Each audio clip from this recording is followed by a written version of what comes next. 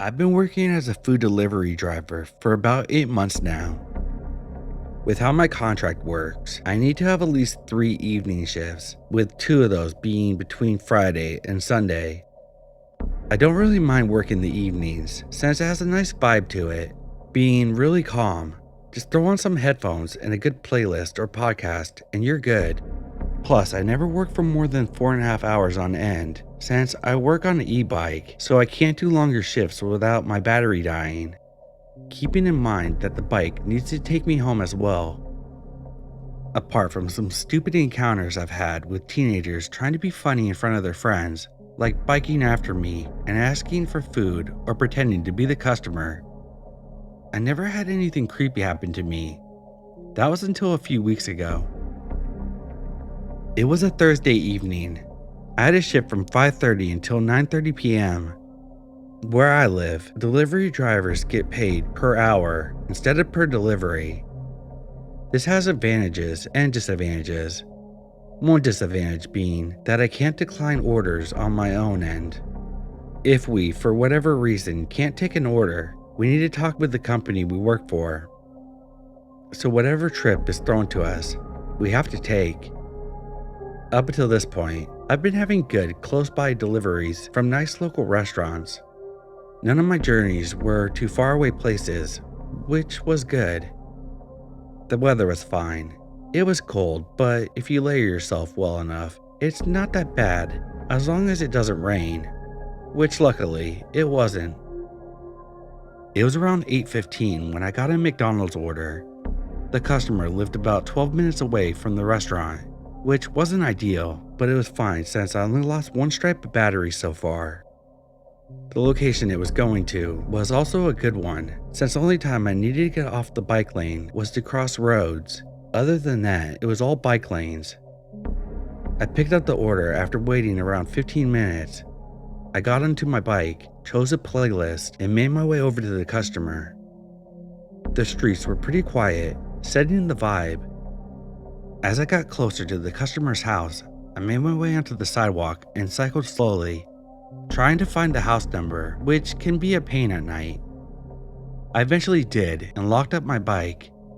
I walked over to the door and knocked. After a few seconds, I heard commotion and placed my bag down, taking out the food.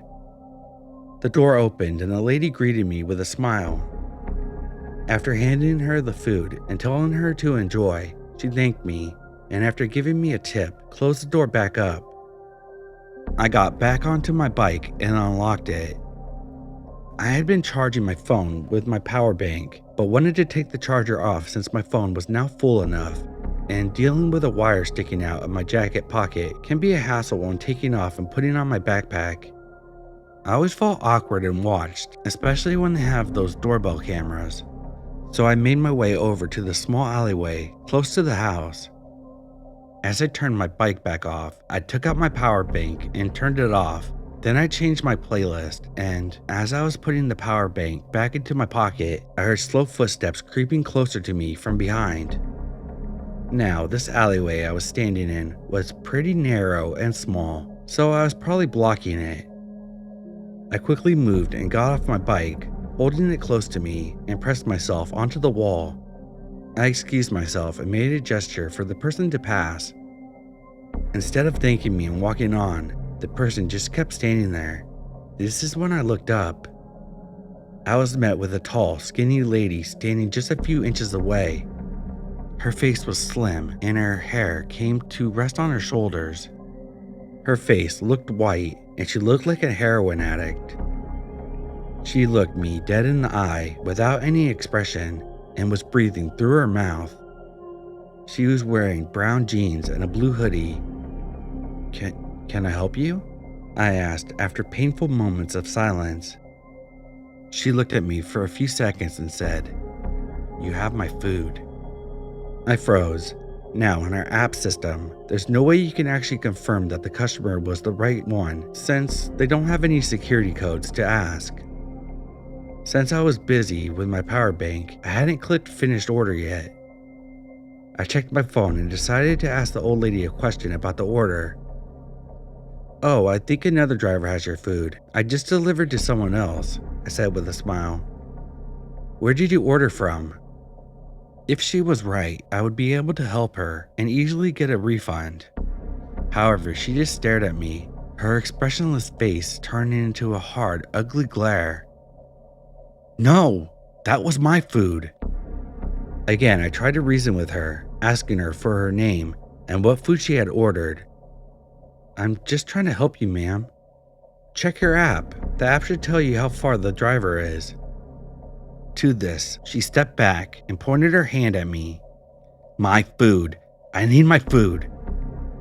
At this point, I figured she must be homeless and hungry. "I have food if you want," I said.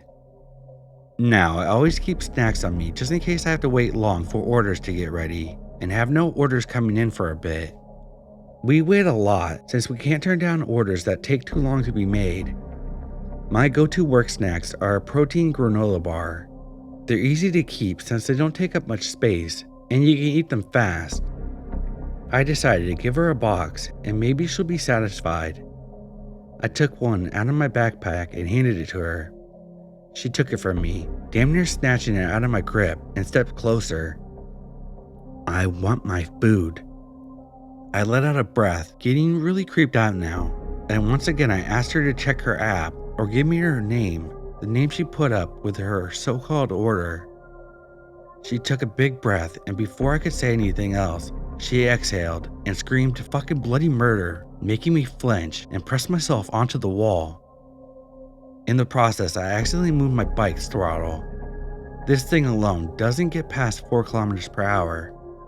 I had some struggle, but I eventually got on my bike and pedaled away, the lady still screaming behind me.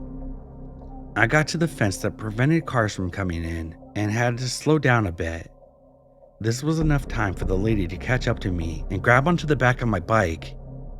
I let out a yelp as I could feel her trying to push me back. I also heard something scrape the wall next to me. I didn't want to look and instead put my bike on a higher assist mode, which I normally never do, and always kept it to 2 to 3 to spare battery life. Pedaling like my life depended on it, I got past the fences. I then put it on even higher and cycled away.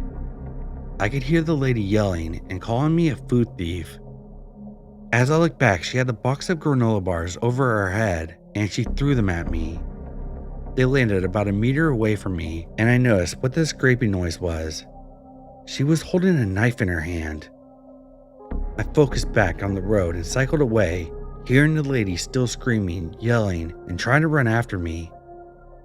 Eventually, I went back on the app and finally clicked finished order, hoping to get a new one since I didn't want to aimlessly cycle around in fear of running into her, since I thought she might know all the shortcuts. I got a new order from a kebab place nearby, around 8 minutes away. This place was one that I got sent to a lot, and the owner was very friendly, always asking drivers if they wanted something to eat or drink and saying it was on the house. I got there and I was slightly out of breath. He asked me what happened and gave me some water to drink and helped me calm down. They gave me some food. After I told him, he talked to the company saying I was in no state to keep doing deliveries. My work agreed to allow me to end my shift earlier. One of my coworkers came for the pickup, and since this delivery was just out of the city center, I biked with him to the city center where it was still busy and went home after that. I'm very glad for the timing of that order, my coworker, and for the owner of the kebab store. I don't even want to know what that lady would have done to me if she had successfully pulled me off my bike.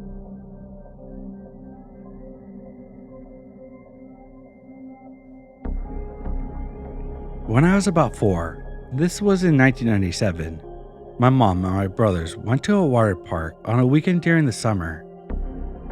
The park was set up so that you walk through the entrance and run directly into the food court with a little information map station.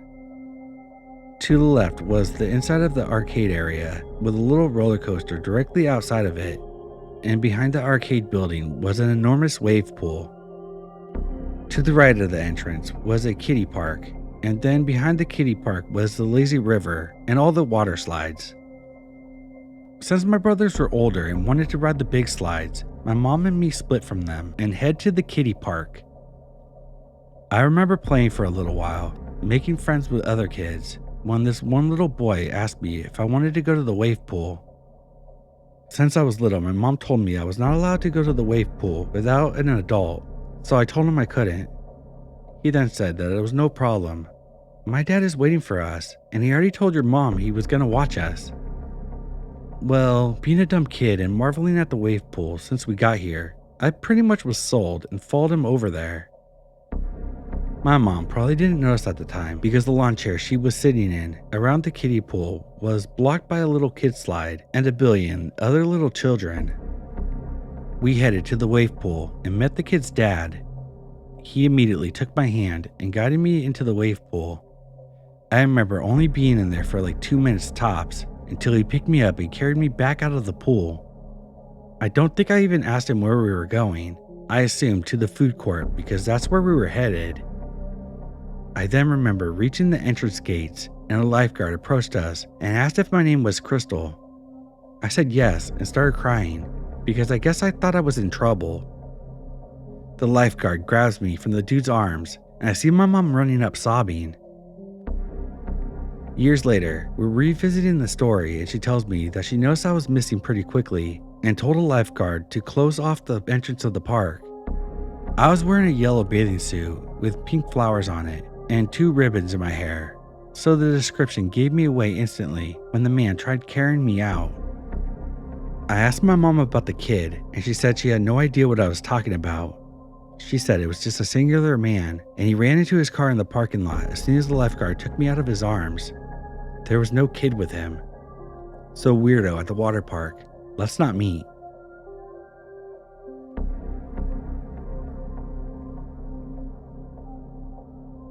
I'm a 17-year-old female. Long story short, there was this man who looked to be in his 30s staring me down at the train station on my way home from school a couple weeks ago. Initially, I had been waiting near the station's exit because it was absolutely pissing down outside and I didn't have an umbrella on hand. I ended up waiting there for a while after the rain had stopped because that man, who had waited near me for what I presumed to be the same reason, had been staring at me the entire time. I hoped he would leave before me, but seeing as he didn't, I eventually brushed it off and left the station. Of course, the man followed me because I wouldn't be writing this if he hadn't. He practically chased me down and managed to catch up to me at a red light. At this point, I was alarmed because the route I had to take to reach my house is usually vacant and just generally not a safe area to go through alone. Immediately, he started to talk to me, offering to take me to lunch and buy me things. I was polite but very clearly dismissive, and while he talked to me, I quickly decided to turn in the opposite direction to reach one of the main streets where there would likely be more people so I wouldn't have to be alone with him any longer. He followed me there too and kept insisting on buying me an umbrella even though it had stopped raining. I politely declined and walked faster, but he just seemed to get frustrated and followed me the whole time until I reached the store. He didn't stop there, of course. He walked into the store with me and the cashier seemed oblivious to how uncomfortable I was. I tried to distance myself by going through one of the aisles, which was quite narrow, and the guy took this as an opportunity to grab me by the waist and run his hands down my lower back, and I just froze. At that point, I felt defeated and decided to play along, so I told him to write down his number at the exit, and he seemed happy with that. He kept touching me, and I feel disgusted just at the memory of that. I'm not even sure how many times he had his hand around me in the span of a few minutes. He hugged me, and at some point grabbed me by the hand and wrist, and I just barely dodged a kiss. Luckily, I seemed convincing enough and he didn't follow me all the way home, like he was insisting on. I didn't see him again for a week, so I started to let my guard down. But as of a few days ago, I keep finding him sat in front of the train station at the time that I need to come back from school. I've seen him 4 days in a row now. Although it's probably a coincidence and I shouldn't think much of it, it's a really unpleasant reminder. Every time I see him sitting on the bench on the street I have to cross, he just sits there and stares at me. It's beyond creepy.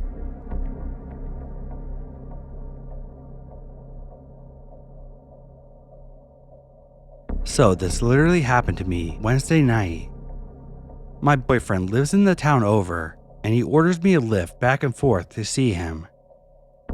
We've been doing this for over 7 months without problems. We spent a day together and had an amazing time as always, and he ordered me a lift back home. The guy pulls up and my boyfriend puts me in the car and gives me a passionate kiss goodbye. The driver is from Cuba, hardly speaks a lick of English, and is using Google Translate the entire time to talk to me. First, it started off as, "Do you mind sitting in the front seat? I don't like for people to sit behind me." Okay, no problem. However, instead of letting me out of the car, he asked me to climb over the seat, which made me feel a bit uncomfortable. And then I realized he was staring at me the whole time I was doing so. Then he proceeds to tell me, "I hope I'm not being too daring, but you are very beautiful." Okay, I get this compliment all the time, so I say thank you, but I'm a bit put off by this. He goes on like a regular driver, asking me if the music was okay and the volume. You know, regular stuff. Then he starts asking me about the address I'm going to. "Am I taking you to your home?" I reply, "Yes, I'm going home." He then asked, "Can I go home with you?" I laugh at this and say, "No." He asked me about the guy that put me in the car, if he was my boyfriend or my husband. He's my boyfriend, my soon-to-be husband. He asked, "Can I be your boyfriend too?" I say, "Absolutely not." He asked me why not. I say I'm totally against that I'm in love with my boyfriend very much, and I'm extremely loyal and faithful to him. He says he doesn't have to know. In Cuba, we believe in having multiple partners, and not all of them know about each other. I say it's definitely not a thing for me. I don't believe in that one bit. He says, "Your boyfriend made a mistake of sending you home alone. I would have taken you myself to make sure you got there safe." I'm getting very upset at this point, and I'm only laughing at what he says, trying to maintain a friendly composure because I know how ugly things can turn if I start giving him attitude. He doesn't speak again for a while, and when he does, he asks me if he could come home with me. I tell him no again, and he says, "You are just so beautiful. I really want to be your boyfriend." I don't even say anything but shake my head no and start fidgeting with my phone. He tells me that he has lots of money and that he would take care of me. I told him I don't care about that and that I wasn't interested. He asked if he could give me his number so that we could text each other, and I say no. After what seemed like an eternity, we pull up to my house and he gets out to help me with my bags. I decline his help and he tells me, "Hold on," pulls out his phone one more time and asked, "Can I come inside with you?" I tell him to have a good night and to have a safe trip back and dart inside as fast as I could, locking all the locks behind me, calling my boyfriend immediately so he could report this weirdo because I don't want this unpleasant experience to happen to anyone else. The only thing Lyft did was give my boyfriend a $5 credit to his account for the unpleasant experience. He wasn't even able to tell them why it was unpleasant. So yes, ladies, creepy drivers are definitely a thing. Please be careful out there.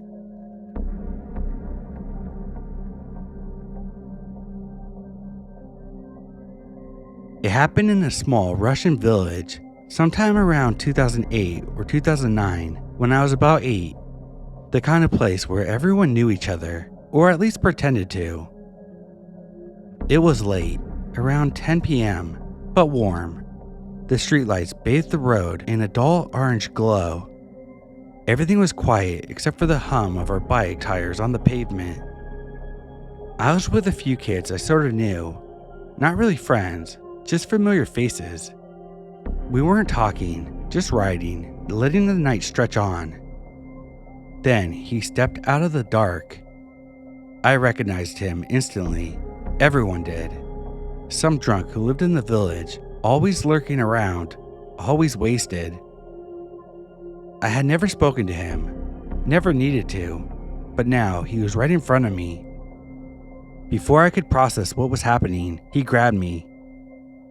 The smell hit me first, booze, sweat, and something sour. His grip was tight, fingers digging into my arm. Then, in a slow, slurred voice, he spoke. Where are my cigarettes? I had no idea what he was talking about. I wasn't carrying any. I didn't even smoke. I stammered out the first thing that came to mind. I don't know. His grip tightened. His breath reeked as he leaned closer. Where are my cigarettes? Panic set in. I tried to pull away, but he wouldn't let go. My voice cracked as I repeated myself. I don't know. It was like he didn't even hear me. His voice was slower this time, almost a growl. Where are my cigarettes?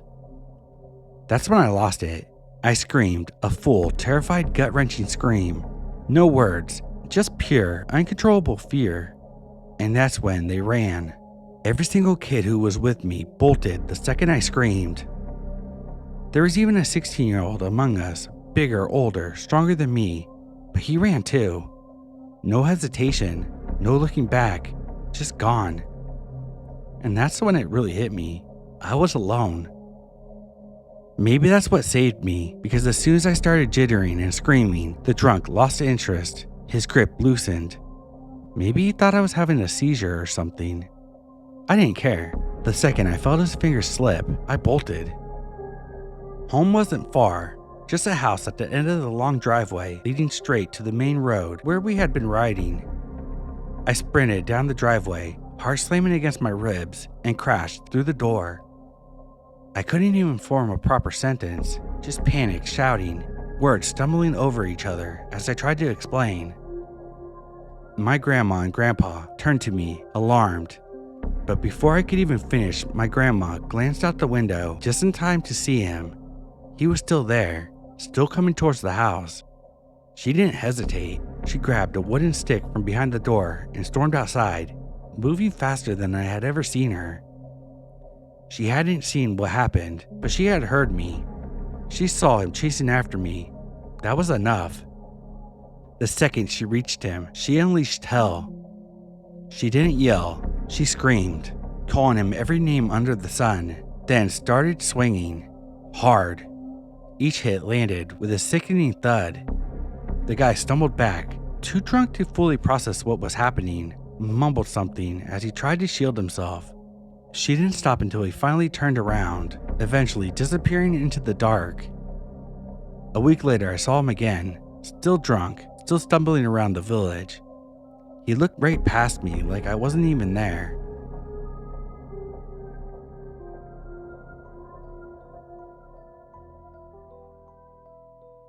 This happened back in 2015 when my ex-boyfriend and I went camping in Mendocino, California. A few sites over was this teeny green one-person tent, the kind that barely fits a body. What struck me right away was how empty the site looked. No cooler, no chair, no lantern, no shoes outside, just this little tent zipped up tight. We went to bed, and sometime after 10 p.m. it started. Laughter. Not a group around fire, not drunk campers, and definitely not an animal. I know what owls and coyotes sound like. This was human laughter. At first I thought maybe it was a radio or a Bluetooth speaker, but it never stopped, not once. All night long until sunrise, same tone, same rhythm, no pauses for breath. Too repetitive to be a person in psychosis or on drugs. It sounded mechanical, like a loop. That's what makes it worse, because if it wasn't someone actually laughing, then it was someone who had recorded laughter beforehand and brought it out into the woods to sit in a teeny tent in the dark and listen to for hours. When we woke up around 7 a.m., the laughter was still going. We packed up as fast as we could and left without seeing who or what was inside. And even now, years later, I can't shake the thought that this was actually how someone wanted to spend the night. A tent, a recording of endless laughter, and silence of the woods around them. Let's not meet.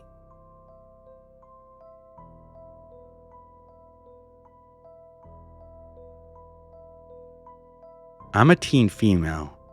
I was playing with my cousin at 9 years old, and we were forced to stay on the porch so we didn't wander.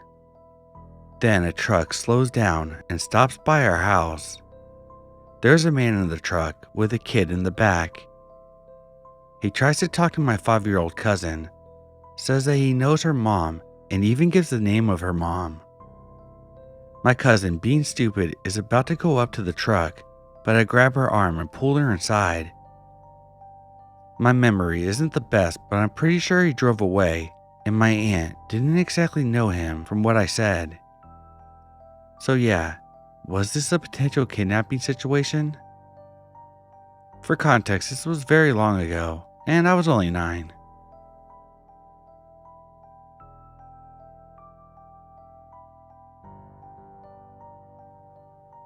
I was 17 years old, and I lived close to a buddy of mine named John. He lived 3 blocks away with a Circle K on the way.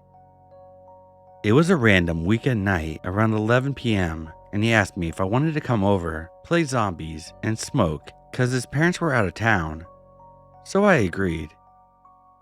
Of course, my parents weren't cool with it, but I have done it before and decided to worry about the consequences later. I snuck through the back door and made my way to his house. I lived in an older duplex, rundown suburb, but it was very homey, quiet, and chill. It was late summer, early fall in West Texas, so I didn't need a sweater. As I approached the Circle K, I spotted a man on a bike across the street, and he began to pedal towards me. He was about 50 years old, baggy stretched shirt, ripped pants, and messed up hair and teeth. He asked in Spanish if I had $1. He spotted the yellow Bic lighter I had in my hand and asked for it. He asked what I needed it for and asked if I smoked weed. I said, yeah, I do. He then said he doesn't and that he smokes ice instead. I said, cool, man, and fast walked into the store. I didn't have any money, but I knew I had to get into a well-lit area away from that guy. After about 10 minutes, I crossed the stoplight street and got to John's house to see him waiting for me in the front yard. I told him about it, but we didn't dwell on it. After a couple bong rips, joints, zombie rounds, and red velvet cake, I knew it was that time, and I knew I couldn't stay the night. I said my goodbyes, thanked John, and made my trek home. I was still stoned and mainly paranoid about the cops since I was 17 and had a little pot on me, but after I crossed the street and passed the Circle K, I felt better since I could see my duplex. As I walked towards my home, I heard a bike pedaling around, and because it was 3 a.m., you could hear everything. I saw the same bike guy from earlier, and he was eerily riding in circles under the street lamp at the very end of my block. My heart sank. I darted to my apartment, and when I did, he spotted me and yelled, "Oi!" I ignored him and ran the same direction he was pedaling towards, but I made a sharp turn left and hopped into my backyard and snuck back inside. He was about 200 feet away from me when I jumped into my yard. I locked the doors and kept the lights off and went to the front window where I could have a better view of the street. I saw him looking through the neighbor's driveway. He eventually pedaled away, but safe to say I didn't sleep at all that night.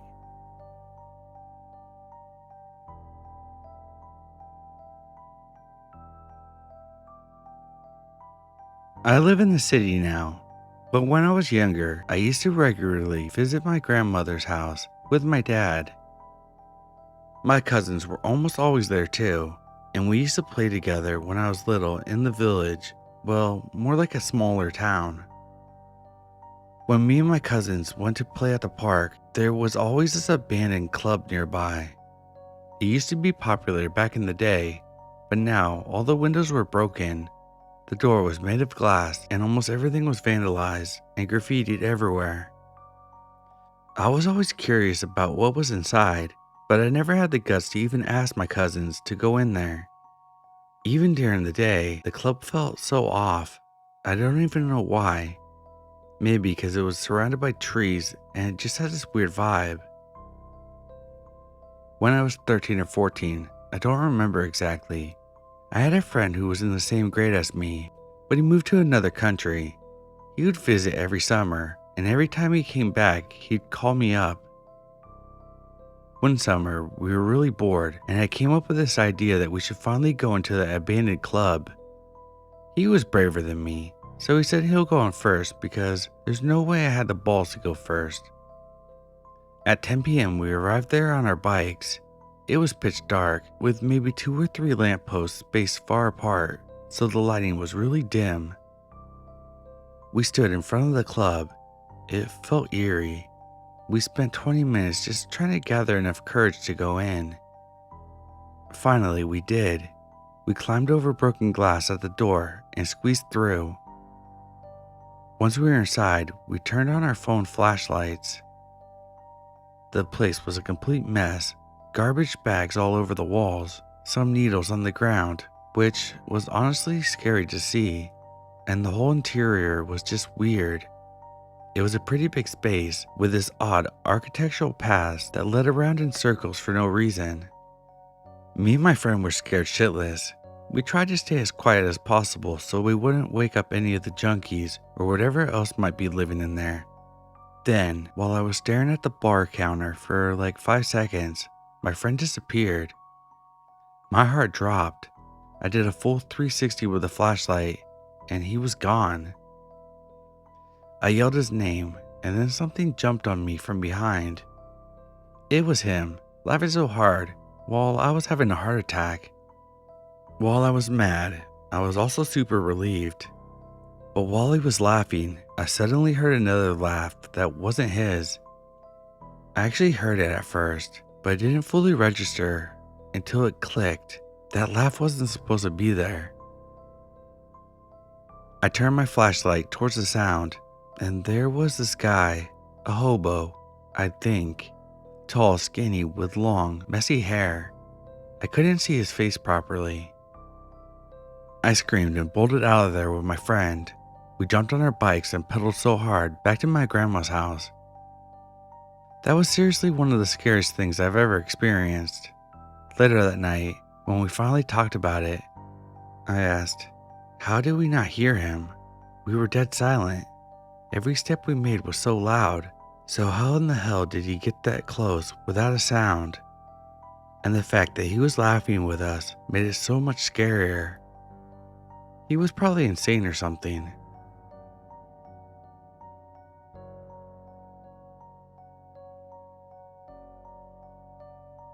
This is a situation I found out about around 8 months ago, but it stayed in my mind ever since. For context, as a child, I had severe speech delay. I was completely mute up to a few weeks before kindergarten. This caused me to have a speech impediment, which I technically still have to this day, but to a lesser extent. I'm lucky enough that the letters I have trouble with match up with the letters I often drop in certain accents. So to the untrained ear, I sound British or Australian, depending on who you ask. Because of this, I often just confirm the accent assumptions because it's easier to lie about being British than to explain the speech impediment thing and face any stigma that goes with it. The only people that know the truth are very close friends and family. On to the story. I, 18-year-old female, was dating a girl, 18-year-old. We were at a social event when we met up with one of her friends, 19-year-old female. I've technically known this girl since grade 9 as well, but not as well. So we as a group are talking. Randomly, completely unrelated to the current conversation, friend asked me how my mom was doing. I'm caught off guard because that's not usually something you throw into a conversation without knowing said mom. So I asked back, why, do you know her? The friend goes on to explain, My mom used to be her EA and had helped her work on her behavioral issues all through elementary and middle school. Now that was weird, because although my mom did work in school for a brief time, she was a lunchtime supervisor and only ever worked in one elementary, an elementary school I know the friend didn't go to. So I asked the friend if she's sure it was my mom because she wasn't an EA. She confirms because my mom used to talk to her about me all the time. And when my friend was deciding which high school to go, my mom recommended my high school because that was the school her daughter went to. Now, within my high school, there were a few people with the same name as me. My name is as basic white bitch as they come. So I asked the friend, "Are you sure it was me who she was talking about and not one of the other people with my name?"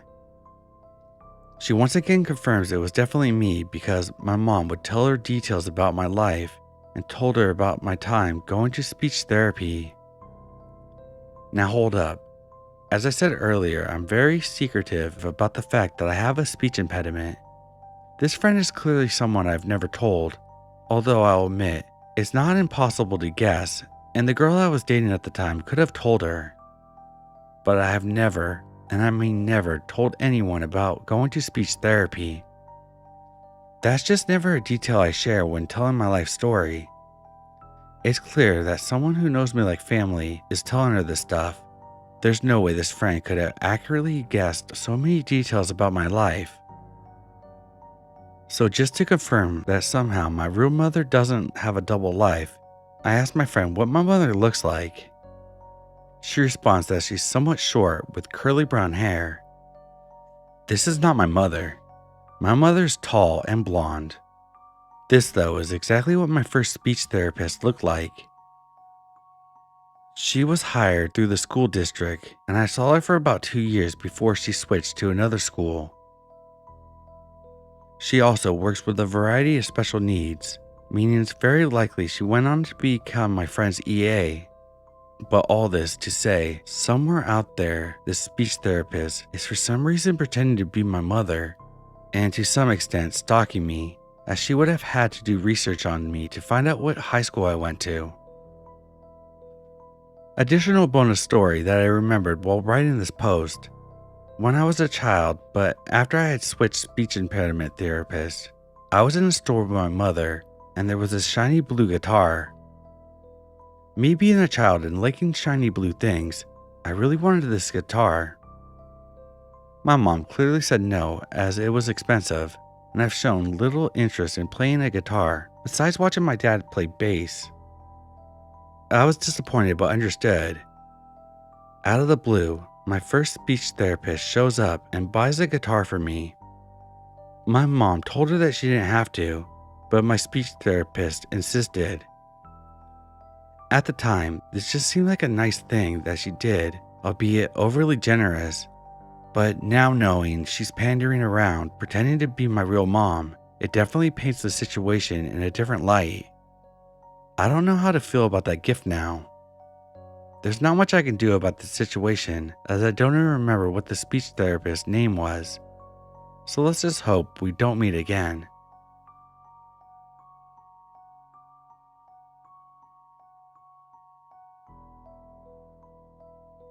I was 11 the first time I saw him.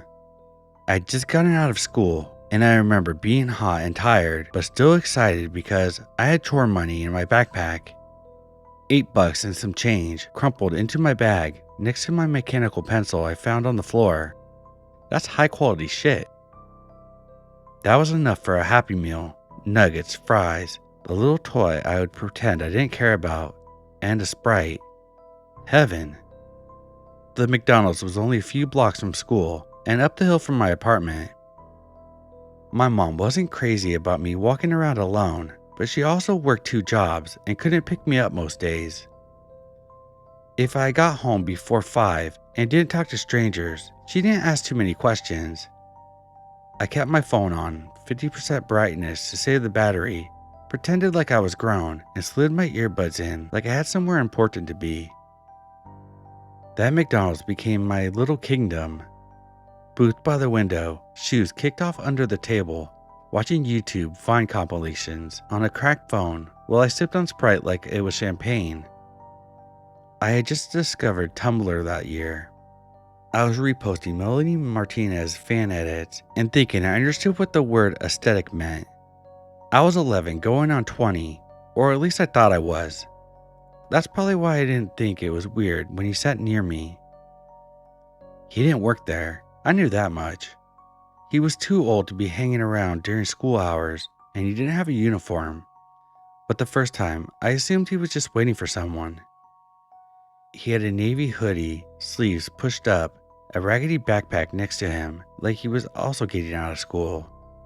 He looked maybe 17, 18 at the oldest, with a face like he just started growing into it. Tall white boy, deep voice. He looked like one of those SoundCloud emo rapper dudes. "You draw?" he asked, nodding at my sketchbook. I shrugged, trying to act unbothered. "Kinda," I said, "not like for real. You got talent," he said. I felt my chest puff up a little. Nobody ever says stuff like that to me, especially not older boys. At school, most of the guys my age were busy with whatever the popular trend was. This one, he looked me in the eye when he talked. Made me feel seen. The next time, he was already there. Same booth, same backpack, same easy smile when I walked in. "You again," he said. "You're following me or something?" I laughed, a little too loud. He always knew what to say to make me feel grown. He asked about school, about my drawings, about music. Then he started asking about other stuff, like what my background was and what guys I liked. He said I didn't talk like the other black girls he knew, whatever that meant. I didn't even know how to respond to that one. But still, I came back week after week, sometimes twice a week if I had extra change. And he was always there, like it was planned. The first few weeks, the conversation felt like a secret game. He'd show up to McDonald's like clockwork sometimes, early afternoon, sometimes after school, and we would talk about everything. I liked that he made me feel special, like I was this rare thing.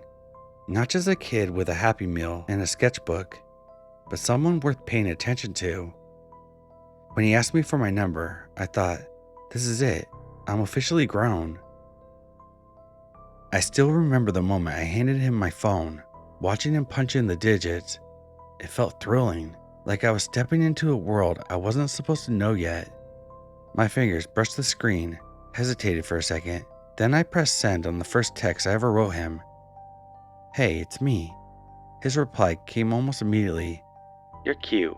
You always gonna be my favorite artist." That first text stayed with me for days. I showed it to my best friend like it was a badge of honor. "He thinks I'm cool," I told her, my voice a little higher than usual. "He really listens." She shrugged, told me to be careful, but I didn't want to hear it. Middle school kids always try to act like they're grown anyway. Everyone's pretending. I was just pretending better. Sometimes he would ask me stuff that felt off, but he always said it like it was a joke, so I played along. Like out of nowhere, he'd be like, "Do you say the N-word? Be real." Or, "What would you do if someone called you that at school?" And then one day he asked, "So can I get an N-word pass?" You know I'm cool like that, right? I remember laughing, but not because it was funny, more like I didn't know what else to do. Then he hit me with, "I'd trade you $5 and a Sprite if you'd be my personal slave for the day." And when I froze a little, he was like, "Chill, I'm just joking. Damn, you're sensitive." He'd sometimes try to talk hood around me, saying stuff like, "On gang," or, "Yo, you trying to wild out?" in this fake deep voice that didn't even sound like him. At the time, I didn't know what the hell he was on, but looking back now, he was testing me. The text started innocent. "What you drawing now? Did you finish your homework? You watching the new Stranger Things?" He even sent me links to music, playlists he said reminded him of me. but over time, things got a little different, a little heavier.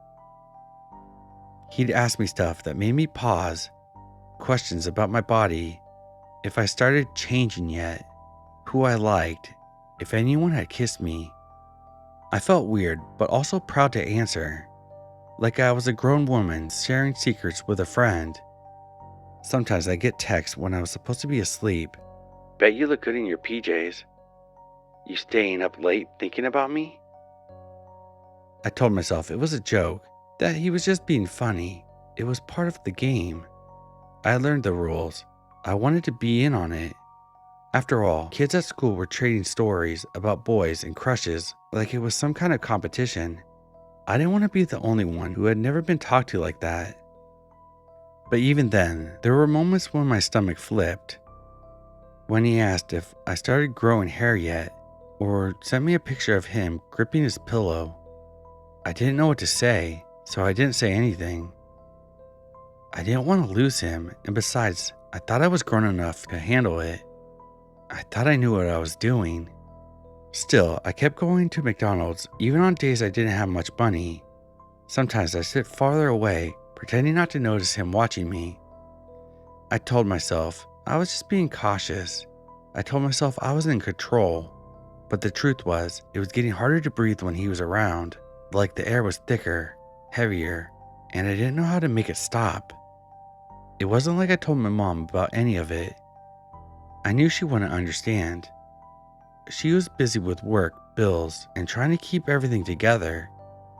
I was supposed to be a kid, not dealing with this stuff. So I kept it all inside, tucked away under layers of laughs and texts and drawings. Looking back now, I can see the signs I missed. The way his smile sometimes didn't reach his eyes. The way his questions stopped being about me and started being about control. But back then, I was 11, and I thought I was grown, and that was my mistake. I thought blocking his number would end it. When my mom found the text, she didn't scream or curse like I thought she would. She just stared at me, emotionless. Then she said real quiet, "You blocked that boy. Don't answer. Don't go back there. Understand me?" I nodded. She didn't say anything else, just walked out of the room and left me sitting there with my heart pounding and my phone locked in her hand. I told her I'd stop going to McDonald's, and for a while, I did. I stayed home after school, watched anime reruns on my tablet, sketched in silence. My bestie kept texting me to hang out, but I kept saying no. I wanted to be good, I really did, but something about the quiet made me feel itchy. I missed the way he made me feel seen, like I wasn't just some awkward kid in Velcro sneakers. I missed the attention. Even if the words were weird sometimes, even if the questions made my stomach twist. So one Friday when my mom had a double shift, I walked back to McDonald's. I told myself I wasn't going to talk to him. I just sit, eat, leave. That was it. I had $10 from babysitting my cousin the weekend before. I ordered a Happy Meal, even though I told myself I wasn't a little kid anymore. It just felt safe, familiar. He was already inside, same hoodie, same old backpack, same smile, but it didn't look soft this time. It looked sharp. He watched me sit down at the booth by the window like he had been waiting. I thought he'd maybe give me a nod from across the room. Instead, he walked straight over and slid in next to me. Not across, next to me, right there on the same side, his body pressed against mine. I stiffened, staring at the tray in front of me, my hand shaking a little bit as I opened the teeny milk jug. "You've been avoiding me," he said, low and flat. I tried to laugh. "Nah, I've just been busy, homework and stuff."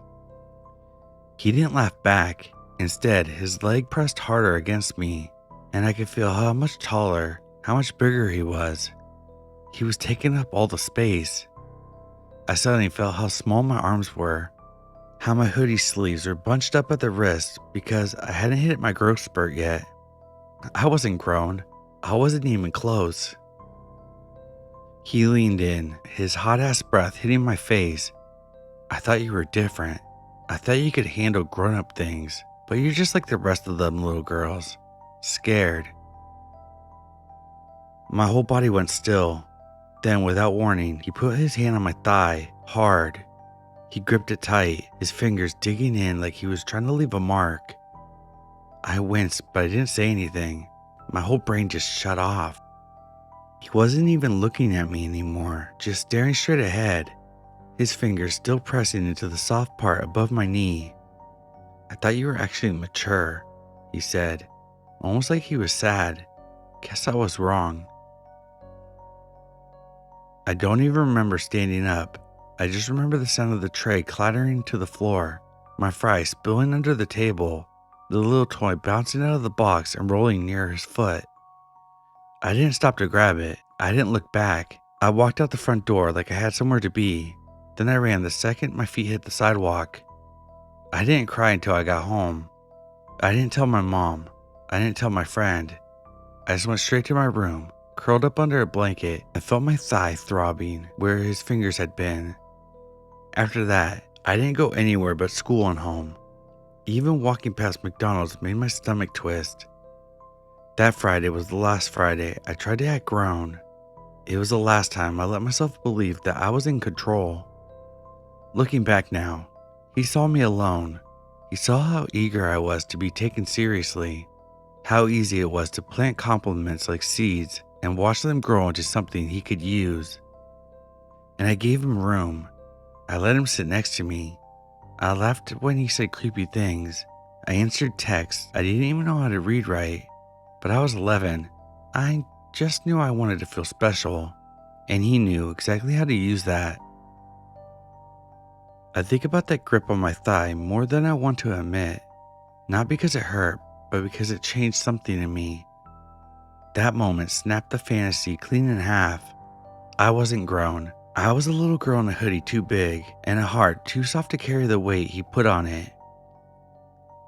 I remember how fast the fear came rushing in, how fake all the flirting felt after that.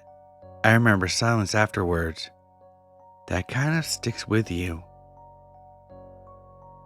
To the high school boy who saw a little girl and thought she was something to play with, let's not ever meet again.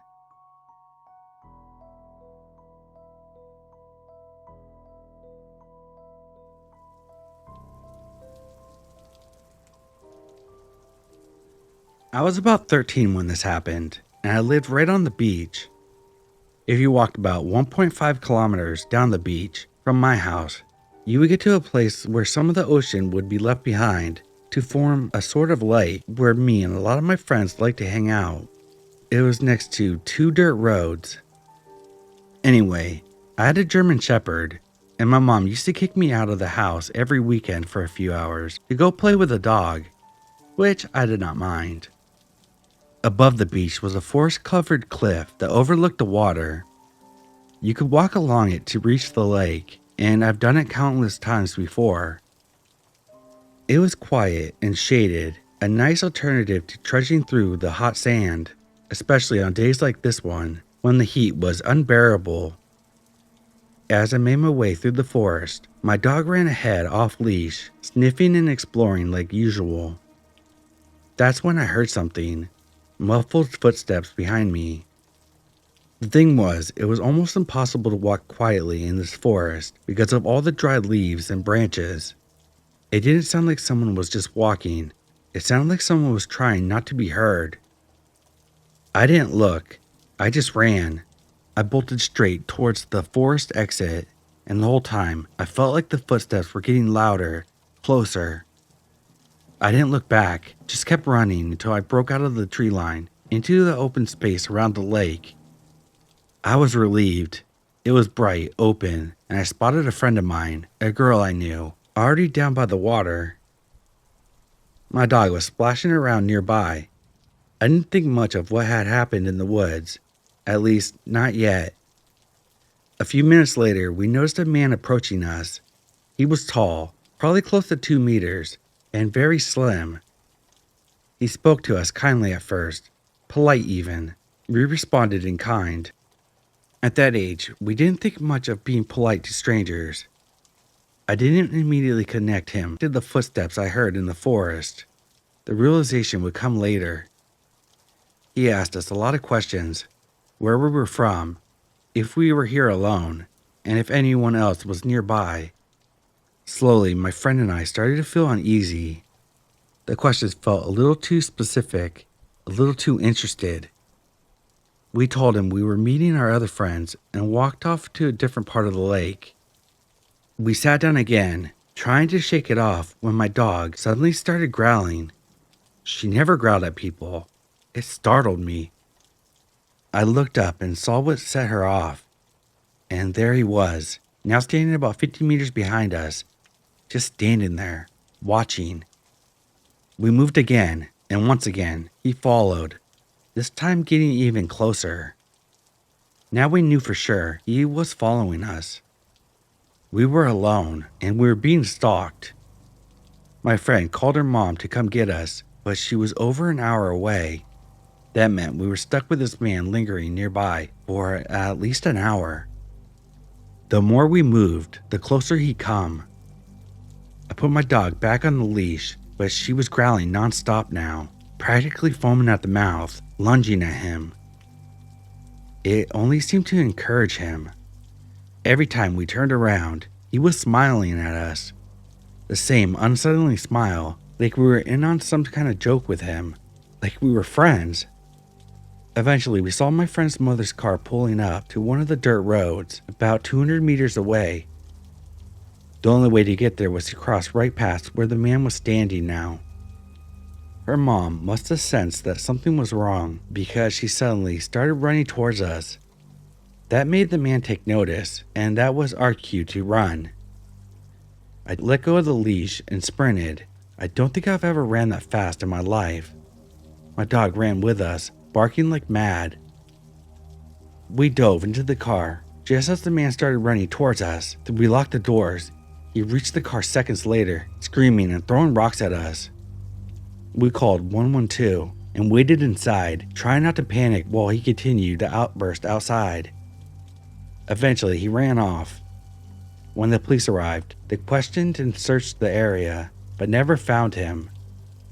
Even now, I sometimes wonder if he's still out there in the forest, waiting for the next kid to wander alone. I didn't even know my friend would be there that day. I didn't have a phone, no way to call for help, and honestly, if it had just been me, I don't know if my dog could have stopped him. So to the man who stalked 2 kids and tried to corner us at the lake, let's not meet again.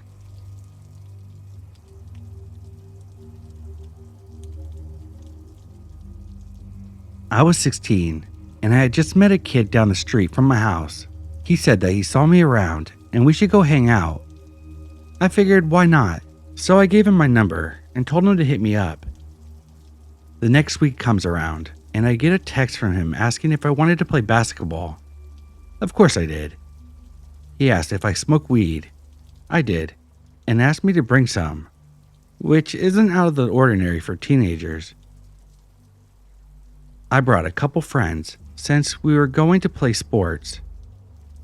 To be honest, I was really fucking stoned by the time I got there. It was a little out of our neighborhood, but wasn't in a bad area, so I wasn't bothered. I was an idiot. It was a gang who ambushed us as soon as we got out of the car. They violently beat me and my 2 friends, and I got it the worst. There were 3 of them on each of us. They stabbed my best friend. Luckily, not very bad. They choked me unconscious, held a gun to my head, and pistol whipped me. They ran my pockets and got my cell phone and wallet. I swear at one point I actually died because I literally shit myself when I went unconscious. I was drenched in my own blood. My nose was broken. Both eyes swelled shut later. They had to wake me up because I drove stick and none of my friends could drive my car. My attacker literally had to resuscitate me in order for me to leave. I stopped at a gas station because I had shit my pants and I couldn't see with the blood in my eyes. As soon as I got in, the clerk's jaw dropped. "Where's the bathroom?" He pointed the way. I cleaned up the best I could, then drove home. I got home, called the cops, and showered. The cops obviously thought it was my fault for being an idiot. Nonetheless, an undercover showed up and knew exactly who robbed me because they lived on the same street, 2 blocks apart. Turns out they had turned to an informant and he reneged on the deal and robbed the buyers in a controlled buy. I told them how violent they were and swore that they would kill someone. I did a photo lineup, but they all looked the same to me, so no case. 2 months later, the cops knock on my door. My mom was super pro cop and told them that I was asleep in my room and turned them loose on me. They woke me up and held a photo and said, "Who's this?" How would I know? I've never seen that person before. You called this person from your cell phone. The cell phone I reported stolen in a violent robbery to the police? They looked stunned and stupid. They beat me almost to death. You should probably go ahead and read the police report. They apologized and explained that my cell phone had been used to set up a robbery and the person in the photo had been shot to death. I replied with, "I told you guys they would kill the next guy." They came in blazing glory and left in shame. I have PTSD now and have kept tabs on my assailant for 17 years. I have no ability to trust anyone, not even those closest to me. Anyway, let's not meet again.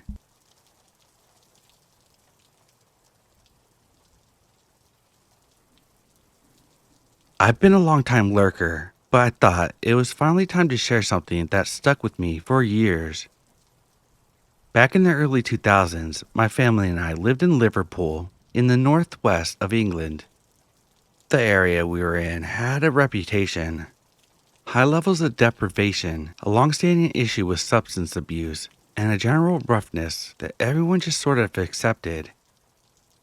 I'm the youngest of 4, and by the time I was in high school, my siblings were already starting families of their own, so it was just me and my mom at home.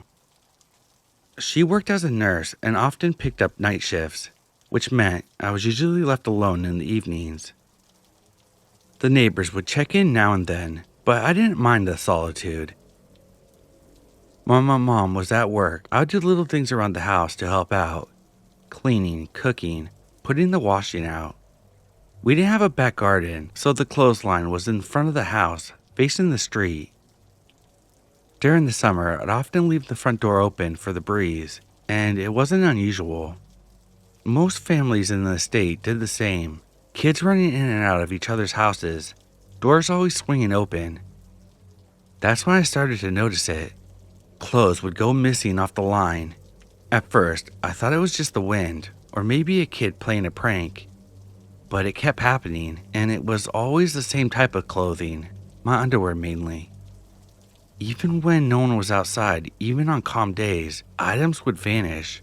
And as more and more things disappeared, stranger things began to happen. I'd come downstairs to find the front door wide open after I definitely closed it. Sometimes the entire washing line would be pulled down, with only certain clothes taken from the pile. I noticed handprints on the window. I told myself they were mine, just opening and closing them, but the thought kept gnawing at me. I was scared. I didn't want to be alone at night anymore. My imagination was getting the better of me, but something felt wrong. I told my brother what was going on and asked if he could pick me up just for the night. The next morning, my brother got a call from my mom. She was furious. She said I needed to come home and clean up the mess I had left behind.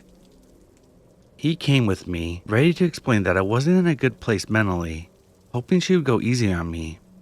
But when we walked in, everything changed. There were muddy footprints across the floor, too big to be mine. They hadn't been there when I left. The living room was in disarray, pillows thrown around, dirty dishes left out, glasses tipped over. My mom was pacing, frustrated and exhausted after a long shift. She kept asking, who else could have done it? Telling me I was the only one in the house after all. She told me to tidy up while she went upstairs to get some rest. But as she reached the top of the stairs, she stopped cold and called out to my brother. Every door upstairs was open. Every room had been rifled through. Our underwear drawers had been pulled open, clothes scattered across the floor. The beds looked like someone had been in them, slept in them even. Cigarette butts were on the carpet, mashed into the flooring. Someone had been in our house, and it looked like they made themselves comfortable. My brother sent me and my mom downstairs and called the police. While we waited, he checked the rest of the house. That's when he found the bathroom light on. Tub was full, a dirty ring left around where the water had sat undrained. A used teacup rested by the sink, but the worst part was what I found sitting on top of the toilet. Several pairs of our underwear, soiled and left behind. That's when he had to step out of the room. When the police arrived, they told us it was most likely a homeless person or someone under the influence, someone looking for a warm place to sleep. They didn't steal anything, not even the jewelry that was clearly visible from my mom's dresser. They said there wasn't much they could do other than advise us to keep the doors and windows locked at all times. After that, I was no longer allowed to stay home alone at night. Nothing quite like that ever happened again, but even after that, the underwear would still occasionally go missing from the line. To this day, I'm not sure what to think. Was it a coincidence? Just a desperate person passing through? Or was someone watching the house? Watching me? I still don't know, but the memory unsettles me even now.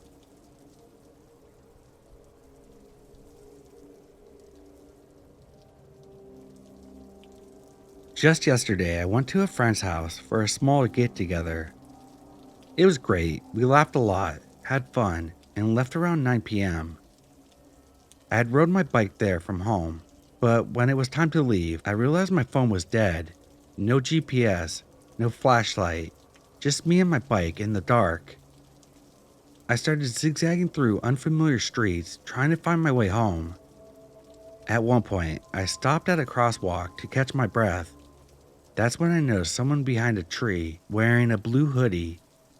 He raised his arm and waved at me. It was weird. I didn't wave back. I just got on my bike and kept moving. A few streets down, I suddenly heard heavy breathing and fast footsteps behind me.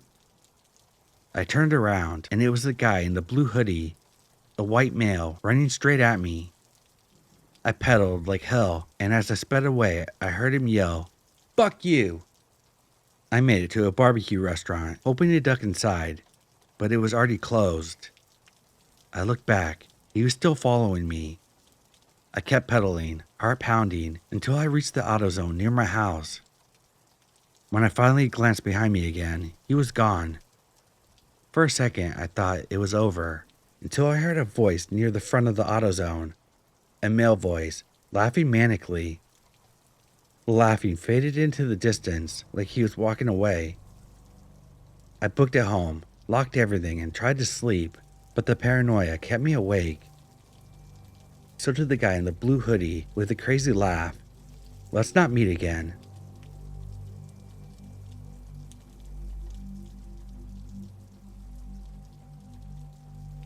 This happened a few years ago, and I've never told anyone about it. I don't know why I'm posting it here now, but it's been on my mind, and I guess I just need to get it out. At the time, I lived pretty far out in the country. Just me and my dog, no close neighbors, and it was usually really quiet. I liked it that way. One night, I woke up in the middle of the night to my motion sensor light going off outside. At first, I thought it was just an animal, maybe a deer or something, but when I looked out my window, I saw a man standing at the end of my driveway. He wasn't moving, just standing there, facing my house. I don't know why, but I froze. I stood there staring at him, and he didn't move at all.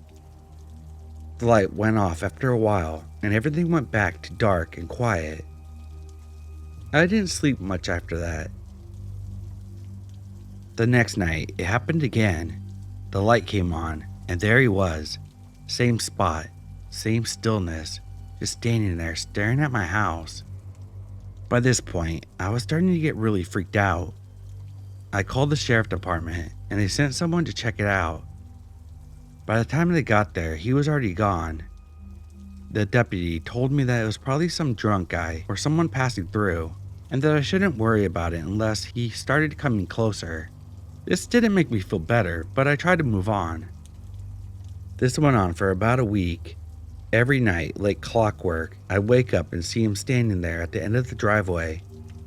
It was always the same. He never moved, never said anything, just stood there staring at my house.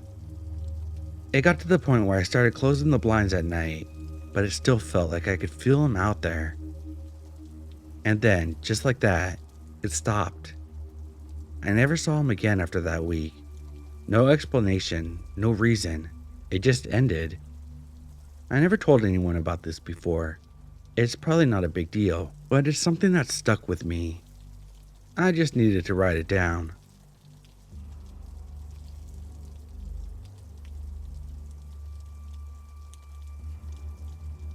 My brother and I were driving between two medium-sized cities one late night a couple weeks ago.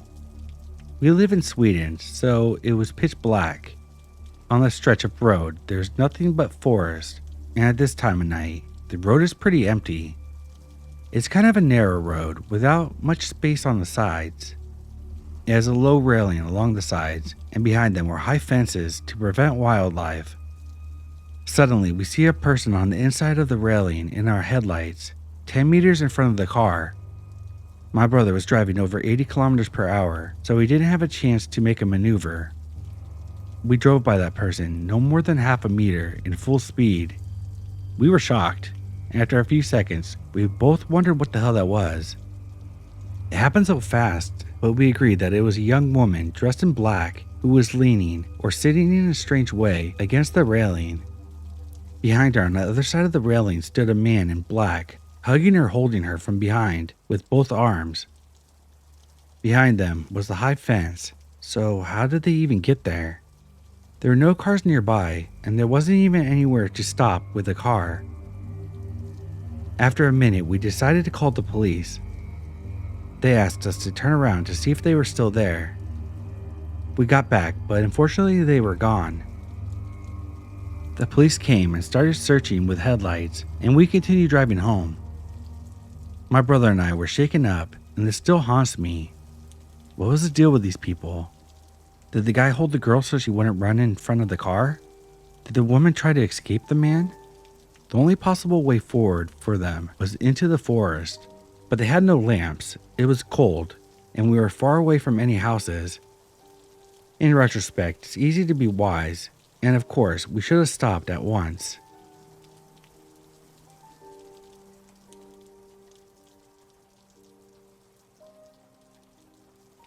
I was walking to a bus stop after an appointment around 2 p.m.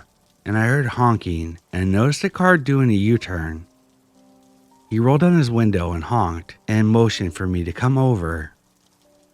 I thought he wanted directions and approached his vehicle. He then asked me, "Are you busy?" I told him, "I'm not." And he asked me to get into his car. I told him, "No, I'm sorry," and quickly walked away. I'm a very anxious person and don't go out much, so I wanted to know what he wanted from me. He looked to be in his 60s with gray hair, sunglasses, so much older than me. I was wearing leggings with an oversized X-File tee, so not exactly dressed to impress. I really feel dumb for getting that close to his vehicle, as it's a quiet area away from the main road. Did he think I was a prostitute or something?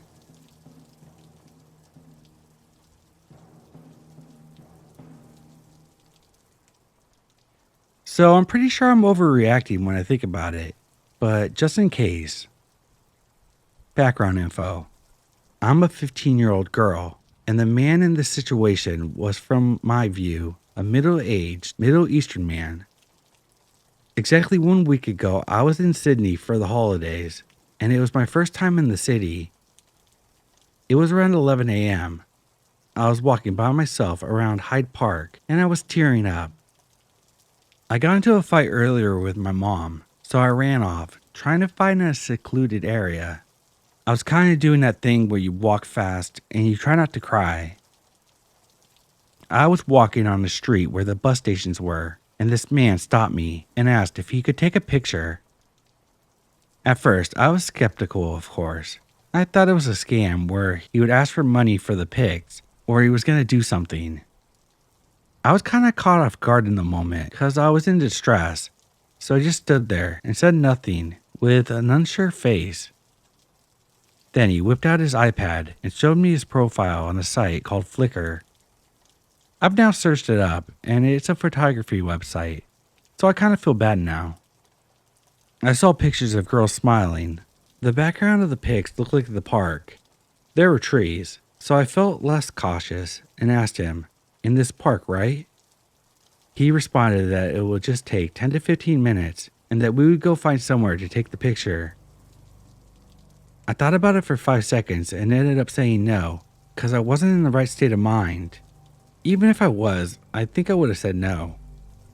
Then he kept trying to say that it would only take 10 to 15 minutes and that we should go. But I just said no and walked away. I still feel kind of bad about the whole thing, because his reaction after was kind of a disappointed smile. But now that I think about it, I don't think he even had a camera. Maybe he did. I don't remember. I was overwhelmed, and immediately after, I went into the park and found an empty space on the grass and started bawling. I told my family, and of course, they all agreed that he had bad intentions, but I'm still really unsure about how I feel about the whole thing. What if it's his actual job?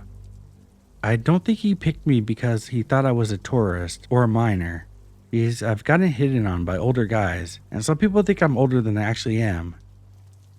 The fact that I was visibly vulnerable from being on the verge of breaking down, and the guy still tried to convince me and talk to me, gives me doubts, but who knows? Stuff like this has been happening to me a lot recently. I constantly get stares from people. Most are men who just act so weird around me. They either go quiet when I near them, or some of them try to start combos with me. This is making me really paranoid of everyone around me. I'm kind of scared to go out by myself. Even when I go out with my mom, sometimes weird stuff happens. I don't know what to do.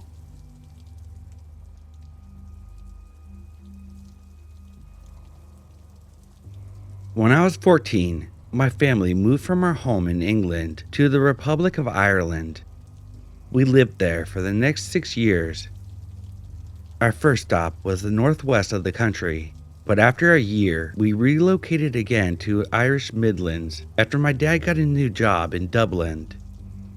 My parents bought a small cottage on the outskirts of the teeny village, the kind of place that felt more like a rest stop between two larger towns than a real destination. There was almost nothing to do. But not long after settling in, I took to exploring the surrounding countryside with our border collie Maisie. That's how I discovered this vast stretch of bogland, dotted with a man-made forest and crisscrossed by a railway line used to transport peat. It became my go-to escape. I'd walk to the bogland with Maisie, following the tracks for hours. After several months of this routine, I stopped going. I'm not sure exactly why. Maybe it was the constant blisters from the uneven terrain, or maybe it was the vague sense that I wasn't supposed to be there, even though I wasn't trespassing. Whatever the reason, I started to avoid it. Instead, I began visiting the public forest near the town where I went to school. Since it was about a 20-minute drive, my dad would drop me and Maisie off and come back a couple hours later. I liked this forest more. It was peaceful, rarely crowded, and felt safe. Occasionally, we would walk past another dog walker or jogger, but for the most part, we had this place to ourselves.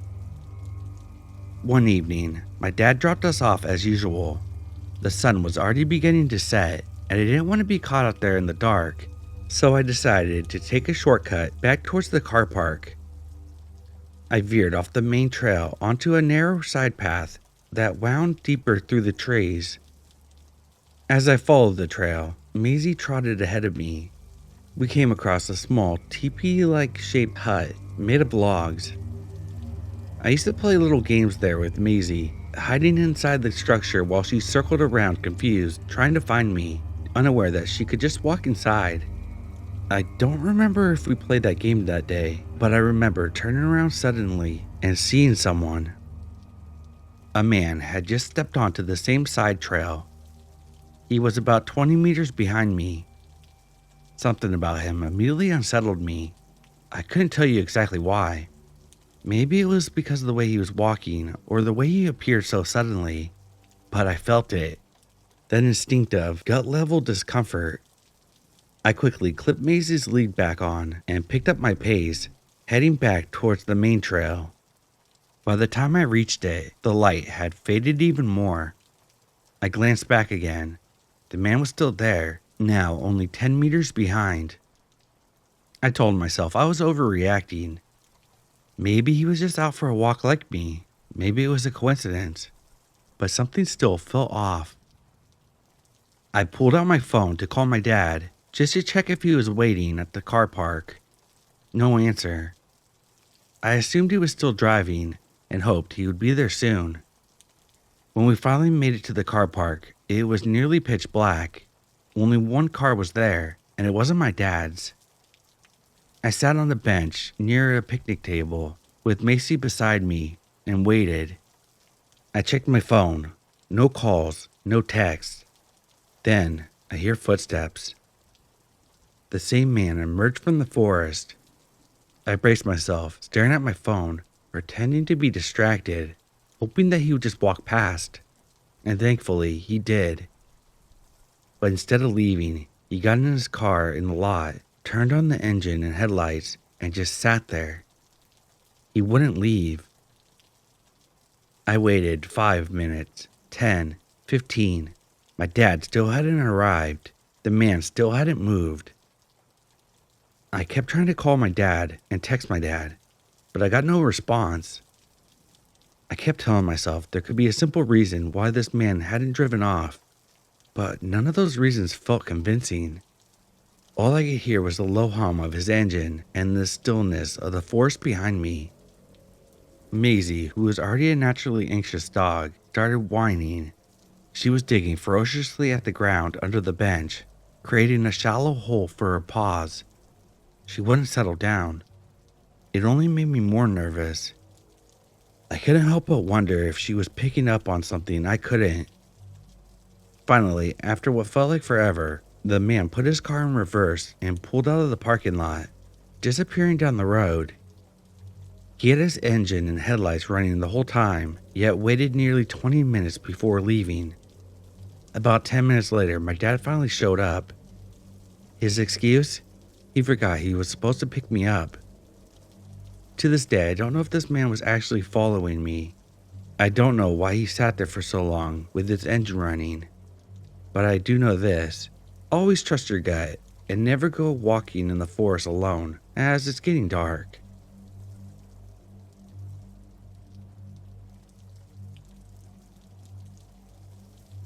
I've never posted here before, but I think this encounter might be worth sharing. It certainly scared the crap out of me at the time. It was 2001. I was a single mom, 34 years old at the time, and my son was 10. I took my son to his elementary school on the way to work. My schedule allowed for it, and it was nice to start our days out together. I'd drop him off and head to work that was about 10 minutes away. I had to cross over the river that ran through the city. I've always hated stopping on bridges at traffic lights, and this light seemed extra long. Glancing around as I waited, I was watching people in their cars, the river, and the traffic light that seemed to be stuck on red. Looking in my rearview mirror, I noticed a little, white-haired old lady driving a little car. She was watching me in my rearview mirror as well. I was curious, so I kept looking at her, and she threw her head back and laughed or cackled. Then she looked hard at me in the mirror, made a slashing across the neck sign, then made a cradle of her arms, rocking it back and forth, and then she pointed at me. The longer I watched her, the more disturbed I was. She kept doing this over and over again, and laughing. If you are a parent, you know this is not something you prank other cars about. It felt evil, but no paranormal stuff here. Well, it had me pretty rattled, and once the light turned green, I flew up the street to get to work. And of course, I got more anxious the longer I was driving. By the time I got to work, I was in full panic and went to my office and called the school. My son was in a special class alongside his regular assigned class. If he got too restless, he could go to the special class as an accommodation. So I was able to speak directly to his teacher immediately. I told her what happened and she said, "Boy, that sounds scary," and assured me my son was okay. I often look back at this event and I don't know if it was a harbinger of doom or just an encounter with the crazy, but my son died suddenly just weeks before his 19th birthday. The last thing I said to him was, "I love you, baby."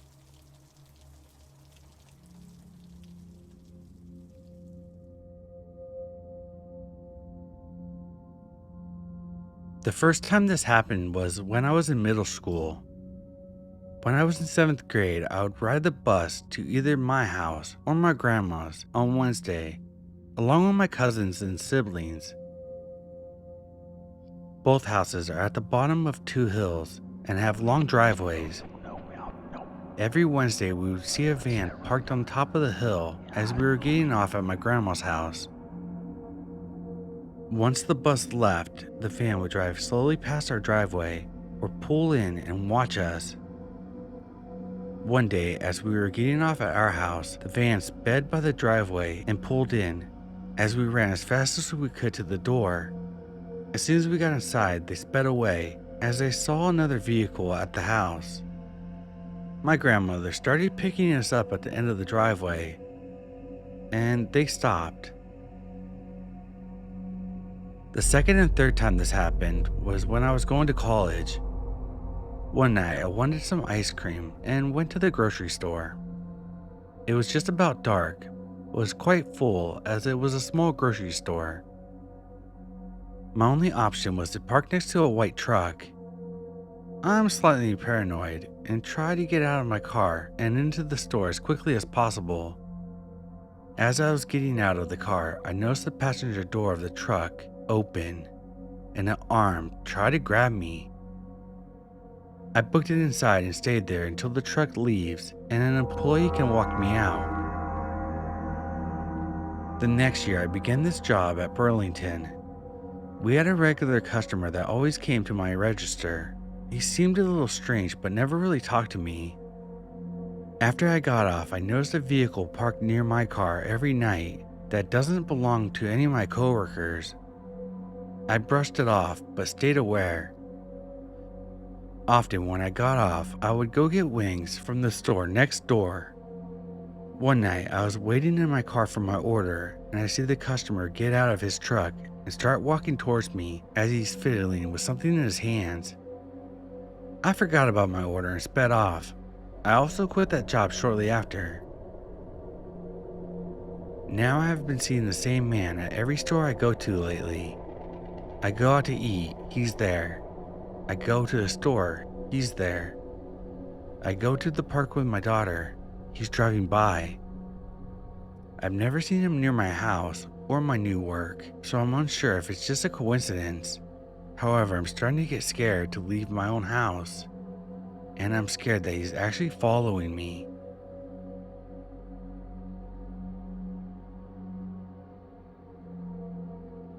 My friend 16 and I, 17-year-old female, have been drinking at our friend's place and we're pretty drunk. At 5 a.m., we finally decided to head home and took the bus first. However, when we climbed to the back of the bus, a guy around 60 years old with a goofy hat immediately complimented my friend, saying that they were good looking. Without thinking too much of it, my friend thanked him. As we sat down, the man joined us, sitting right next to me.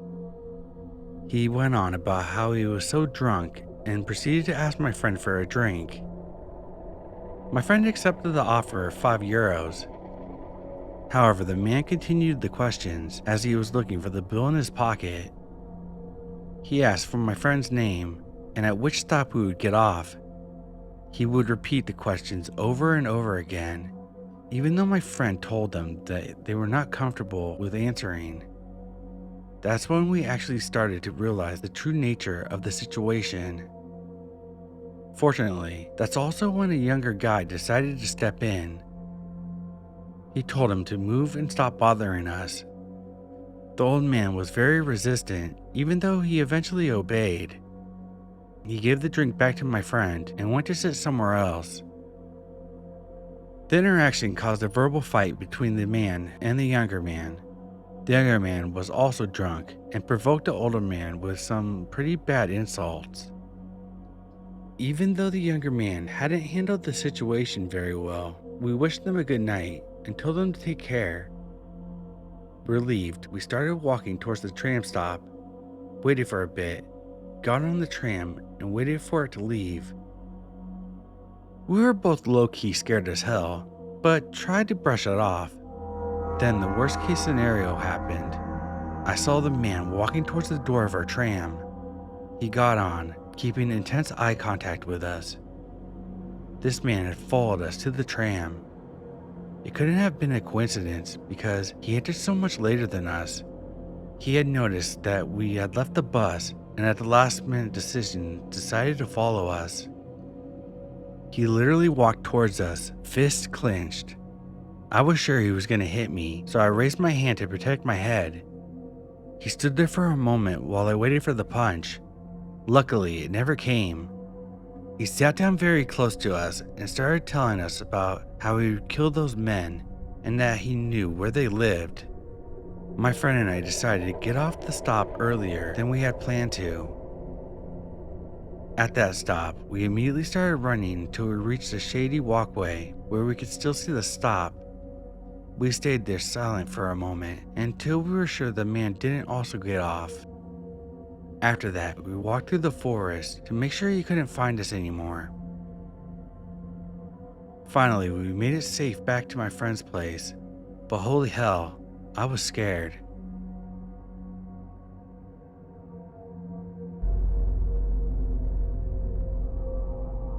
My friend, female, 21, was at a bus stand recently, waiting to charge her phone. While she was there, another man, probably in his 40s, wearing shades, was also using the charging point. He was fiddling with his phone, trying to take it out of the charging port, and started talking. But the weird part was, he wasn't really making eye contact. Since he had shades on and kept looking at the floor, it wasn't clear if he was even talking to her. He said something along the lines of, "You should really take care of your belongings." After grabbing his phone, he walked off. A few minutes later, he came back, this time directly told her, "You look very beautiful, but society will use you." Then he left again. What do you guys think? Is this some random creepy man or something more, like a warning or a revelation?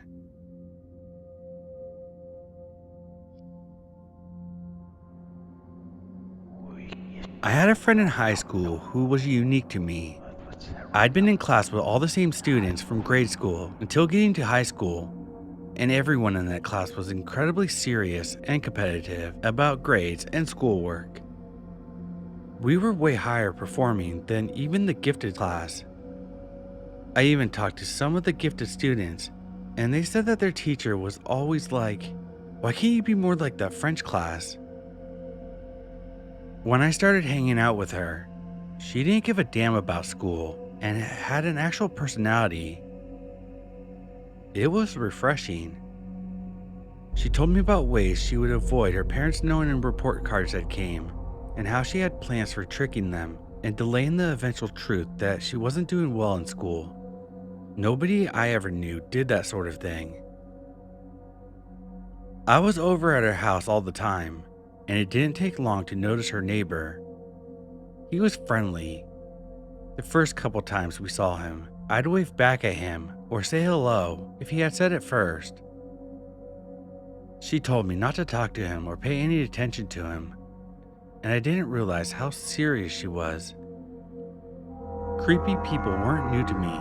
I already understood the concept, but didn't realize the extent of intrusion a neighbor could have. To me, It wasn't like she was over at his house or that he would come over to hers, so I didn't see the harm. But she was right. That guy was really creepy. It was just that he knew things about her and wasn't afraid to mention these things. Her schedule, where she'd been over the weekend, stuff like that. Hey, you were late to class this morning. Did you have fun camping this weekend? Also, he was focused on her. I probably ended up spending just about as much time as she did at her house, and he couldn't have cared less. All he ever did that I saw was wave and say hello, try to start conversations with her from his driveway. It's like it was okay if he was on his property. Like if it was from his driveway, it was innocent and fine. That actually, to me, made it infinitely creepier. Like his whole house was the menace, and not just him as a person. So the house was a looming threat that my friend had to pass by every day, and from wherever she was going, even if he wasn't outside. As far as I know, nothing ever happened with this guy, but the image of him in his driveway or on his porch is still there in my mind.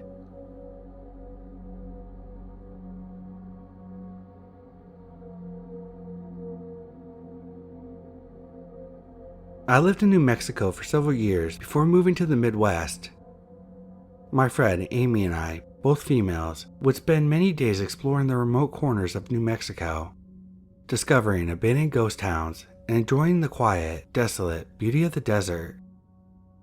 One afternoon in March 2010, we were traveling from Ragusa to Albuquerque. Always up for exploring, we took a back road rather than traveling the more direct highway. One leg of our journey had us on the MM55. It's a remote, teeny, two-lane highway. We love those types of roads. Up until that day. This part of New Mexico is a flat and desolate desert. You can see for miles. There's virtually nothing except dirt and rock between towns, and towns can be miles apart. So we're on the NM55 going north. After a few minutes, we see a white pickup truck ahead of us, going in the same direction. Suddenly, he stops his truck in the middle of the highway, blocking both lanes. We were about a mile away from him, and as we were getting closer, we began to get uneasy. We could see no reason for him to do this. We were the only other vehicle out there, and we began wondering if we should turn around rather than come up to him and have to stop. We were about a half mile away from him when he pulled to the opposite side of the highway, but his truck was still pointed in the direction we were going. We tried to relax a little. Surely this guy was just a rancher or something. Maybe he was checking something on his land. As we passed him, we noticed a few things. There was only one person in the truck, a middle-aged guy who never took his eyes off of us, and he was talking into a walkie-talkie. A few seconds after we passed him, he pulled back onto the highway and started following us, but he never got too close. He would get within a few car lengths and drop back a little, and then speed back up to within a few car lengths again. We were getting nervous. We realized how alone we really were. We had seen no other traffic on this road and hadn't told anyone about our great idea to take this detour. We checked our cell phones and neither one had a signal. Typical for remote New Mexico, but scary given our present situation. Amy was driving and speeding up while I frantically checked the map, hoping to find another road that would have more traffic. But there was no other road. We had to travel this one to get to the next town, Mountaineer. Turning around to go back the other way didn't seem like a good option. After a few minutes, we saw another pickup truck coming towards us. He was going very, very slow, maybe 20 miles per hour if that. This pickup was an old beat-up pickup, whereas the one behind us was newer. Amy had us up to 75 miles per hour, which wasn't typical for us, as these are 55 mile per hour highways. We blew by the old pickup, and as we passed it, we saw another middle-aged guy, and he was talking into a walkie-talkie. After the white pickup passed him, he pulled a U-turn and turned behind it. As we watched all this, we could see the guy in the white pickup talking to his walkie-talkie. No doubt these two knew each other. We were being deliberately followed, and for the first and only time in my life, I felt hunted. They stayed right behind us. We watched for obstacles in the road. We truly thought the old beat-up guy had set a trap on the road and our vehicle would be disabled somehow. We talked about driving into the fields. We were in an SUV, but this was obviously their territory, and we were afraid of what would happen if we went off-road and got cornered, so we stayed on the highway. By now, the white pickup was right on top of us. We could see him talking to his walkie-talkie, and he stayed right on our bumper. The old beat-up truck was right on top of him. The three of us speeding down the highway. The white pickup inched closer. His maneuvering and edging closer made it apparent that he was trying to bump us. I watched helplessly as he got within inches of our back bumper. Amy floored it. We were passing 80 miles per hour and edging up to 90. The road was flat and deserted, but any little thing going wrong would have been catastrophic. We absolutely were not going to slow down or stop if we could help it. The white pickup pulled into the opposite lane and started to gain speed. The only thing we could think of is he wanted to pass us and get in front of us. If he had got in front of us and his buddy was behind us, then we would have been boxed in and trapped. We looked frantically at the rocky desert on both sides of us. Our only option was to off-road it. Should we risk it? Could we speed through the desert and make it to safety in one piece? As we topped a small incline, we saw a sign for Salinas Pueblo Missions National Monument, and it pointed towards a road to the left. And right at that moment, a blue pickup truck pulled out of that road and onto the highway in front of us. As we came up on the blue pickup, we saw the plate said, U.S. Park Services. We looked at each other, then looked behind us. Both trucks did a U-turn and went the other way. We followed the blue truck to Mountaineer and then made our way to Albuquerque. I don't know exactly what those guys' intentions were, but they weren't good. There is something seriously wrong out there. I notified the state police and they said that they would keep an eye on things. This area is very near Belen, New Mexico, which is where Tara Calico was abducted. It's also around 100 miles from Elephant Butte, which is where David Parker Ray and his little torture laboratory were. We didn't put all that together until later. Even though David Parker Ray had died by this time, we do believe that there are others out there like him, and whoever abducted Tara has never been caught. Or maybe we came into a meth lab territory, but since it happened on an actual highway rather than a backcountry road, I tend to discount the meth lab theory. Whatever was going on out there, it's not good. So let's not ever meet, or have anyone else ever meet these guys.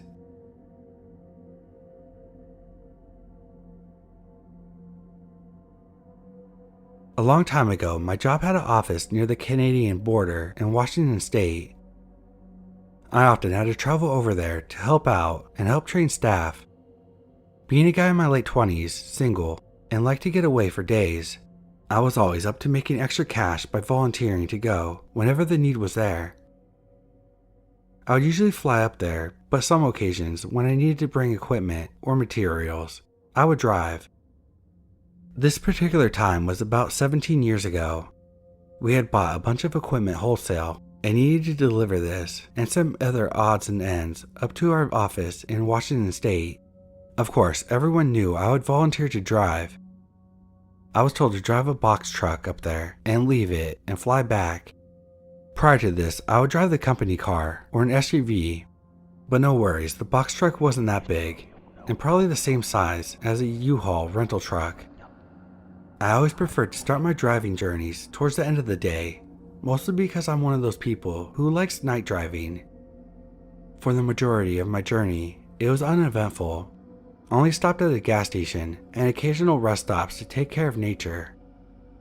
At some point near the California-Oregon border is when things started to get bad. It was approximately 1 o'clock in the morning.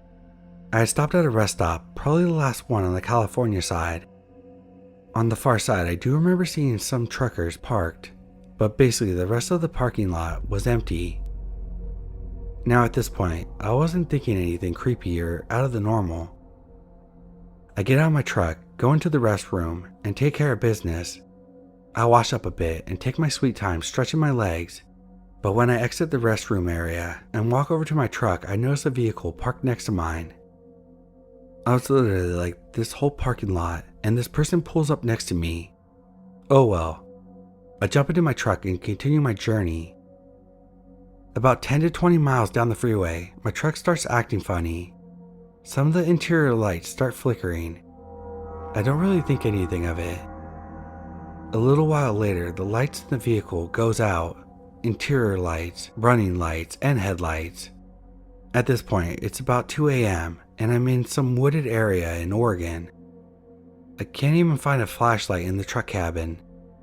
I get so angry, not sure, being scared to be driving 60 miles per hour in the middle of what seemed to be a scene out of Tales from the Dark Side, but I pound my fist on the dashboard and scream at the truck.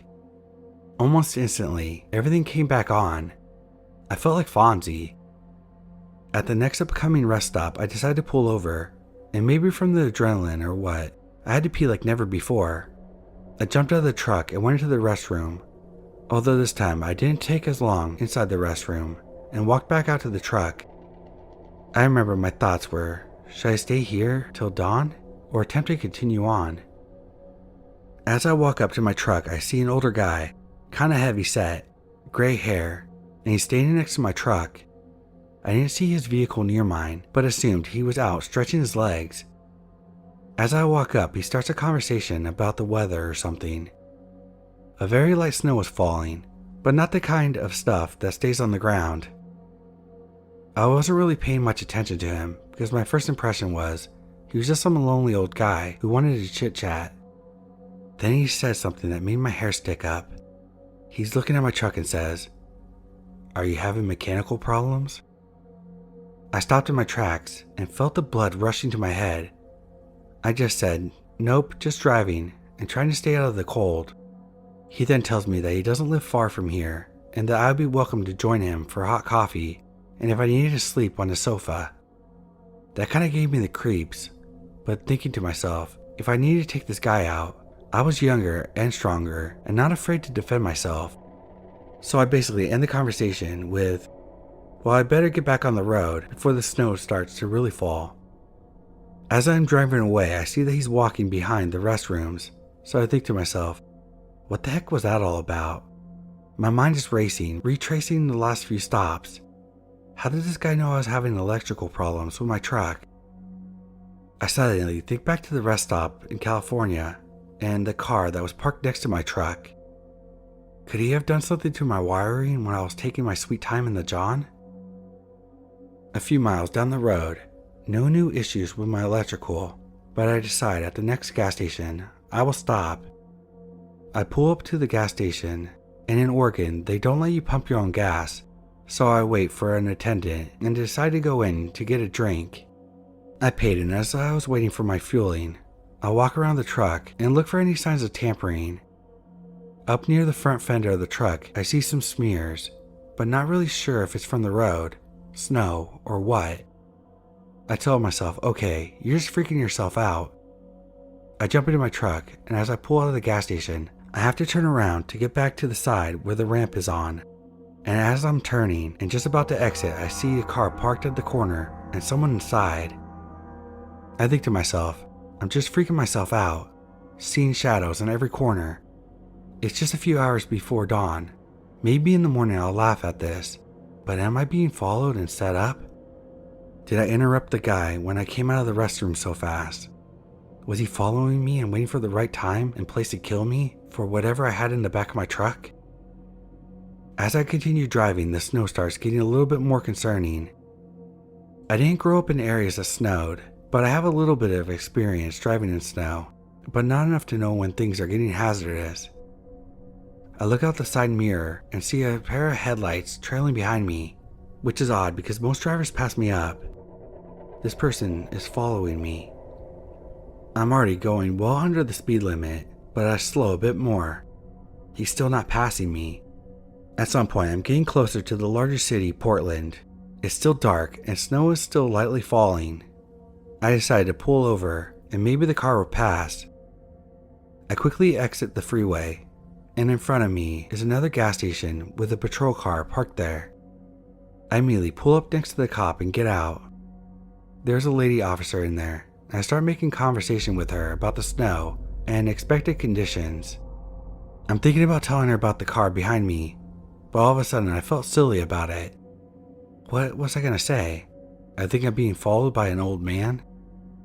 She is kind of nice and we're talking for a bit, and she asked me where I was going and where I came from. She does suggest I stop for the night and starts to tell me about the dangers of driving sleepy. I take a look around the area and say yes, I'll stop for the night.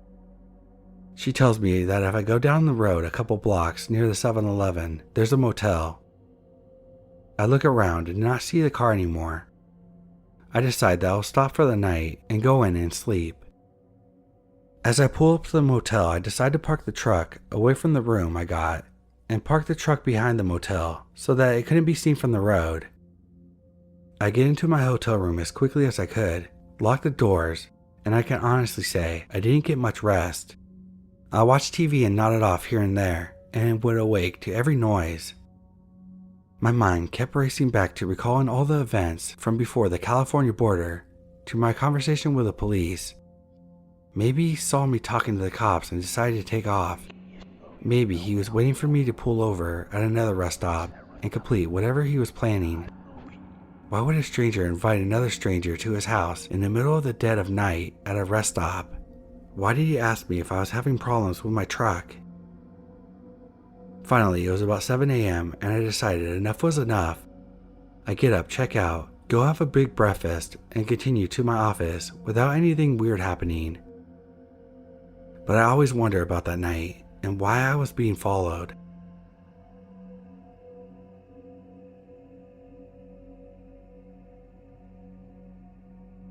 This happened during the summer of 2017.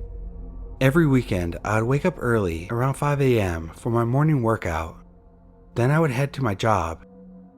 Generally, I would leave my house around 5:30 because my morning drive took about 20 to 35 minutes, giving me enough time for 2 hours before I needed to leave before my shift started. Most of my drive was me just putting on loud music, trying not to fall asleep, and it being on the freeway before 6 a.m., almost everyone was going at least 10 miles per hour over the speed limit. I would drive most of the time on the main interstate before turning off onto a smaller highway, which I would only use for about a mile or so. This highway was 3 lanes on each side. People also drive fast on here, but usually not more than 75 miles per hour or so. And while you'd have some unsafe drivers in the morning, most people aren't swerving erratically. The highway runs north and south. An on-ramp from the main street becomes a lane. Then there are 2 other entrances from the freeway I would take every day. One from the eastbound side and one from the westbound side.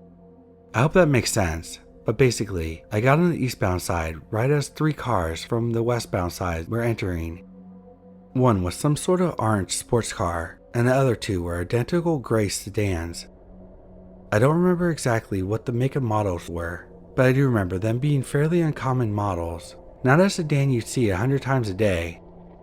One was in front of the orange car, one behind. These guys were going at least 80 miles per hour. The orange car would change lanes, and the car in front of it would cut him off, while the one behind it would change lanes to remain behind him. They kept this up the entire time I was on the highway near them, weaving in and out of cars, not slowing down. Eventually, I pulled off my exit. This could have been a complete coincidence and just some asshole drivers, but I definitely got the vibe that the driver in the orange car was trying to get away from the gray cars. Maybe it was extreme road rage, or maybe something more sinister. Regardless, I'll never know. So to the drivers of those gray cars, let's not meet.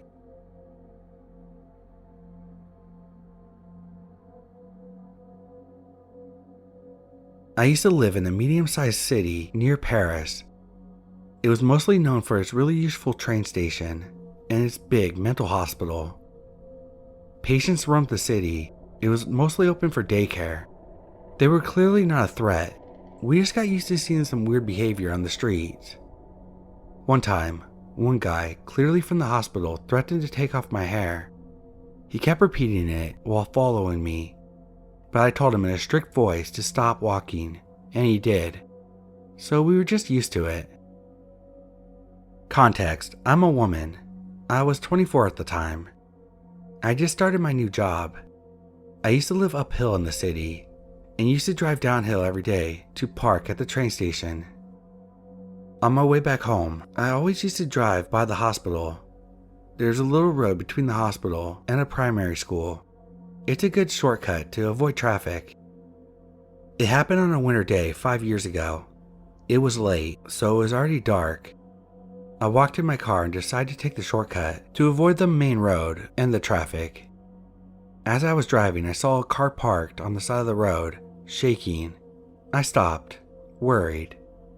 It was moving left to right under the yellow streetlights. I didn't see a driver in it.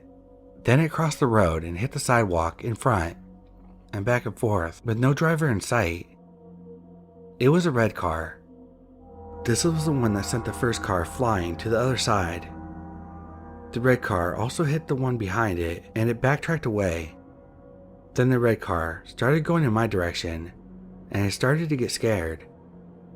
At first I was just shocked, but now I was really scared and I was alone in front of something really weird.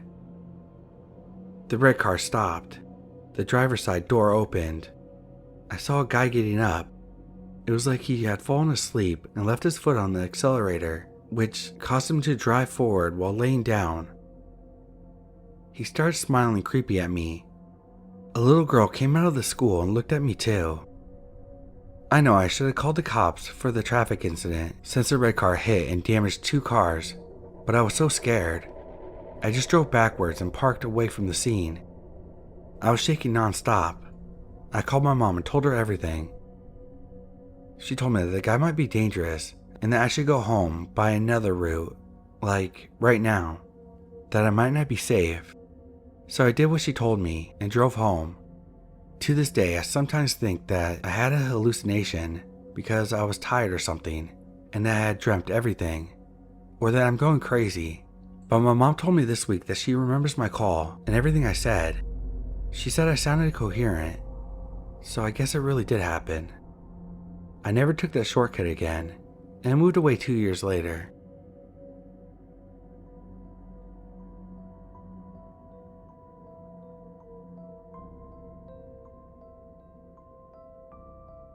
I want to preface this story with the day that we moved into our new townhome. My brother and I had lived together for a long time, so moving in together wasn't unusual. One day, on the very first morning in our new place, I stepped outside to smoke a cigarette. My brother followed me, and we were talking about football when he suddenly froze, pointing towards the wooden frame of our covered patio. Written in big, black marker was my name, Ryan. Neither of us had family or friends over yet because we moved everything ourselves, and it hadn't been there the night before. We stood there, confused, but never figured out how it got there. Now, fast forward 2 months. One night, I went to a bar down the street with a good friend while my brother stayed home. It was a normal night. I left the bar, grabbed some food, and got back around 1 a.m. My brother was already asleep, so I ate, went upstairs with our German Shepherd, and crashed. The next morning, I noticed something immediately wrong. My bedroom door was wide open, and my dog wasn't in the room. That never happens. My brother doesn't enter my room when I'm asleep, and he definitely doesn't let my dog out. Still, I brushed it off until I went downstairs. The first thing my brother asked me was, "Did you bring someone home last night?" I told him no. His face instantly changed. Fear, not confusion. He asked again, "Are you sure no one came back with you?" I swore I hadn't. I didn't even talk to anyone besides my best friend. That's when he told me what happened. At around 3 a.m., he heard loud noises downstairs. Thinking I was putting together my IKEA desk I had just bought, he got out of bed to yell at me for being so loud. When he reached the landing, halfway down the staircase, he flicked on the light. At the bottom of the stairs was a girl. She was standing there, calmly picking up my desk box that had fallen over. She leaned against the wall, then she looked straight at him. Neither of them said a word. I asked him why he didn't confront her or call the police. He said my German Shepherd was standing right next to her, completely relaxed, so he assumed she was someone I brought home. What unsettled him most was that she didn't panic at all when she saw him. She acted like she belonged there. After locking eyes, she casually walked into the living room instead of going out the front door, which was literally 2 feet behind her. He turned off the light and went back to bed, deciding to ask me who she was in the morning. That's when everything clicked. My bedroom door was wide open and my dog wasn't with me. Whoever this girl was, at some point, she had been in my room. Whoever you are, let's not meet.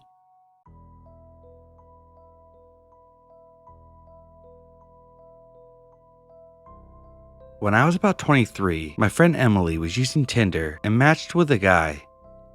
She sent him a photo of me and he told her that his friend was interested. Before I knew it, we were planning a double date.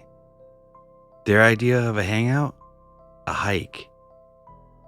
The guys picked us up and drove us to a deserted-like trail where you could see the city and neighborhoods from far off. I already felt a little uneasy, but I hadn't promised anything. I was just along for the ride. We started climbing higher up the trail. At some point, Emily and her date walked ahead, turned a corner, and disappeared down the hill. That left me alone with him. The second that they were out of sight, I felt his arm wrap around me. Something pressed against my neck. I looked down and realized it was a pocket knife. I let out a nervous laugh, probably pure shock, and he actually grinned and said, "You laughed? You're my kind of girl." Then he slipped the knife back into his pocket and kept his arm around me like nothing happened. I tried to move forward quickly and get through the rest of the hike. Afterwards, they brought us back to his family's house. Apparently, they were really wealthy. I left my sweatshirt there by accident. Later, he sent a picture of it to Emily, saying I'd get it back next time she comes over. There was no next time. I never saw him again.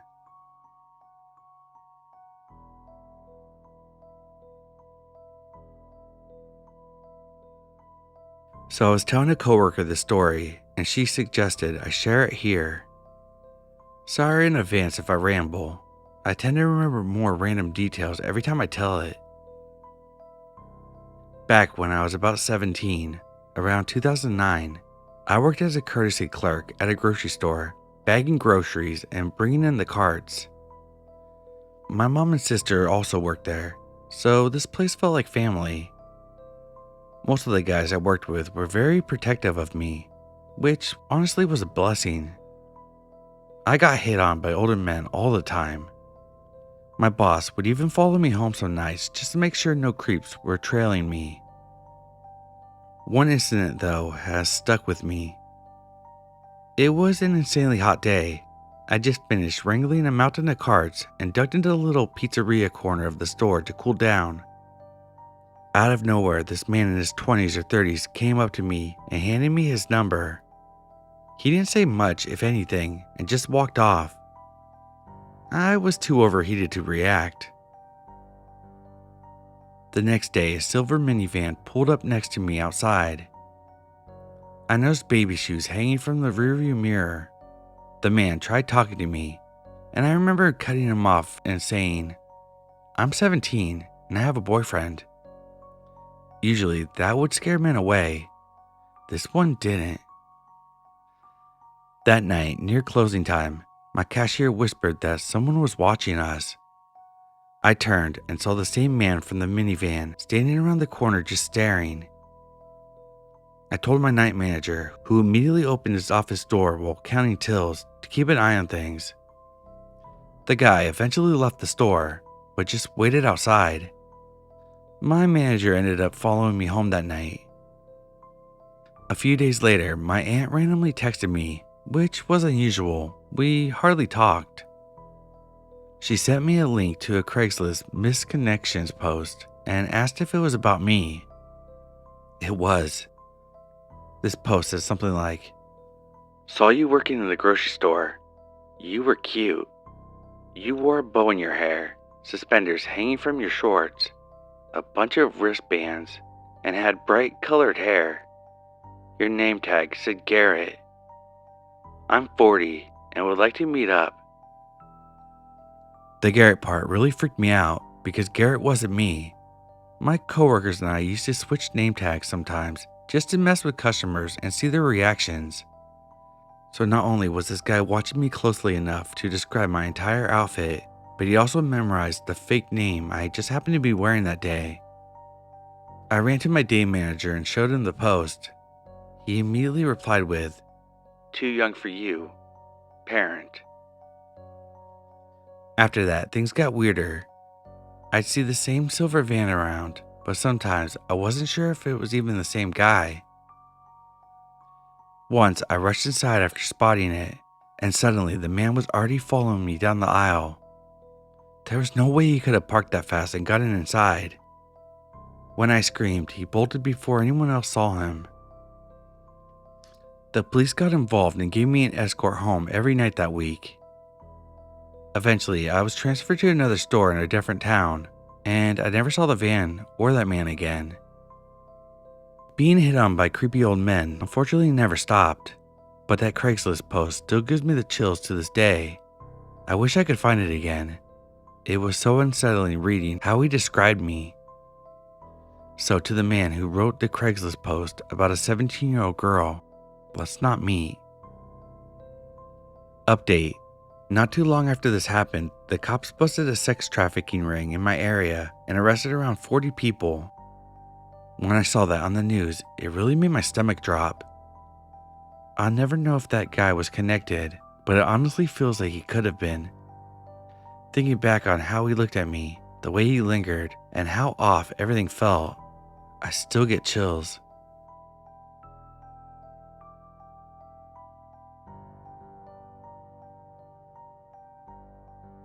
Hello Reddit, I'm a 19-year-old guy living with my parents. I'm about to start university, and since the start of these summer holidays, I've been feeling like I'm being spied on, or that there's actually someone around my house, either inside or outside, just wandering around. Tonight at 12:15 a.m., I noticed strange things happening, and honestly, I think I might be going crazy. I live in a small town where there's not much going on here, really nothing at all. I hear footsteps in my attic or behind the wall of my bedroom. You should know that the only way to get there is to go through my mom's room and then through the attic hatch, but the only way to access it is from within the house. For example, right now there's a horrible smell, like wet grass mixed with something burnt and something rotten. It's disgusting. But what really made me realize something was wrong was that when I leaned closer, I heard a video, maybe YouTube, or someone talking to someone else. But I couldn't understand the words, and there was literally no one outside. I wanted to smoke outside in my garden, but I couldn't. My brain was telling me not to go out because even outside, I could hear the noises. I don't understand.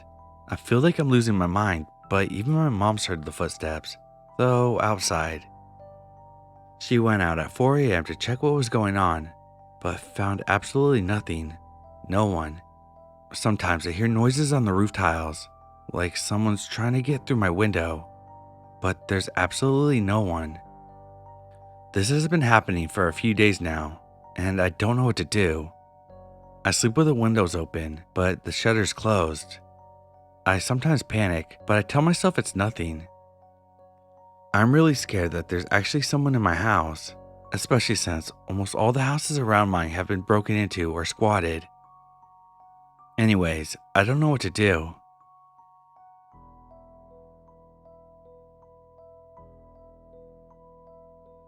So I'm going to start this off by saying that English is in fact not my first language, so there might be some mistakes here and there.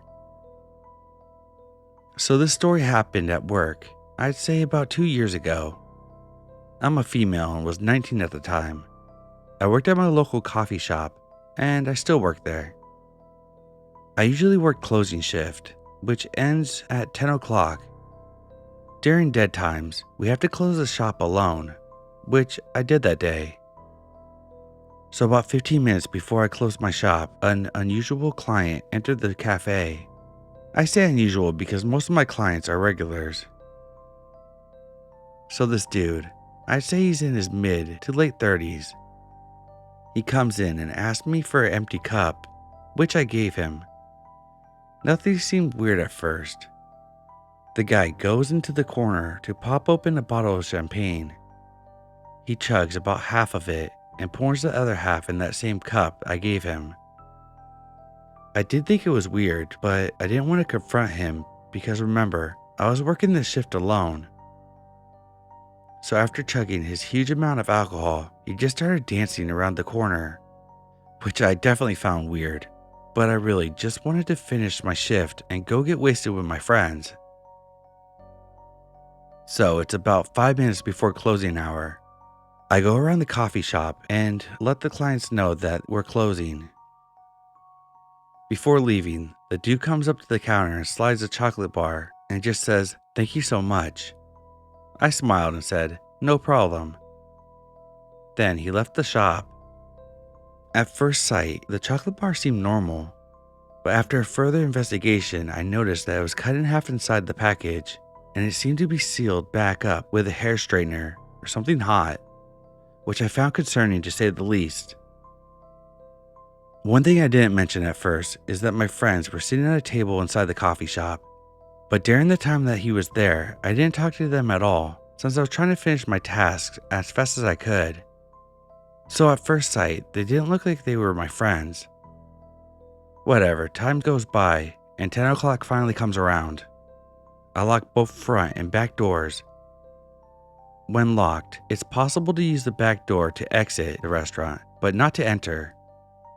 While I was counting the till and messing around with my 3 friends, one of them goes to the bathroom. It's important to know that she used the handicap bathroom, which shares the same wall with the men's bathroom. Kind of annoyed, the same friend comes out and asked, "Who knocked on the wall while I was pissing?" Me and my 2 friends look at each other confused because none of us pulled that prank. Safe to say, we were kind of concerned. Naturally, we went and did a quick check of the men's restroom. We didn't open the stall that was right against the handicap bathroom because we were a little too scared, meaning the man might have been crouched on the toilet. After that, I finished closing work. I turned off the lights, and as I'm about to enter the code to exit the building, I hear the back door open and close. I think it's pretty obvious that someone was in fact hiding in the bathroom. All that made me connect some dots. What if I really was alone that night? What if, for some reason, I ate that chocolate he gave me? Would he have attacked me? Raped me? Kill me? All that might seem like a bit of a reach, but you never really know someone's intention. So many questions still unanswered, but this situation still keeps me up at night. I hope we never meet again.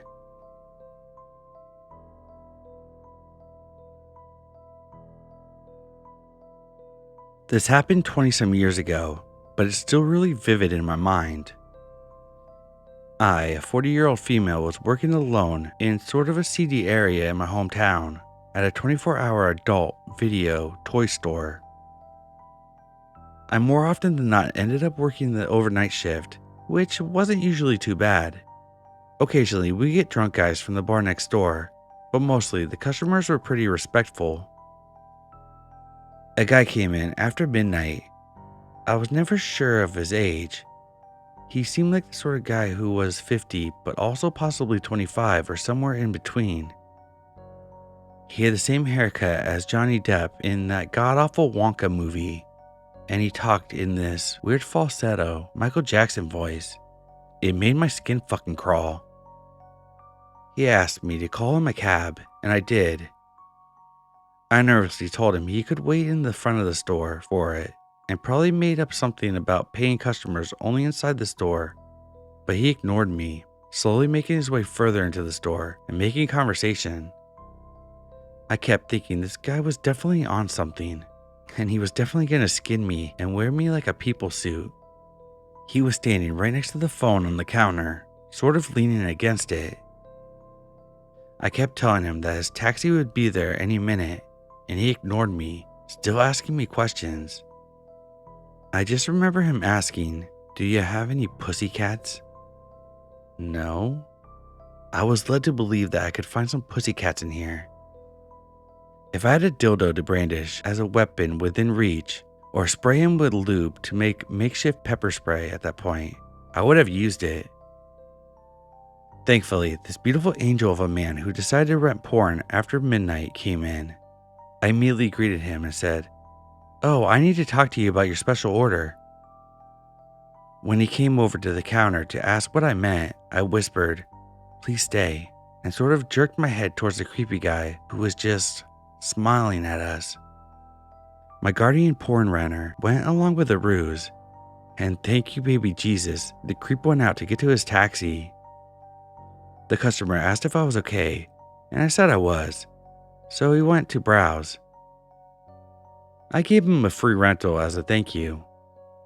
I swear to God I could still hear the creep's voice when I think about this.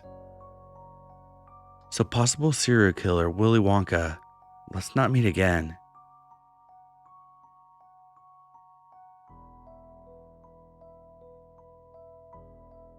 This was back when I was in my freshman year of high school. I had an extreme falling out with a friend who was manipulative, secretive, and extremely reluctant for me to know anything about her. A lot happened when we were friends, and I had a crush on her, to which she found out about and started acting differently towards me.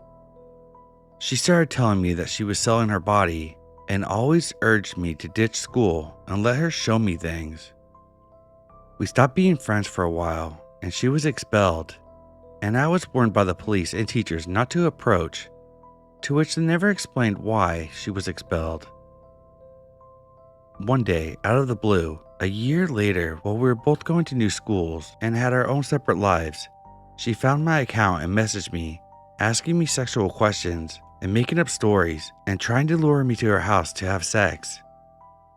Despite being autistic and being easily taken advantage of my whole life, I noticed something was off, and I blocked her. In that moment, I thought back to the first and only time we hung out outside of school, where she had gotten me to hang out with her at the park near her house.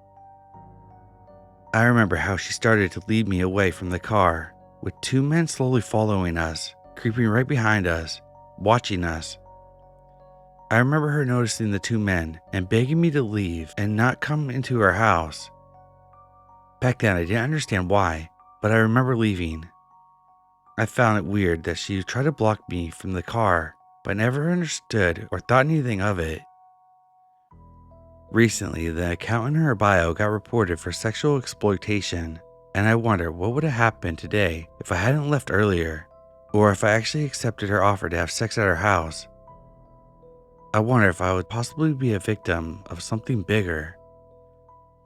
Every day I still piece together the puzzles of what happened, and how close I could have been kidnapped by those guys in those cars.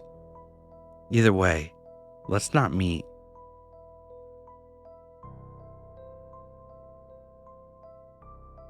I'll preface by saying that I was raised by a killer.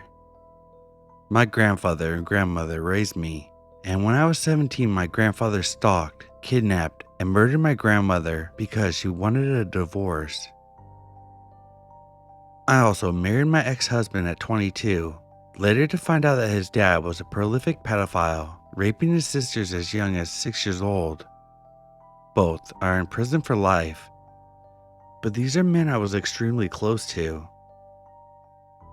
For a while, I was almost attracted to danger, and the warning signs were easily ignored and considered normal until I started listening to my intuition, and now I can spot these predatory type people out. They know I recognize them. It's like an unspoken thing, like when you're at a party and someone else sees something funny, but you don't know each other well enough to say it out loud, so you just kind of look at each other and kind of laugh telepathically. It's only happened twice, as I don't really get out like that. And to be frank, there aren't a lot of people like this out there. And if they are out there, I'm not inept enough at pointing them all out. But I could tell almost immediately with this man. My mom's friend is a truck driver. My mom has been taking my daughter to play with his daughter on little play dates. They met at a church group. Come to find out later that this church group is a weird extremist version of Christianity, where they all believed all white people are evil and that they are the chosen ones rather than Jews and a whole bunch of other weird shit. It's a cult. I became uncomfortable with my mom taking my daughter on these play dates once I realized how disturbed their combined beliefs were. I didn't want to cut off the play dates cold turkey for the sake of the kids, so I started taking time off work to join them and told my mom he wasn't allowed near my daughter without me being there. When I first met him, he was very charming and sweet, funny, but annoyingly jolly and clearly trying hard to appear innocent and sweet. He used a soft voice to make me comfortable and increasingly talked about being protective to make himself seem more manly. He told me weird things like that his daughter wasn't allowed to wear pants, only dresses. Then he kept offering me drinks, one after another, while we were hanging out with our kids. Not a big deal, but I'm not a drinker, especially not on play dates, and I made that very clear to him. While we were sitting down watching the kids, at the beach at this time, he set up a little blanket area and told me I could come closer. I didn't know how to react, other than to say that I needed to sit where I was sitting to see the kids better. I had already been sitting on my own blanket. He kept pushing it and said I could see them from here. Here being basically on his lap on the blanket he had set up. He stared at me silently for what seemed like an hour before I scooted closer to him to not make things more awkward for everyone around.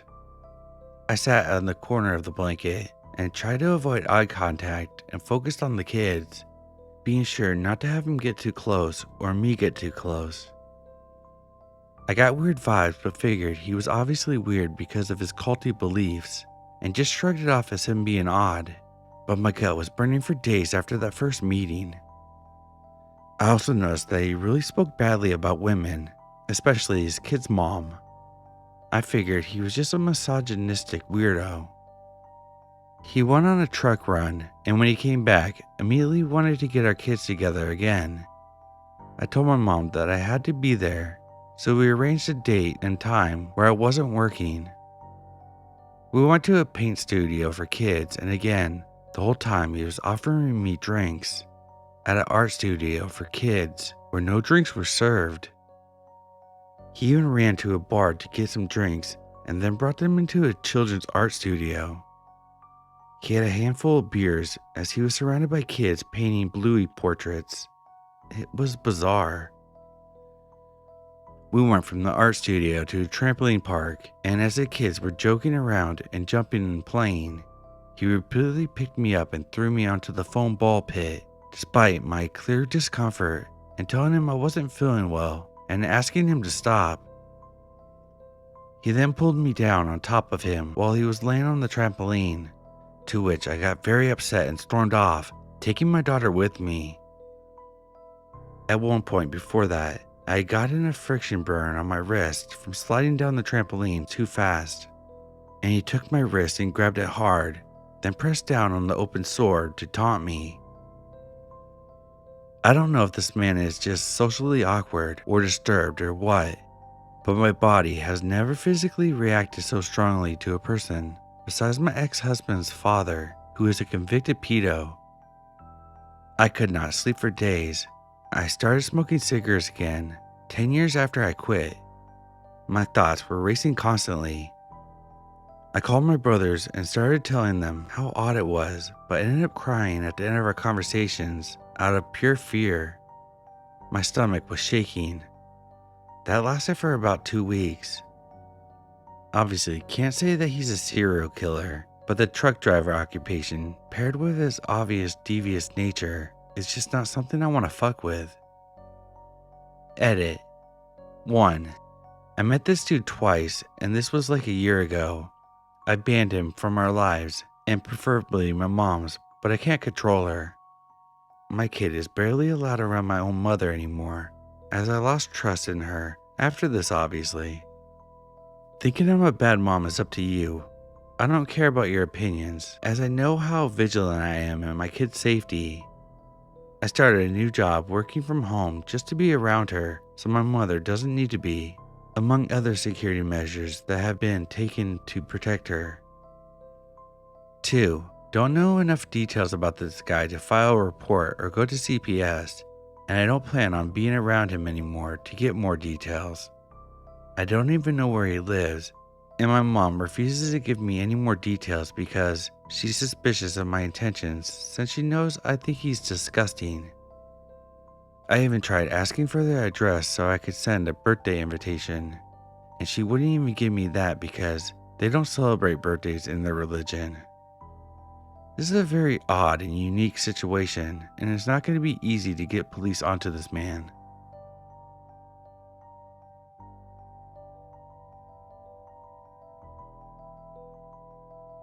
This goes back to around 2022. I, 14-year-old female, was a Valorant addict and would play for hours.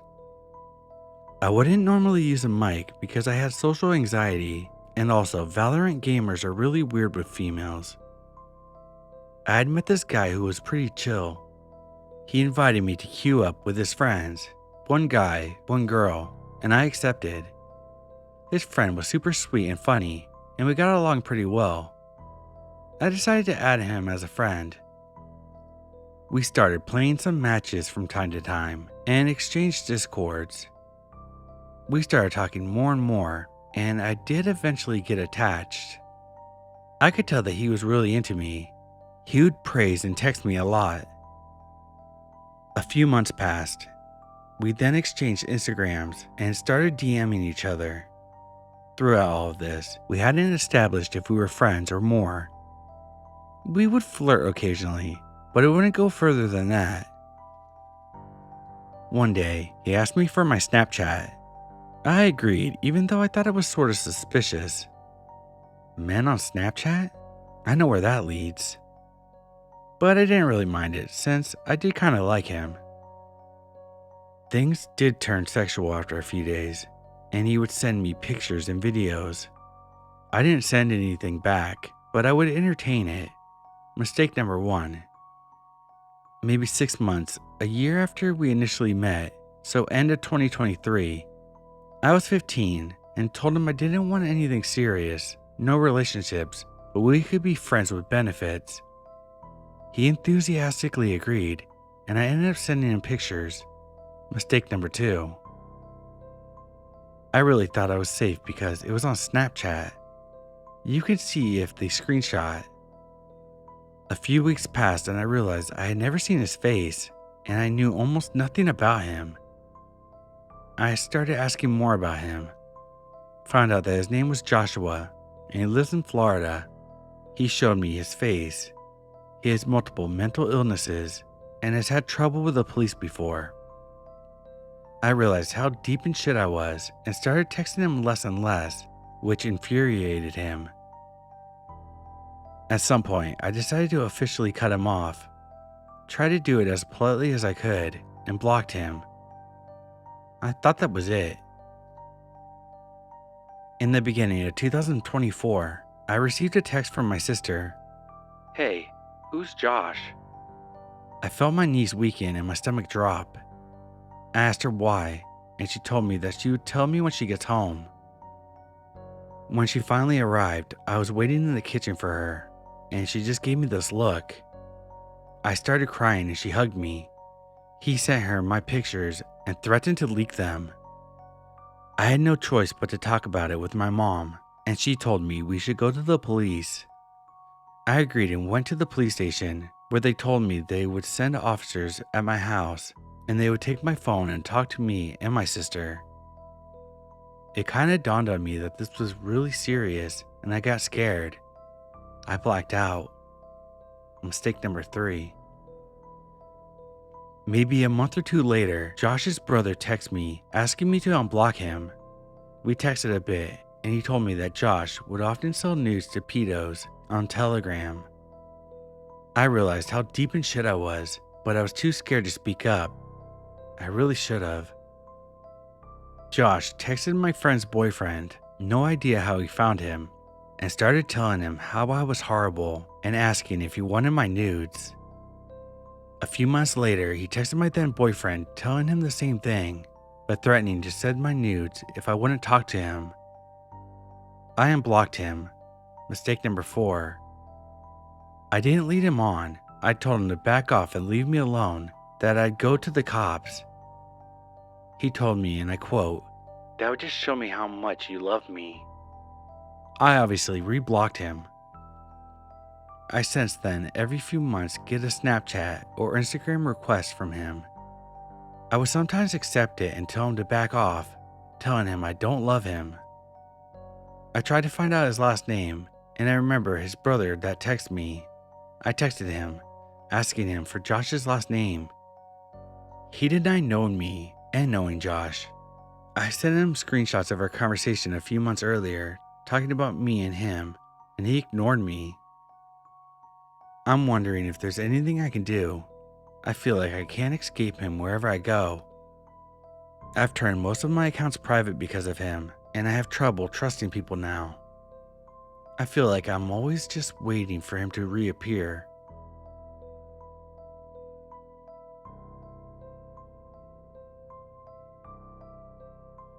I lived in a managed complex that has 2 buildings.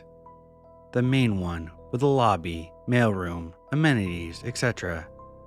And the second one, which I currently live in. On Sunday night, I had a DoorDash delivery dropped off. I always tell them they can drop my orders off at the secondary entrance in my building so that I don't have to walk across over to the main building, but I don't think they ever read my notes. No worries. I read the notification from DoorDash and saw it got delivered to the lobby in the main building around 11 p.m. I made my way over, and I noticed the Dasher even left me a note saying there was a suspicious man in the lobby, and that he was worried he might take my food. I figured he said that because he was waiting until I got there. When I came down, there really was a guy sitting there on his phone, but carefully watching my food. He saw me approach and said, "You're here." To which I responded, "Thanks for waiting," thinking it must be my DoorDasher. I pick up my order and start to turn around, and he also got up, except he started heading in the direction of the elevators, not the exit. He starts chatting. "I actually live in this building. My name is Ryan, and I live in building number 3. What's your name?" I gave him a fake name and cut the conversation short. The pieces came together in my head. This wasn't the DoorDasher. It was the suspicious man pretending to be a DoorDasher who had even waited for me to come down as though he made my delivery. You can either use the elevators in the main building to go to the 4th floor and transfer to the secondary building, or you can cut across the garage in the main building to the second building. I noticed the key fob in his hand and waited for him to click the elevator and step inside. When I gathered he was taking the elevator, and I knew I definitely didn't want to share an elevator with him because he would know where I lived, I decided that I would take a shortcut through the garage. It's a straight line, maybe about a 2-minute walk to the other side. After he stepped on the elevator, I walked through both sets of doors into the garage. My senses heightened. Halfway through, I decided to look behind me to verify I was alone, only to see his body in the doorway. He hadn't taken the elevator. He was following me. I booked it, heart racing, through the garage doors. I started jamming the elevator button, hoping it would come quickly, but I could hear that the elevator was still on its way down. In the split second, I tried to think if I would be strong enough to hold down the door with the weight of my body if it came pushing through, but that would mean we would be stuck in the same area in the garage with probably little to no cameras, witnesses, or any cell service. I was running out of time. I eyed the stairwell and carried my food. booked it into 2 steps at a time, up 2 floors. I was now on the 4th floor, which is normally the floor you would transfer to get to the other building. Although I was now in the secondary building, I was worried that if he indeed was still following me, he would know which building I lived in. I needed to go back to the main building. If he is still behind me, I would know for sure that he was following me because we just made a circle. From the corner of my eye in the distance, I could see someone taking their trash out from the reflection of the door. At 11 p.m., this was the first person I had seen, and I needed to be next to anyone.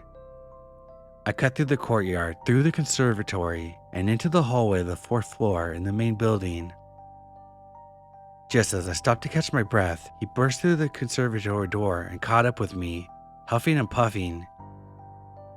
He accused me of stealing his DoorDash, yelling, got in my face and told me that I could be evicted and sent to prison. I couldn't even look at him in his eyes for longer than 3 seconds, but he looked bewildered. At this point, the person that was taking their trash out to the chute was nowhere to be seen, and this man kept coming closer. Me backing up, him inching closer. I tried talking loudly, hoping that if anything happened, the residents in the units behind me could hear. He continued to raise his voice, claiming that 119 number on the receipt stapled outside the bag was the real person's apartment number, and that I had stolen from them. Taking a look, 119 was in fact the order number, not the apartment number, but he was convinced it was someone's apartment number. For a lot of reasons, this logic didn't make sense. Even if I was taking someone else's order, he was going to follow me to my apartment to verify where I lived, which is scary, and ensure that my apartment matched the number, which he assumed the apartment number was 119. He was able to catch up to me relatively quickly, considering I was sprinting and out of breath. This means he was deliberately following and chasing me down, which as a man, circumstances aside, but especially for stolen food, I'm not sure why you would ever willingly chase a woman by herself at night, knowing how this would look for him. He had to have studied the order and receipts because you had to have close proximity to the receipt to see the fading ink that read 119.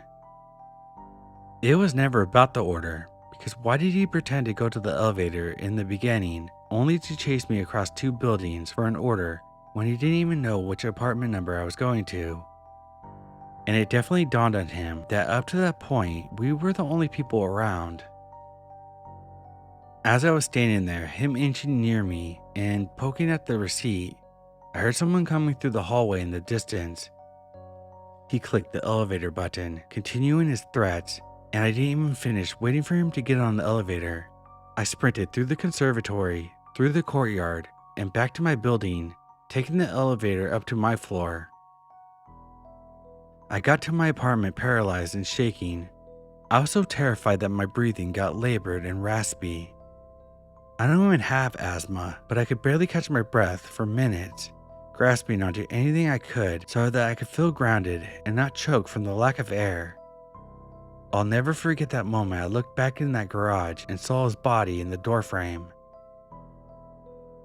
I wrote a long, detailed email to management with screenshots from the DoorDash and exact accounts and locations of where everything happened so that they could collaborate my accounts with their camera footage.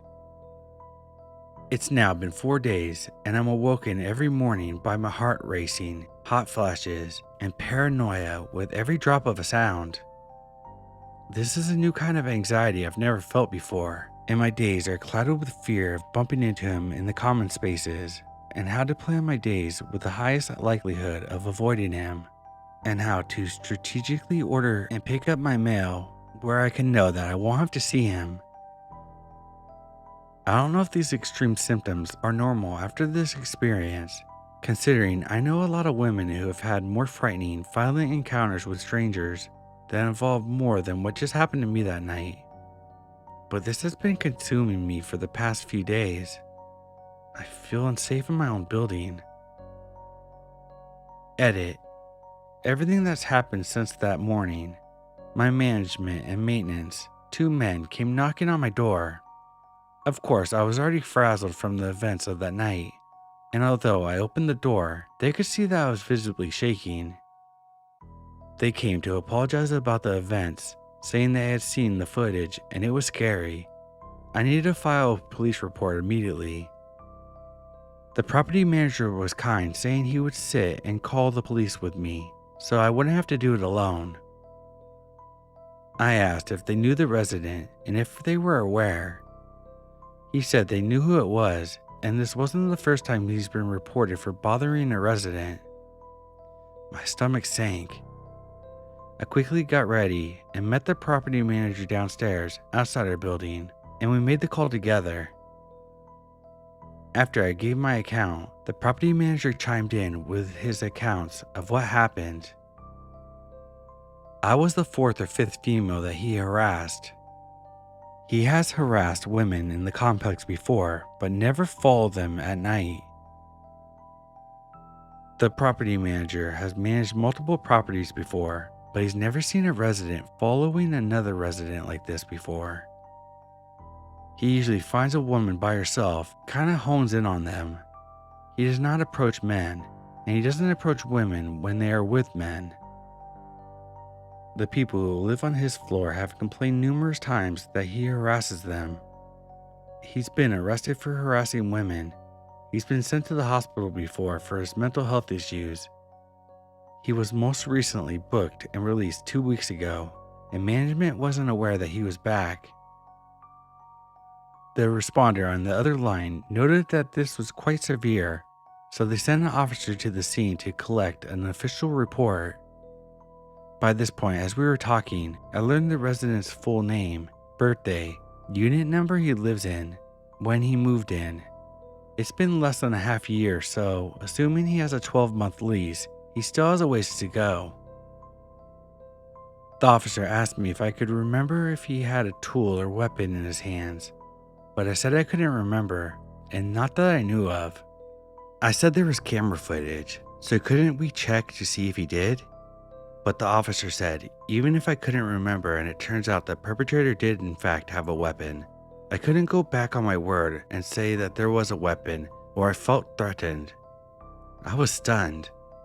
I told the officer, but there's evidence of him following me, a woman alone, as well as threatening me across 2 buildings, one of which he had no business being in.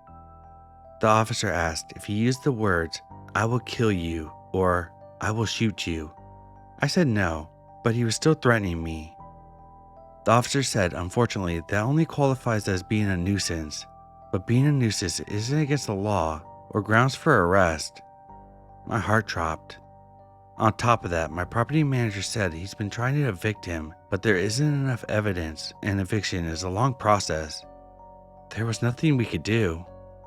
The officer gave me his card with my case number, informing me I should call him if he ever approached me again or I felt unsafe. I went back to my apartment stunned, trying to figure out my next steps.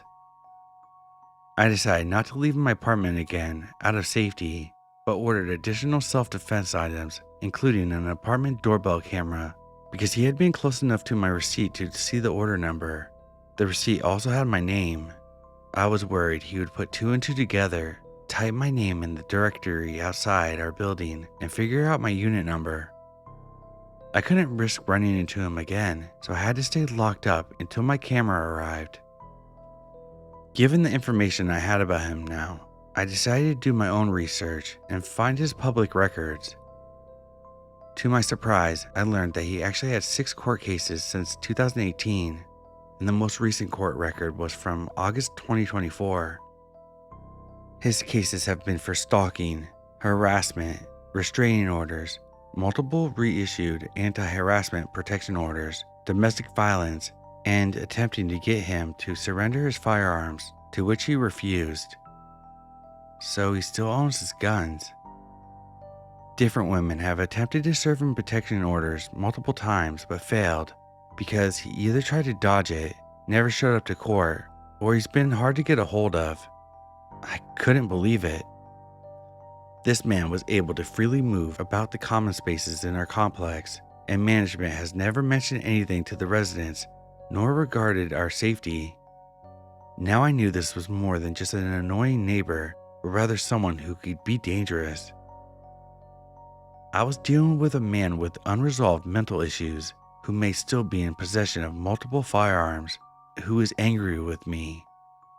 Given his history of professional stalking, I was worried if he saw me too soon again, he would remember our encounter and fixate on me, and possibly escalate it. A few days passed and I hadn't left my building, but I noted that my camera had arrived, so I was trying to arrange how I could get to the mailroom, which was in the building he lives in and on the floor he's on. I asked management for the footage of our encounter, and after 2 days of dragging on the request, they finally sent me clips of our encounters in different areas. In one of the videos, you could see he followed me into the garage a bit after I had already gone in, after he supposedly pretended to take the elevator. In the clip that freaks me out the most, you could see him enter the garage elevator lobby, click the elevator button, frantically pace around back and forth before I realized I'm running out of time and ran through the stairwell. A few minutes later, you could see him come in, look at all the pressed elevator buttons, then deduce I must have taken the stairwell before following suit. If anything, this showed intent. Oddly enough, the footage when he caught up to me and poked the receipt on the bag was missing, but management sent the footage after when I was running back to my building. Anyway, a few days later around 6 p.m., I was trying to figure out how to pick up my mail. I have a married friend who lives in his building 3 floors above him and had no idea about any of this, so I asked if she would be comfortable meeting me on the 4th floor. Deep breaths. I got to the end of the hallway, my friend on the phone the whole time, and I opened the door to the courtyard. Hypervigilant, I looked across and saw the man there. I squinted. It couldn't be. It was indeed him, standing in the conservatory. He locked eyes with me, started mouthing things, smiling, then yelling. I began shaking, uncontrollably crying, and quickly ran back into my building. Now we knew for sure I lived in the 2nd building. My friend was in the hallway behind me, so she witnessed everything as he was yelling directly at me. She wasn't with her husband either, but he had locked eyes with me and was angry now. There were some people in the hallway frantically asking if I was okay, but I couldn't speak. My friend, still on the line, told me to go back to my apartment, that she would meet me there with her husband. My friend and her husband came up a few moments later, staying with me as I frantically packed my bag. We decided it wasn't safe for me to be alone in my apartment, so I reached out to another friend who lives somewhere else in the city, so I could crash at her place. My friend and her husband escorted me through the hallway, me physically breaking down as we neared the elevators, but eventually leading me to my other friend's car. As I write this edit, I am in the living room of her apartment for the 3rd day, figuring out my next moves. On my first day at my friend's house, I wrote management an email explaining the incident with the resident again. This is my 2nd day with no response from them still. My friend went to management with her husband to report the incident since she was witness to him yelling, so it could add to their complaints. She said management was aware of me and my complaints, but they couldn't do anything because he's protected under the Fair Housing Act. Management cannot deny housing to someone due to their disability, which includes mental illness.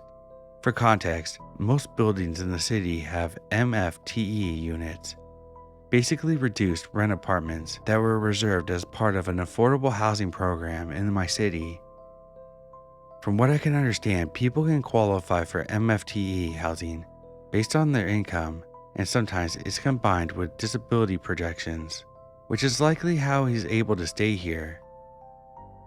So it seems my unit is worried if they evict him, he might be able to sue them.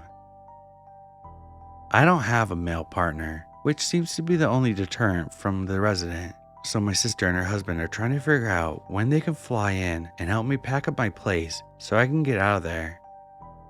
I'm devastated because it's a beautiful complex with incredible amenities, gorgeous interior, and pretty new, but all that means nothing when my safety is at risk. I have no plans, but I can't get back to my place until I have protection at all times in the building.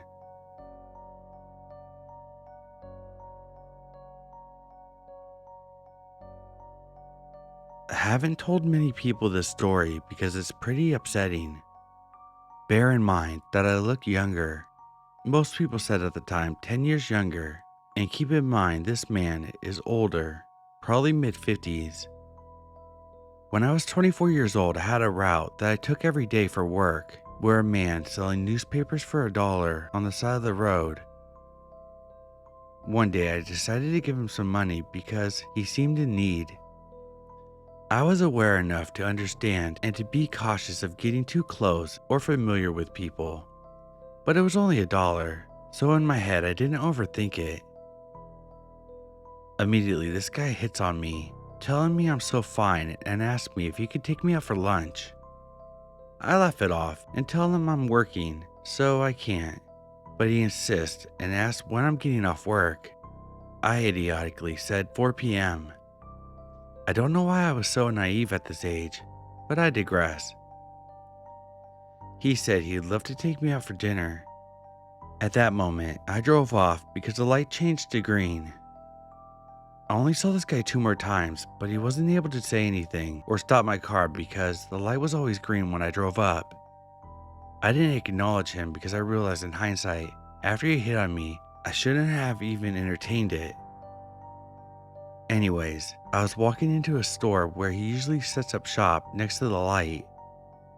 I didn't see him in his usual spot, and I just walked into the store to do some shopping, then came out about 10 minutes later. He was waiting for me at my car. So now I'm thoroughly creeped out because I didn't even see him and he's suddenly at my car. He knew my car from that one encounter. He wouldn't let me pass to get to the driver's seat, all while he's hitting on me again, asking if I wanted to go to dinner this time. I tell him sorry, but no, I'm not really trying to date anyone right now because I'm focused on work. Surprisingly, backed off a bit, but said, "Don't tell your dad about me. I don't want to get in trouble," and walked off. While I was still creeped out, nothing bad really happened, and I didn't see him again in his usual spot for about 2 weeks, so I didn't think much of it anymore. Then, I see him on the news. He was arrested for SA of an underage girl. Then they found out he was also violating his parole by being within 2,000 feet of a school. He had done this before. The light I drove by every day was right across from a middle school. This freak assaulted the girl a day after he talked to me in the parking lot. That's why I didn't see him for 2 weeks. He took her to a restaurant for lunch, then assaulted her in the bathroom there. He was targeting me because he thought I was underage. That poor actual underage girl. I don't understand how he wasn't permanently in prison and yet was on parole.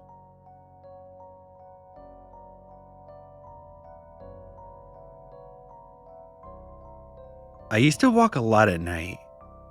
I live in a small town, the kind where most people are asleep by 10 p.m. and the streets get so quiet it's almost peaceful.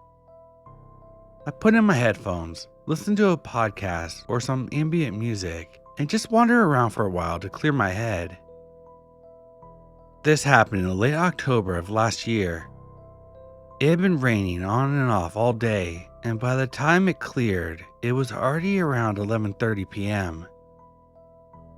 I remember checking the weather and seeing the rain was supposed to hold off until the morning, so I figured I'd go for a quick walk before bed.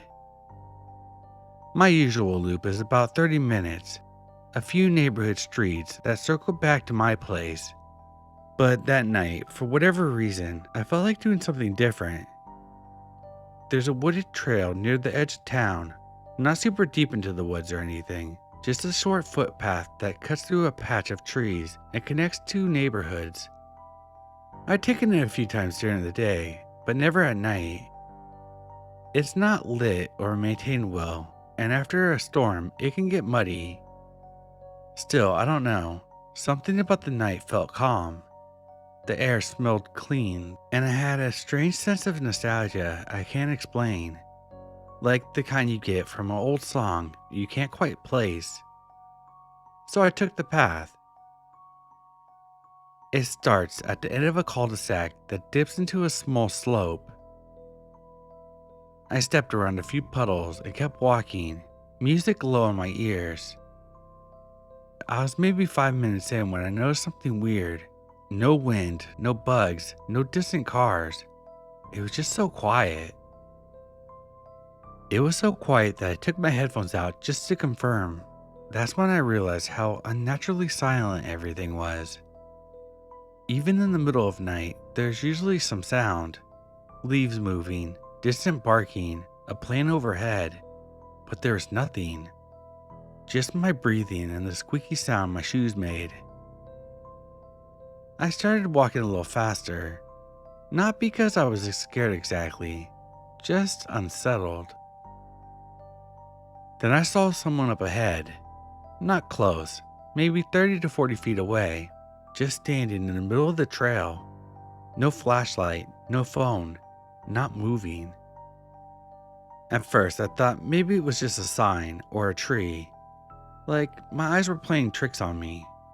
But the shape was too human.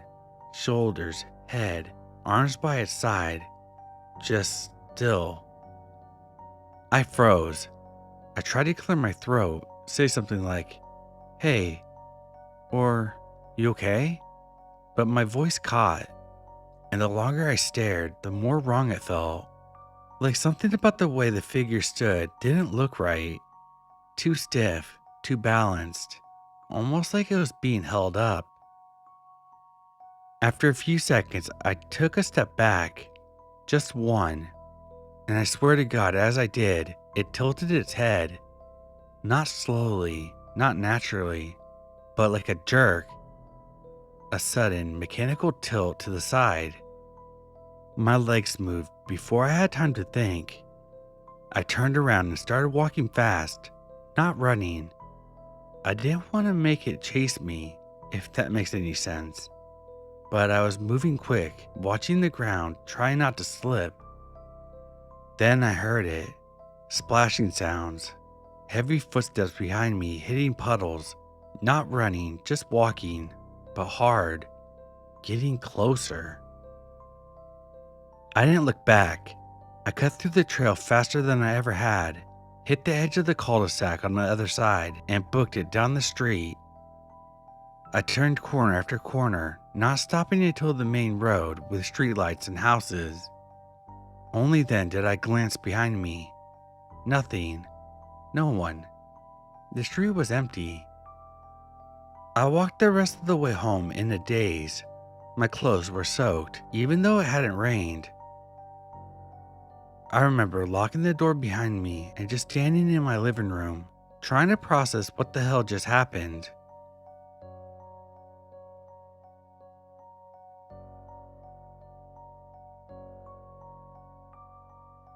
I'm a 22-year-old male. It was a regular morning. I had just gotten off the bus and was walking 5 minutes to campus with my headphones on. The university was massive, plastered with signs. You can't miss it. It's an important detail. Still, a dirty little minivan pulled up beside me. The man inside looked to be in his 40s. His clothes were grimy. The van was grimy. But nothing strange. It's normal for these local vans to haul all kinds of junk. He asked gently where the uni was. I pointed, smiled, and told him it was straight ahead, and declined his offer for a lift. Seemed generous. He drove off. I put my headphones back in and kept walking. 1 minute later, the van was stopped in front of me again. "Get in," he said. "I'll give you a ride." I smiled and repeated the same. "No thanks." I was a few feet away. He stared at me for a few seconds, then drove away. I kept going. My friend called me, telling me that he'd be late and to wait at the cafeteria. As I talked, the van rolled up beside me for the third time. He asked again, but this time the tone had shifted. He looked at me longer. His gaze slid from my chest to my feet. He wasn't offering me any help. He looked tense, like someone who expected to be obeyed. I took the phone away from my ear and told him, "Dude, the uni is literally 2 steps away," and I pointed. "Thanks, but no." He watched me for a few seconds more and drove off. The road was nearly empty.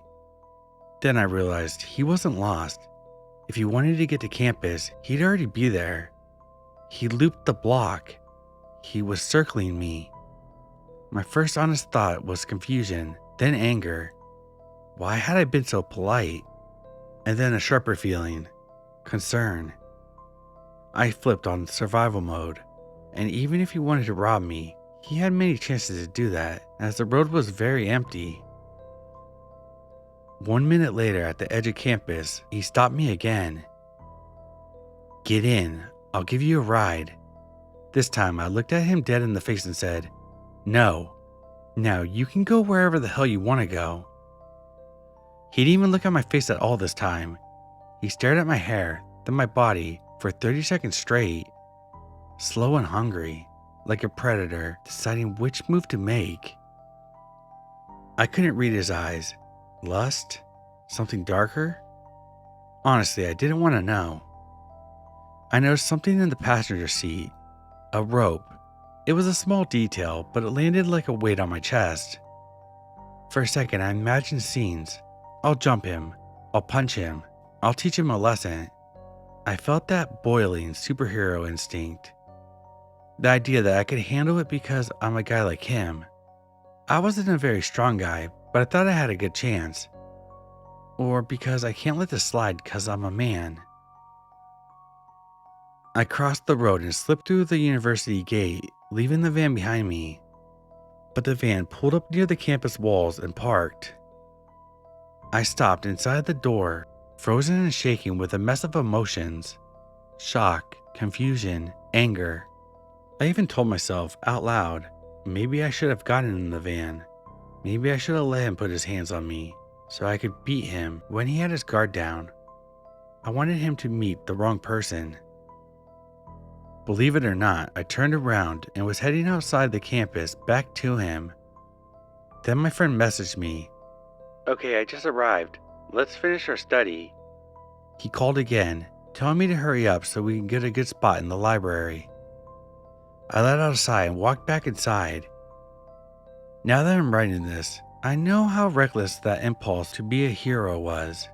It was raw emotion, not strategy. I'm calm and gentle by nature. But men sometimes think they can handle sexual assault, like it's a problem they can fix with force. That's not true. It can go wrong in a second. I'm very lucky it didn't for me.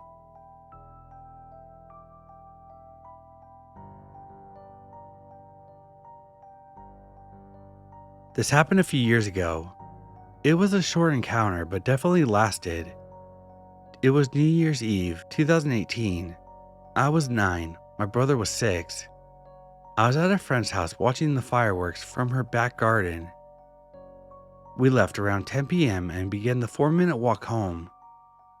It was dark, but we were comfortable walking home, as we had many times, and could see my house. As we got closer, my brother stopped talking about the fireworks and asked, "Who's at our house?" I didn't think much of it and just said, "Mom, why?" He said, "Well, who's she outside with?" I was obviously confused and looked up to see 2 men leaning against our wall, late 30s. My neighbor at the time often threw parties, so I assumed it was someone from her house and gave him a simple, "Don't know," took his hand and continued walking. We got about 20 feet from my house when they stood up and began walking towards us, barking. I grabbed my brother and ran with him back down the street. At the end of my street, there was a ginnel leading to the back gardens. I crossed over the street and hid behind the end house with my brother. I called my mom. Yes, I was 9 with a phone. She answered and started having a go at me. She assumed I was joking and went to the front door expecting no one to be there. I heard the door open and it was silent for a few seconds. Then I heard her yelling, "What the fuck you doing sat on my wall?" I heard frantic apologies coming down the phone, then her yelling again, "And why the fuck are you barking and chasing my children?" She later said they apologized and ran down the opposite street. My brother was too scared to move, and whatever adrenaline I had was gone, and I couldn't carry him anymore. We asked around and no one saw anyone. Our curfew was then moved to 8 p.m. She said they didn't seem drunk, but they didn't stick around enough for her to be sure. Shortly after, I was in the same backings with a friend, around 7. The area had back gardens, garages, and a circular road around the garages. We were sat at an elderly neighbor's garage when a fully tinted van came in. We ignored it, assuming it was here to fix something. After ignoring it, we completely forgot about it and began to skip in the road. The van began driving behind us. It chased us 3 times behind the backings. After the 3rd time, we had the bright idea to leave the backings and close the gate behind us to avoid getting chased. I mentioned it, but brushed it off, and I never really mentioned it again. But I imagined it could be connected, and we moved shortly after. After this, and honestly still now, my brother suffers from severe anxiety when it comes to going anywhere alone. It's gotten a lot better in the recent years though.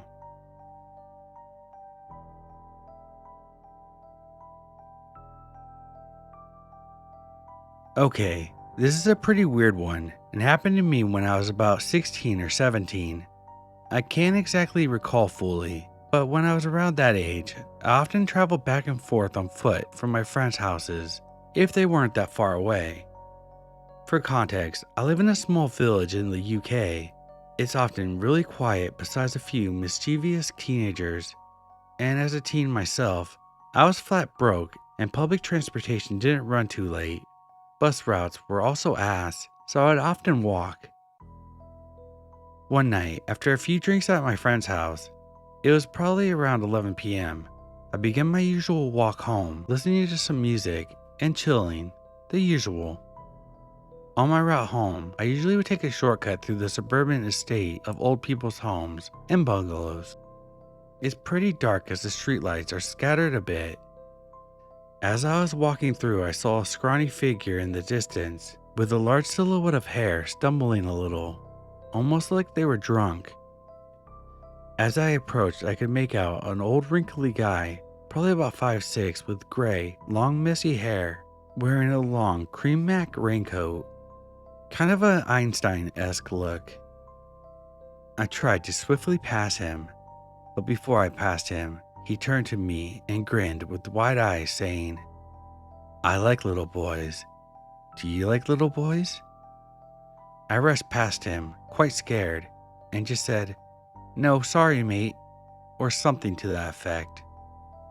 As I got further away, I began to run a little, and I turned back to see him slowly following me. I eventually shook him off and got home. This may not be the most interesting story, but that night has always stuck with me, and I think about it often as I usually take the same shortcut all these years later.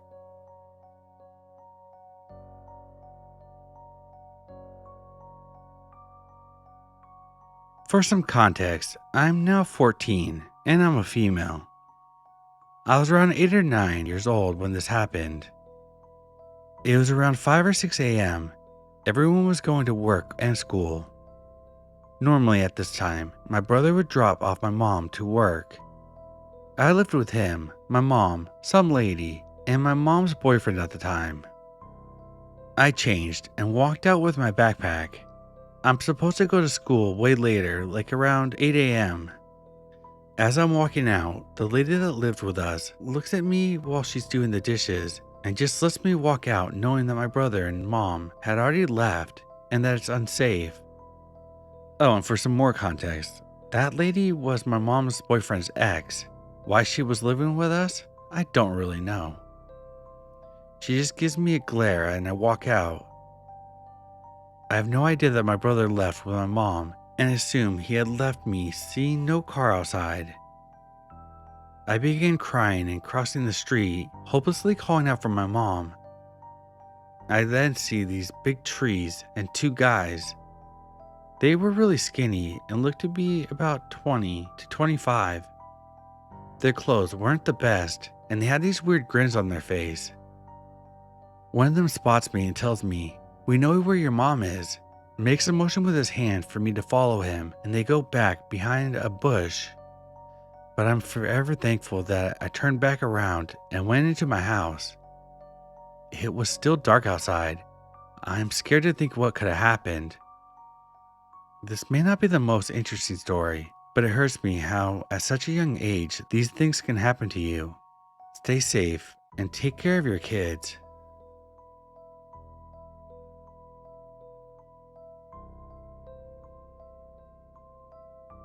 I don't tell people this story because it sounds made up. It's not. I don't care if anyone believes me. It happened, and it still messes with me when I think about it. Back in 2018, I was living in a small apartment on the edge of town. Nothing fancy, just a one-bedroom. The building was old, smelled like flour and wood, but it was cheap and quiet. I was doing contract work from home, so I would often go on long walks at night just to clear my head. My route was always the same, up 2 blocks, cut over through a small park, then loop back down towards the grocery store and home. It took about 40 minutes. I usually started around midnight, not for any spooky reason, just because I kept weird hours and liked when the streets were empty. So one night, late September or early October, I went out like usual. The air was damp and cool, high humidity. I had headphones in, podcast playing, hoodie on, normal night. Everything felt fine until I turned off the main road and cut through the park.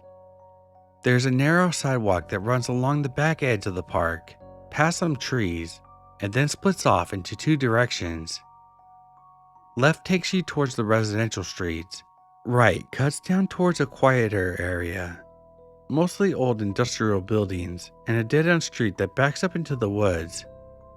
I had taken the right path a few times before, but not in quite a while. That night, I went right. I don't know why. I wasn't thinking about it. It just felt like the way to go. Almost immediately, it felt wrong. Not scary exactly, just off. Like the air felt heavier. My footsteps sounded louder than usual. And the streetlights that usually lined the section, only one of them was fully lit up. It was maybe 50 feet ahead, and it flickered every few seconds. I took my headphones out. I couldn't hear anything. No wind, no cars, not even my own breathing for a second. It was like I stepped into a bubble where the sound just didn't carry right. That's when I realized something even stranger. I didn't recognize what street I was on. Keep in mind, I've walked these neighborhoods dozens of times. I knew every turn, every crack in the sidewalk, but for some reason the street didn't look familiar at all. It was narrow, darker than it should have been, and something about the houses on either side looked weird. Shapes of houses, but little detail, no mailboxes. I didn't see any cars in any driveway. I looked to see what street I was on, but I couldn't find a street sign. That's when it hit me. Every street in the neighborhood had a sign. Even alleyways had signs, but this one didn't. All I could find was a bare metal pole with nothing on it. I stopped walking. I was confused. Something in me, something deeper than fear, told me not to keep going. Told me that I made a wrong turn that didn't make sense. I could still see the park path and a glimpse of the streetlight. Maybe a 2-minute walk back, but before I could move, I saw something up ahead. A person leaning up against one of the broken light poles, not really moving. I couldn't make out much as it was kind of dark, but they were tall, maybe 6 feet, leaning perfectly still, facing me. Not doing anything, just standing there. I always said I would be the person that chose flight, but I stood frozen, trying to decide if I should call out or just leave. And then the closest light to me flickered once more and then went out. It was almost completely dark. I didn't wait. I turned and started walking fast back towards the park, slightly running, but more like those fast-paced walking competitions. I told myself I was just being paranoid, that it was probably just someone having a smoke or waiting for a ride, that I just let everything get to me and I was overthinking things. Then I heard it. Footsteps. They were coming from behind me and sounded like they were matching my pace. I sped up and it sounded like the footsteps behind me sped up. I suddenly stopped. They stopped. So I turned around. No one was there. At least I couldn't see anyone. Just an empty street. I couldn't hear anything either. That's when I noticed something even worse. I wasn't standing on pavement anymore. I was standing on wet dirt. In my confusion, I had walked off to the side, next to the park, but within the trees. And these trees were pretty thick. I don't know how it happened. I hadn't turned. I hadn't left the street. I thought I was walking straight the whole time. And now, somehow, I was deep enough in the trees that I couldn't see the light. I panicked. Full-on panic. I turned around and started running. No idea if I was going the wrong way, hoping that I would see something familiar. After about 2 minutes of running, I stumbled on the front of the park, the opposite side of where I was standing before, and I was on a street that now looked very familiar. It was a street by my apartment somehow.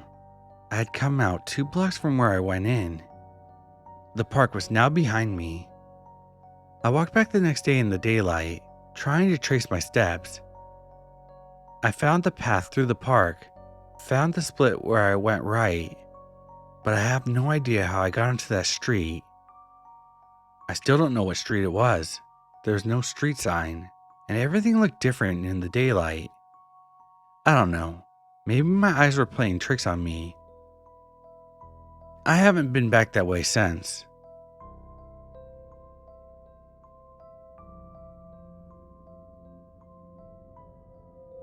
I've never told the story in full before, not even to my friends.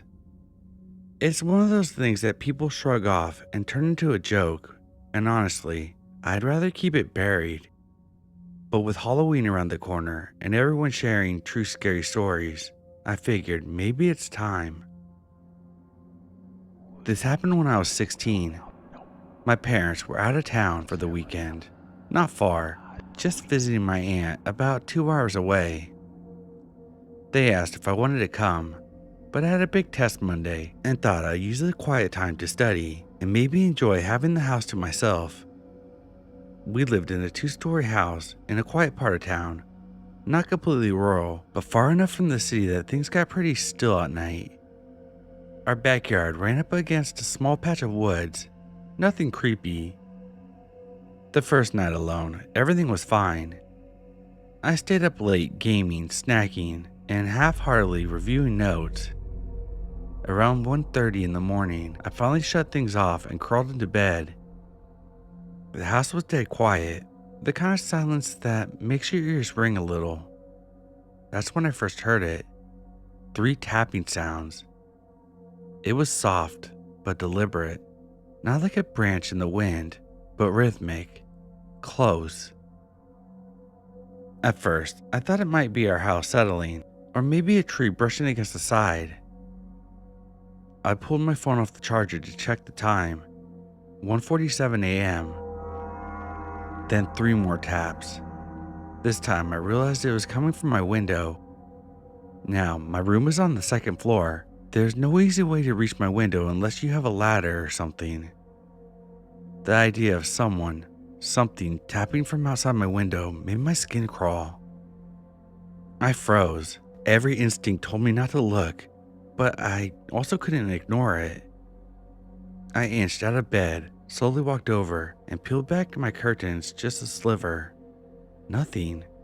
Just a moonlit backyard and the tops of trees swaying slightly. I pressed my face closer to the glass. Still nothing. I stood there a bit longer, convincing myself it had to be a squirrel or a bird, something stupid. Eventually, I went back to bed, leaving a small nightlight on, even though I hadn't used that one in years. I finally fell asleep with the blanket over my head. The next thing I remember was waking up with the driest mouth I've ever had. My throat felt like sandpaper. I sat up, groggy, and looked at my phone. 4:13 a.m. Still dark, still dead silent. I was about to head downstairs for some water when something stopped me. It wasn't a sound exactly, more like a feeling, like I wasn't alone in the house.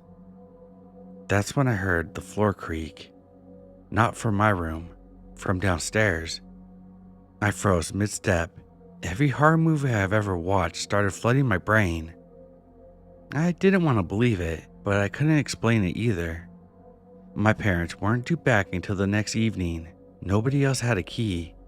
And then I heard another sound, a drawer opening, a low scrape like wood on wood. It was coming from my dad's office. Now, my dad's office is tucked in the corner of the first floor, behind the kitchen. It's not locked, but we know not to mess around in there. He's kind of private about his work. I grabbed my phone and gently turned off the nightlight. My heart was pounding so loud, I thought whoever was downstairs could hear it. I crept towards the stairs. Honestly, each step felt like it took a year. When I peeked over the railing, I didn't see anything at first, just the dim glow of the stove clock and the usual shadows. The light under the office door, it was on, and it was never on at night. I crouched there, trying to decide what the hell to do. Call the cops? Text my parents? Just hide in my room? Before I could move, the door creaked open and a tall figure stepped out. Not rushed, not sneaky, just casual, like he belonged there. He was wearing a dark jacket and jeans, and he had gloves on. In one hand he held a flashlight, and in the other, something I couldn't make out. I was still frozen halfway down the stairs, hoping to God he hadn't seen me. But then he turned and looked right up at me. We locked eyes. I'll never forget his face.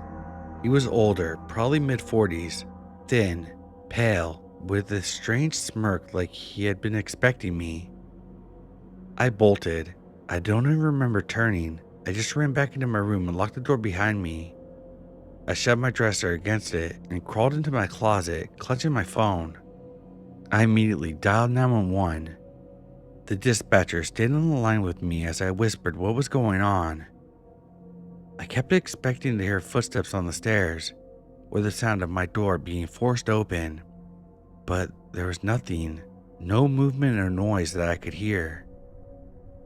By the time the cops got there, which felt like forever but was probably under 10 minutes, the guy was gone. They found the back door unlocked, which I swore I checked earlier. My dad's office had been rifled through, but nothing obvious was missing. Just a few drawers opened and paper scattered. No fingerprints, no forced entry, nothing on the front cameras either. Because of course, the one in the back porch had been disabled. The police said it was probably a burglar who thought the house was empty and maybe ran off when he realized someone was home. And I really wanted to believe that, but I kept thinking about the tapping on the windows. How would he know my room was up there unless he had been watching? After that night, I couldn't properly sleep for weeks. My parents installed better security, floodlights, motion sensors, the works. But nothing ever came of it. No one was caught, no leads, just one long terrifying night and a face I'll never forget.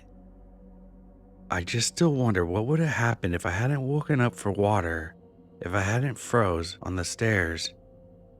Sometimes I think about that tap tap tap sound and wonder if he was checking which room was mine, just to make sure.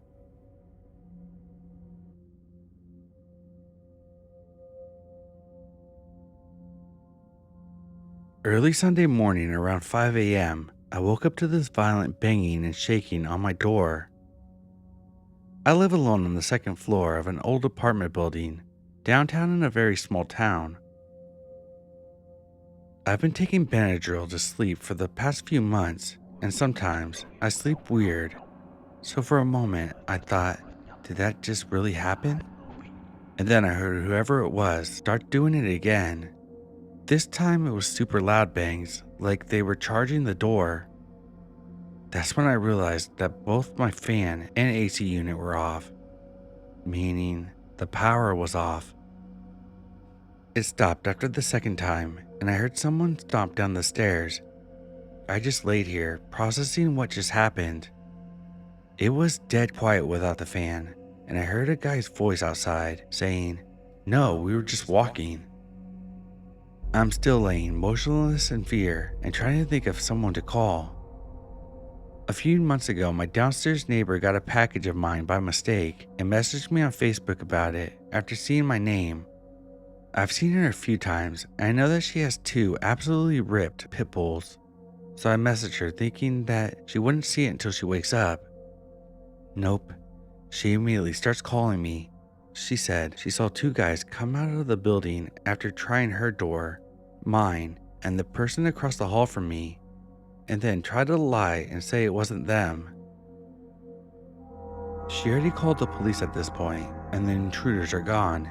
So I go downstairs to meet her, and we find the breaker box door ripped off and all the switches off, which sucks because there's a camera outside, but our landlord said he's trying to back up the footage to see if it caught them. Our other neighbor wakes up. She had no idea what is happening. Finally, the downstairs neighbor gets the power turned back on, and the cops showed up within like 20 minutes to get our statements. Apparently, the downstairs girl was awake the whole time and heard them trying her door. Her dogs were doing the low growl thing instead of barking. She gave the cops their description, but the cops haven't updated us on anything yet. Some of my coworkers said it might be a TikTok trend where they try to kick the door in.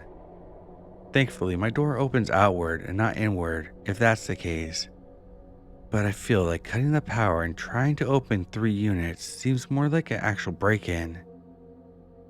I've barely slept since it happened, and I'm about to try now.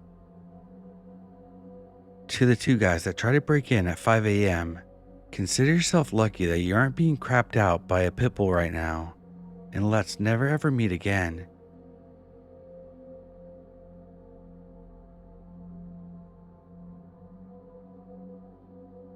For some context, we were just 3 college girls trying to get through midterms.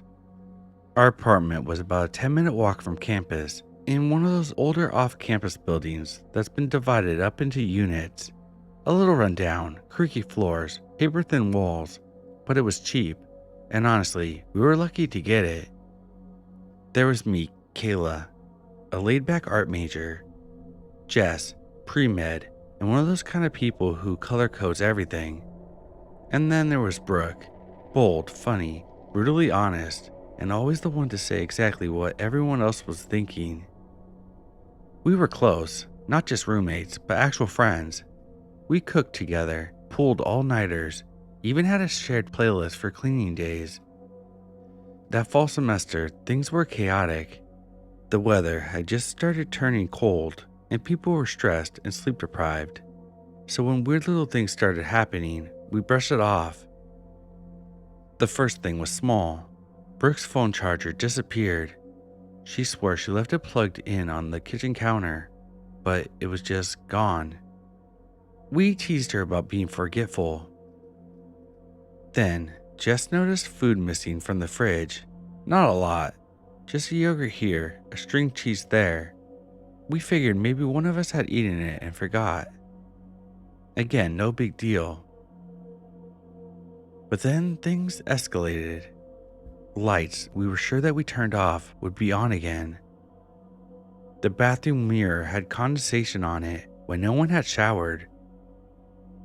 Brooke joked that we had a ghost. One night around 2 a.m., we heard footsteps above us, slow. The problem was, we were on the top floor. We went silent, listening. The footsteps stopped. We didn't call the cops. What would we have said? We were college girls, paranoid, probably just the wind, old pipes, something normal. But deep down, I think we all felt it, that uneasy shift in the air when you recognize something might not be right. Fast forward to the night it happened. I had fallen asleep on the couch watching Netflix. Jess was studying in her room, and Brooke had gone to bed early. I think she had labs early the next day or something. At 3:12 a.m., I was woken up to screaming.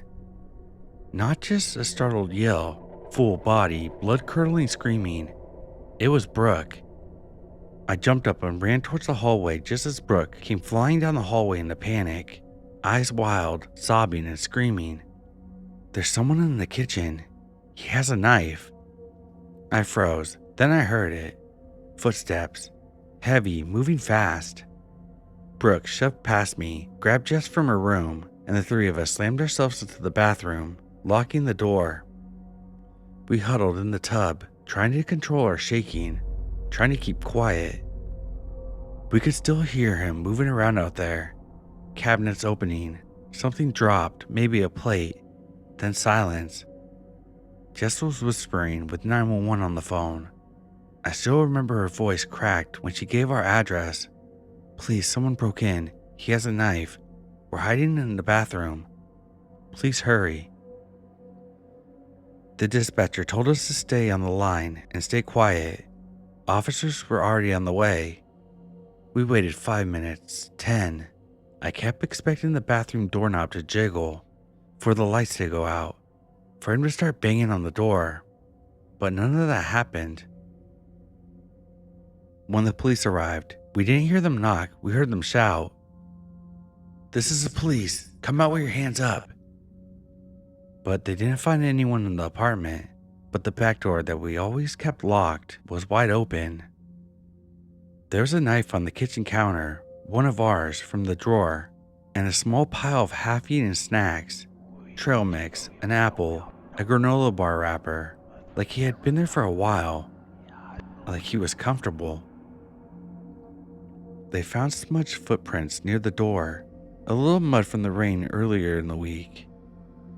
They said it looked like he came through the back, maybe during the day, maybe earlier that night. No broken locks though, no signs of forced entry. He might have been inside while we were all home.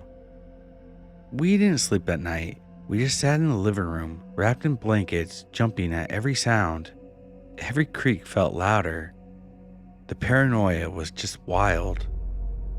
The apartment never felt the same after that. We replaced the locks, bought some cheap, affordable security cameras, slept with knives under a pillow for a while. I know it's stupid, but it made us feel better. The cops never caught him. No suspects, no prints, just a vague possible transient theory. Like, somehow that made it better. A few weeks later, Jess found something in the attic.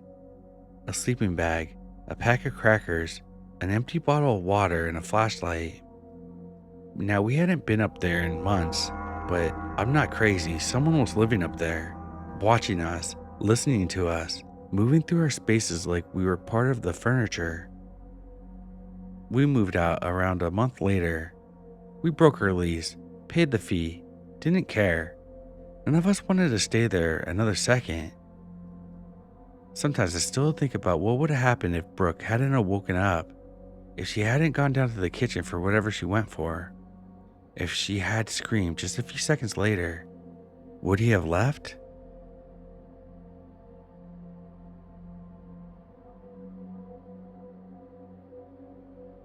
When my brother and I were little, this terrifying thing happened to my mom. We were already in bed when this happened, but we both heard about it from my mom. It was almost 11 p.m. My mom was watching TV in the living room, and my dad was in the basement on his computer. My parents didn't lock the doors until they went to bed because it was a safe neighborhood. Suddenly, a man barged into the house. My mom was so scared that she froze. He didn't say anything. She barely got out. "What do you want?" When he started walking towards her. She started yelling my dad's name, and for the first time, my dad didn't ask what was up or anything. He just came upstairs, and as soon as the man saw that my mom wasn't alone, he left very quickly. They called the police, but nothing came of it. My mom was convinced that my dad immediately came upstairs because he could tell something was wrong by her voice. She always thought that the man meant to assault her, and finding out that my dad was there made him leave. She never saw him again.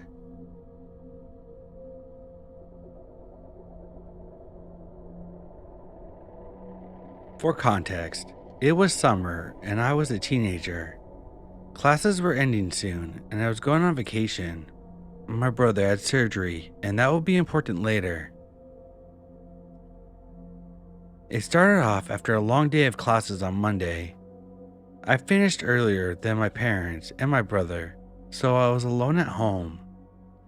I'm happy about it because it means video games galore. I go to get the keys as usual, and the garden shed is open. It's not normal, but someone must have forgotten to close the door. So I take the keys, and then go to the door and I open it, but I can't turn the key. It was already open. I'd like to point out that we always close and lock the door, and omissions are very rare.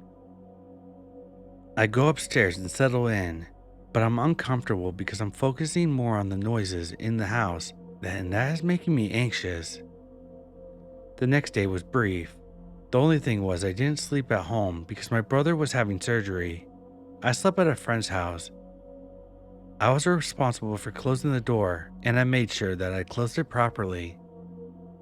The following evening, after soccer practice, I come home before my parents. As soon as I get near the house, I had this horrible gut feeling, like something inside was warning me not to go in. The door was open again. I froze, unable to move. When my parents finally got home from the hospital, I went in, but the oppressive feeling didn't go away. Later, when I was making dinner, I noticed the big kitchen knife was missing. My mom couldn't find it for several days. That night, I barely slept and had several anxiety attacks. For the rest of the weeks before the holidays, I kept a knife with me every evening. The strange thing was, the house always smelled faintly like leather. My mom swore she locked the door every morning, but I kept finding it open when I came home. Once we left for vacation in the South, everything changed. I relaxed completely and had one of the best holidays of my life. When we came back, I'd almost forgotten everything that had happened, until our neighbor told my parents about a stranger that had been wandering around in our garden. My parents panicked, and that's when I found the missing kitchen knife. It was laying on the workbench outside. No one in my family put it there. A few days later, I heard someone running through the garden at night, and after that, all the strange sensations, the anxiety, the smell of leather, just stopped. To this day, I still don't know what to think. Was it a squatter, or just my imagination running wild?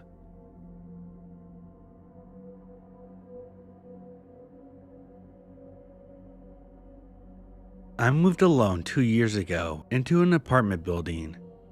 Everything was quite normal, but there was this man on the ground floor who seemed pretty weird. He never really spoke to me. He seemed to have some kind of mental issue, but every time I entered the building, he opens his door and closes it immediately after I pass by. It was weird, but I brushed it off. Now, every time I leave, I see him looking through his window. I see him looking at me on the street. The last time I saw him, he was walking towards the building and he noticed me. He sat on the bench in front of the door. So I decided to keep on walking. Not even 10 meters after I passed him, I look back and he's entering the building. I am creeped out about him and I'm not sure what to do.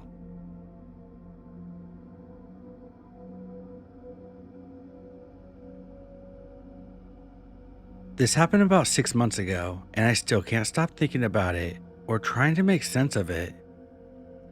I was dog sitting for my parents while they were on a trip. About an hour after they left, my boyfriend came over. So it was just the two of us in the house when a car parked out front and a man, maybe in his 40s, got out and walked up to the door. He knocked.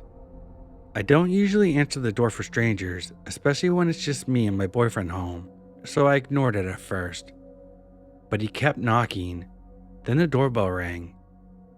I could faintly hear him say something like, "Hello? Hello? Hello?" But the dogs were barking so loud that I couldn't make it out clearly. They were losing their minds, barking and jumping at the door, clearly freaking out. My boyfriend and I started pulling them back to calm them down. That turned out to be a mistake because the window was right next to the door. As we moved around, he must have seen me, and that's when things got really weird. He started saying my first name, like calling out, "Is that Amy? Are you Amy? Is this Amy's home?" At this point, it was dark outside, and hearing a stranger say my name made my stomach drop. I had no idea who this guy was or how he knew my name and why he wasn't leaving. We took the dogs downstairs where there's a window that overlooks the front of the house. I had my boyfriend open the window to talk to him, partly because I wanted the guy to see that there was another man there and that I wasn't home alone. My boyfriend asked what he wanted. The man just kept saying that he needed to see me or talk to me. Then he said he had something of mine, something he needed to give me personally. When my boyfriend asked what it was, the guy dodged the question. He kept insisting he needed to give it to me directly. So my boyfriend said, "You can leave it at the door." But the man pushed back, asking, "How will I know if she gets it if I don't see her?" My boyfriend asked again how he even knew me, and the man said, "I know her." At that point, the whole thing was just wrong. My boyfriend told him that we were calling the cops, and that finally made the guy leave, though he didn't look happy about it. I know the internet always jumps to sex trafficking or stalkers in stories like this, but I'm realistic enough to know that's not how those things usually happen. Still, I can't figure out how he knew my name. I checked everything afterward, my ID, my passport, mail, packages. Nothing missing, nothing left behind, and I still have no idea who he was.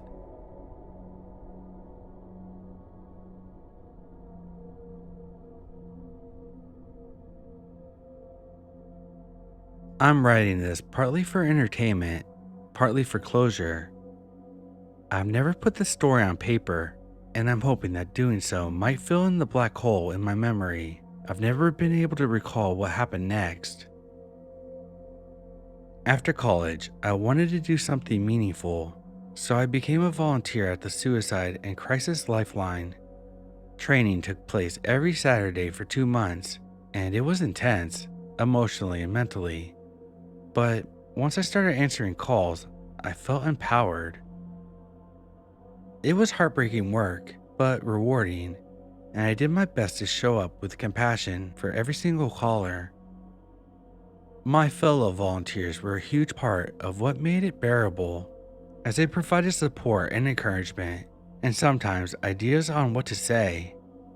We were pretty tight-knit in my class of volunteers, and I assumed that anyone else who worked or volunteered there was as compassionate, loving, and trustworthy as the people I had trained with. That included Greg, a volunteer who wasn't in my group, but I started to casually get to know him through working a lot of the same shifts. He was about 50-something to my mid-20s. I'm a female. He was somewhat of a legend at Lifeline, as he had volunteered there steadily for decades and was both a military veteran and a recovering alcoholic. He was able to reach and help so many people through his story, or so I always heard. So when Greg asked me to dog sit for him for a few hours one night, I happily obliged. I love dogs, and he had to be at least a decent person for all the good things I've heard about him. He gave me his home address, and we arranged for me to come by Friday night to meet his dogs and get all the usual instructions before he left. I made my way to his neighborhood and parked in front of a very normal, nice-looking two-story home. Greg met me at the front door with his two sweet golden retrievers, whom I loved immediately. He showed me the food and said they've already been for a walk twice, so I could just let the dogs into the fenced backyard if they had to pee. He was gonna leave, and I would basically hang out there with the dogs for a few hours, and then leave for the night, and Greg would be coming home early the next day. As he pointed things out to me in the house, Greg was super friendly and enthusiastic, just like I've always seen him at the crisis center. He was a round man with a gray goatee, a wide smile with gapped teeth. He seemed a little dressed up to me with his shiny collared shirt, but I thought maybe he was going to a fancy event. Just when I'm wondering when Greg is actually going to leave, he asked me if I would like to see the upstairs of the house. It strikes me as a little weird, but I thought, hey, he's house proud. That's cool, I said, and he led me up the carpeted stairs and down a dark hall. He opened his bedroom door, which had only been slightly cracked. He walked into the room and turned around and said, "Yeah, so this is my bedroom." His giant bed took up most of the room and had a red velvet canopy. There's black lace all over, on the curtains, the pillows, the comforter. The decor was like French boudoir when the rest of the house was the style of a single dude. And most concerning of all, there's at least 4 candles lit. He proceeded to then sit on his bed and smile at me expectantly, wagging his bushy eyebrows. I laughed, backing up a little. I think I said something like, I think you've got the wrong idea. To which he brought up some flirty comments he had overheard me say to a fellow volunteer I had a little crush on. Something dumb like, I like making out. Then he smiled again and patted the bed next to him. My mouth fell open as I realized that because he overheard me say something that was maybe a little risque, he really thought I was open to some kind of dog-sitting fling. And not to toot my own horn, but I was young and cute then, and he was, well, not. I thought he was rather beastly and old, and in no way have I ever flirted with him. I wish I could say I had some zinger to shut down his gross attempt at romance, but I was too shocked to do anything other than cross my arms over my chest and shake my head no. His face dropped its Letterman-esque smile, and it was like a cold chill came into the room. "Well, I better be going," he said, and looked at me in almost absolute darkness and disdain, barely trying to conceal his disappointment. I could tell he was embarrassed. I was too. He grumbled as he hastily blew out the candles and started walking me towards the bedroom door to leave. I quickly scooted out of the room before him, almost jumped down the stairs.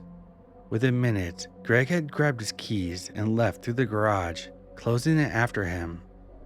Before he left, he barely said to call him if I had any problems. When he was gone, it was deathly silent, except for the click of the dog's nails on the linoleum as they danced around me. My heart was still pounding.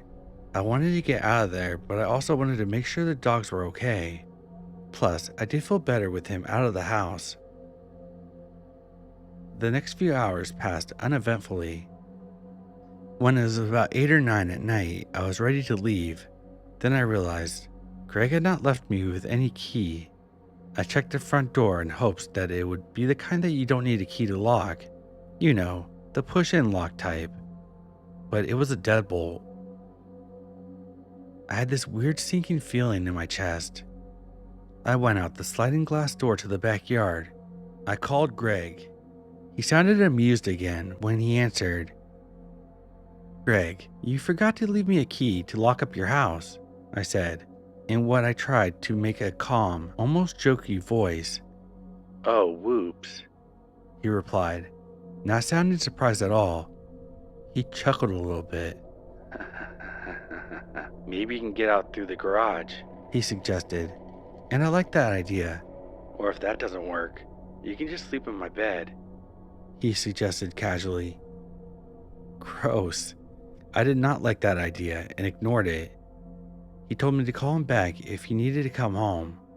I assured him that I would be fine. I went to the dark garage, turned on the light, shut myself in so the dogs would be in the house and not escape.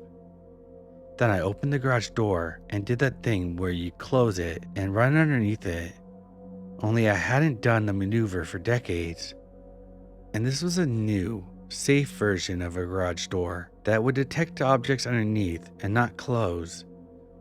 As the door bounced back, I thought, fucking Greg knew this would happen. I felt it. My last memory is letting the golden retrievers who had been whining and scratching at the door into the garage with me after the garage door closed, and hugging them as I cried into the fur of their necks. I had enough and I couldn't stop the tears.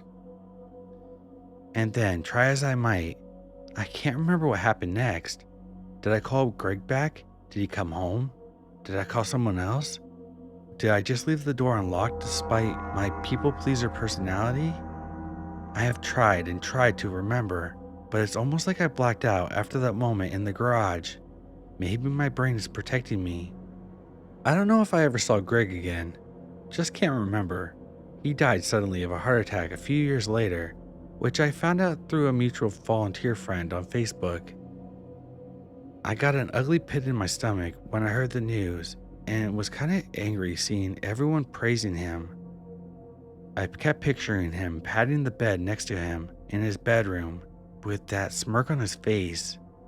I'm glad he helped all the people he did, but I was a naive young woman who was doing him a favor and didn't expect nor deserve to be hit on. I also realized that he probably didn't need a dog sitter at all and just was trying to get lucky. When I rebuffed him, I reckon he went and sat at Arby's.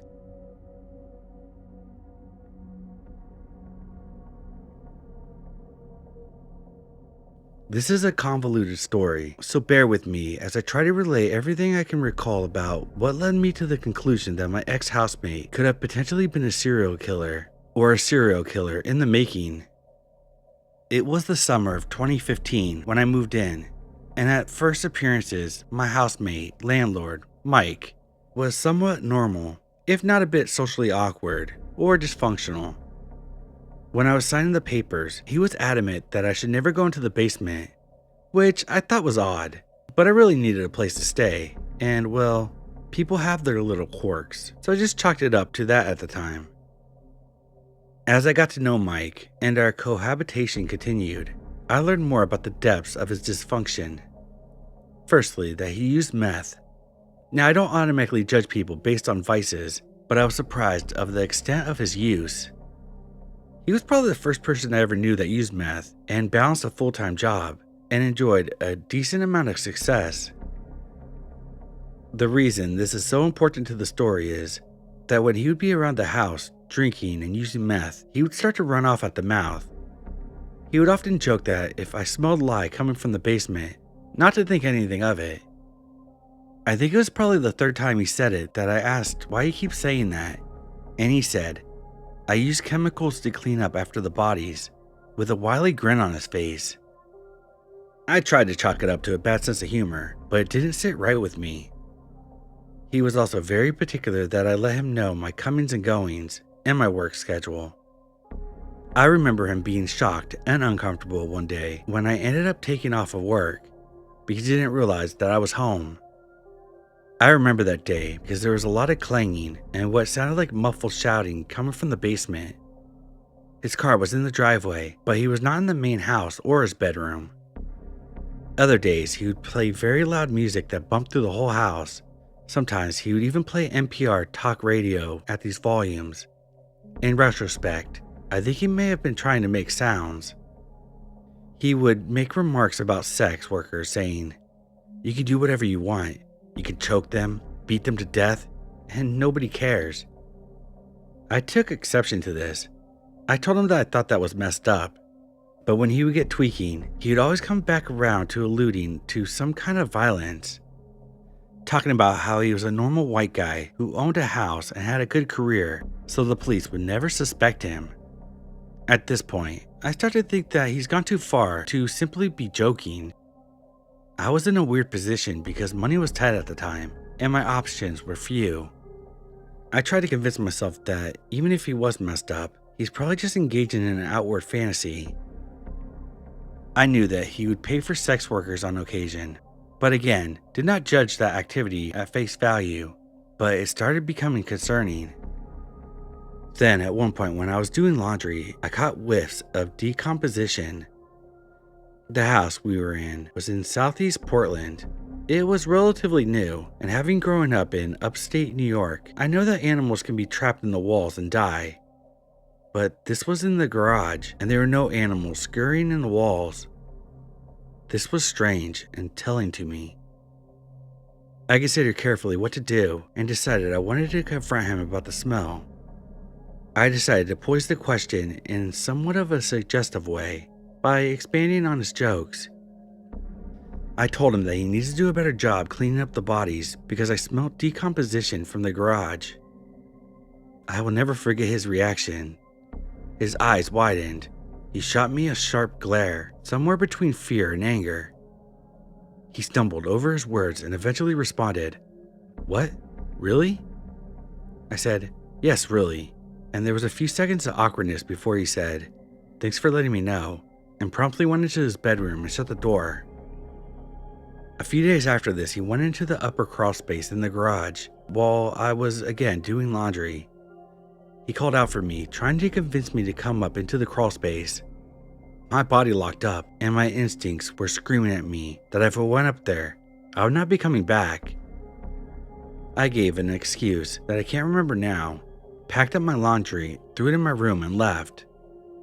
He spent a lot of time in that padlocked basement without a doorknob. The only way in was through the backyard. I wish I would have gone down there in retrospect to either confirm or dismiss the suspicions once and for all. For the last couple months that I lived there, I was privy to more graphic comments about women, sex workers, and talks about sexual violence, and he was using more and more. He once showed me a video he made. He was a graphic designer and an artist as well. It featured heavy bondage themes with distorted audio of women screaming and the strange leering figure in a plague doctor costume. It was one of those situations where any one of these things alone would be innocuous, but as they all accumulated, it became suspicious to me. It was in October 2016 that I left there, taking off as I really wanted to get out of that house in the worst way. I didn't give notice that I was leaving.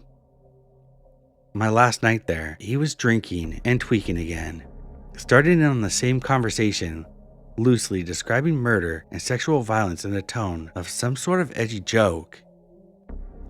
I told him that he'd be caught eventually, not even holding back my suspicions anymore. He reiterated that he would be the last person that the police would suspect and asserted that they wouldn't catch him. He said this in a very serious and concise way, dropping the pretense he had been using before. I left the next morning. This haunted me for months, then a year and a half. I felt as though I hadn't done anything. The guilt was eating away at me, so I called Portland Crime Stoppers and put in an anonymous tip describing what I described here. When I did, the operator started going back and forth, putting me on hold because this call had piqued the interest of the police sergeant who was assigned to the call center, so they were asking me detailed questions about his vehicle, his house, the methods he described, etc. It seemed like they took interest. I gave them as much information as I could remember and left it at that, feeling just a little better that I had at least tried to do something about it.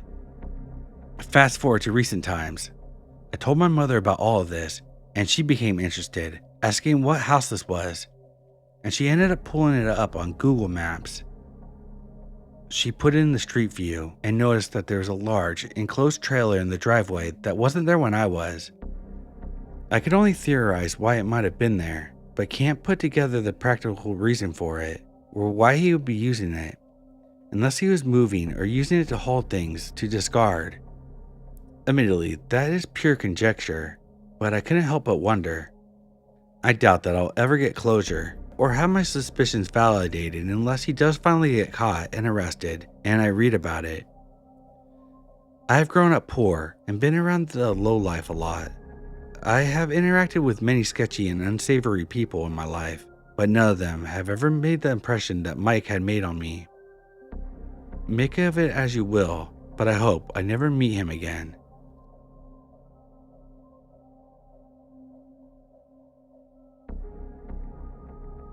This is a weird experience that happened to me today. I'm a 19-year-old female. I was driving to my school today and got behind this tan BMW to make a right turn. We both turned and I went to the other lane and went past him because I was just going faster, and I think they beeped at me, which I was confused because I didn't do anything to him. I have to go past one stoplight before I get to the one I need. I saw in my rearview mirror that he had his right turn signal on. I didn't see if they had made the turn because a bus got in front of me, and I was focused on that. I went to make a left turn and was sitting in the left turn lane when the driver pulled up next to me. Mind you, he's in the lane where traffic is ongoing and busy. He starts beeping at me and points at me with his finger to follow him into the parking lot. It's kind of hard to explain, but he makes a right into a parking lot that's next to the traffic. I didn't follow him and made a gesture with my hands, saying, "Oh well." I could see him sitting there watching me while I waited to make a left turn. I stopped looking at him and was just waiting for the bus in front of me to turn left so I could get out of there and go to school.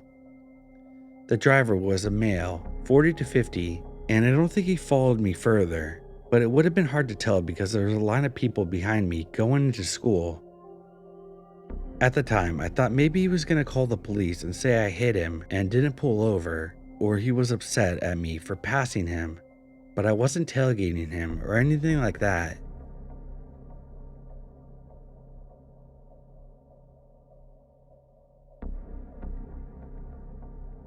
I was just sitting in my car for a long time at the gas station before getting out to pump my gas. Then, when I got back into my car, this girl I had seen earlier when I first got to the gas station came and knocked on my window and asked me for $5 for gas. I was like, yeah, for sure. So we go in and I pay for her gas. And she was like, yeah, gas is just so expensive. And I agreed with her. And I was like, I totally get it. She said, it's so hard because there's someone pushing the gas pedal for me and throwing me into the car and pushing my foot on the pedal. Not those exact words in that order, but basically that. And it confused me so bad I was like, what? It made me freak out and I didn't know what to do. We walked back. Her car was full of stuff and there was no one in there but her, but I was still freaked out, both for her and for me. She asked for my social media and I was kind of weirded out, so I said, I don't have any. And then she asked for my number, so I just gave it to her. She asked if I wanted to hang out, and I was like, no, I'm sorry.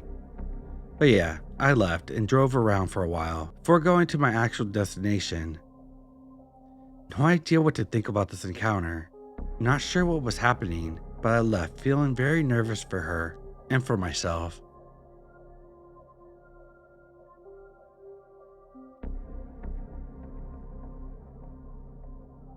On Super Bowl Sunday, 2004, my mom and dad went to a bar to watch the game, and they got a family friend to babysit me. She was 16 at the time. She was told under no circumstances she was allowed to leave the house, what time they would be home, and all that good stuff. Of course, being 16, she didn't listen and took me to her friend's house to watch the game. I'm not sure how far away he lived from us, but it couldn't have been that far as we walked. I was in my stroller. We left pretty soon after the game because my parents wouldn't be too far behind us, but my babysitter forgot to buckle me in as she was in such a hurry. However, on our way home, we were walking down the street when a car started getting slower and pulling up towards us. The passenger door flew open and a man grabbed me. My babysitter, obviously freaking out, thought so quickly and remembered she was an incredibly skilled boxer and beat the fuck out of him. I guess he realized I wasn't worth getting beaten up by a 16-year-old girl, so they took their losses and the car sped away. We sprinted home. My parents obviously were incredibly angry at her for taking me out, and she never got to babysit me again. We did call the police, but they never found out who did it. So there's a grown man roaming the streets of Chicago who got beat up by a 16-year-old girl. That's enough justice, I fear. Fun fact, this is my first memory. So stranger who gave me a terrifying start to remembering things. Let's not meet.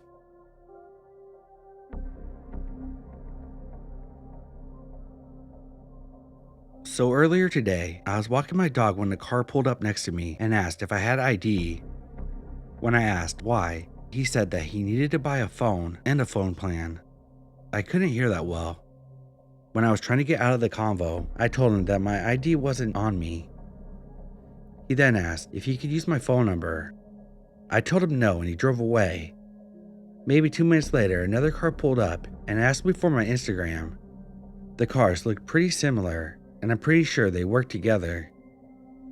I'm not sure what they were trying to do, but I quickly went back to my apartment. I know this isn't super creepy, but I guess I just wanted to share it in case someone else knows what their intentions could have been. Not to mention, I'm a young lady who's walking alone.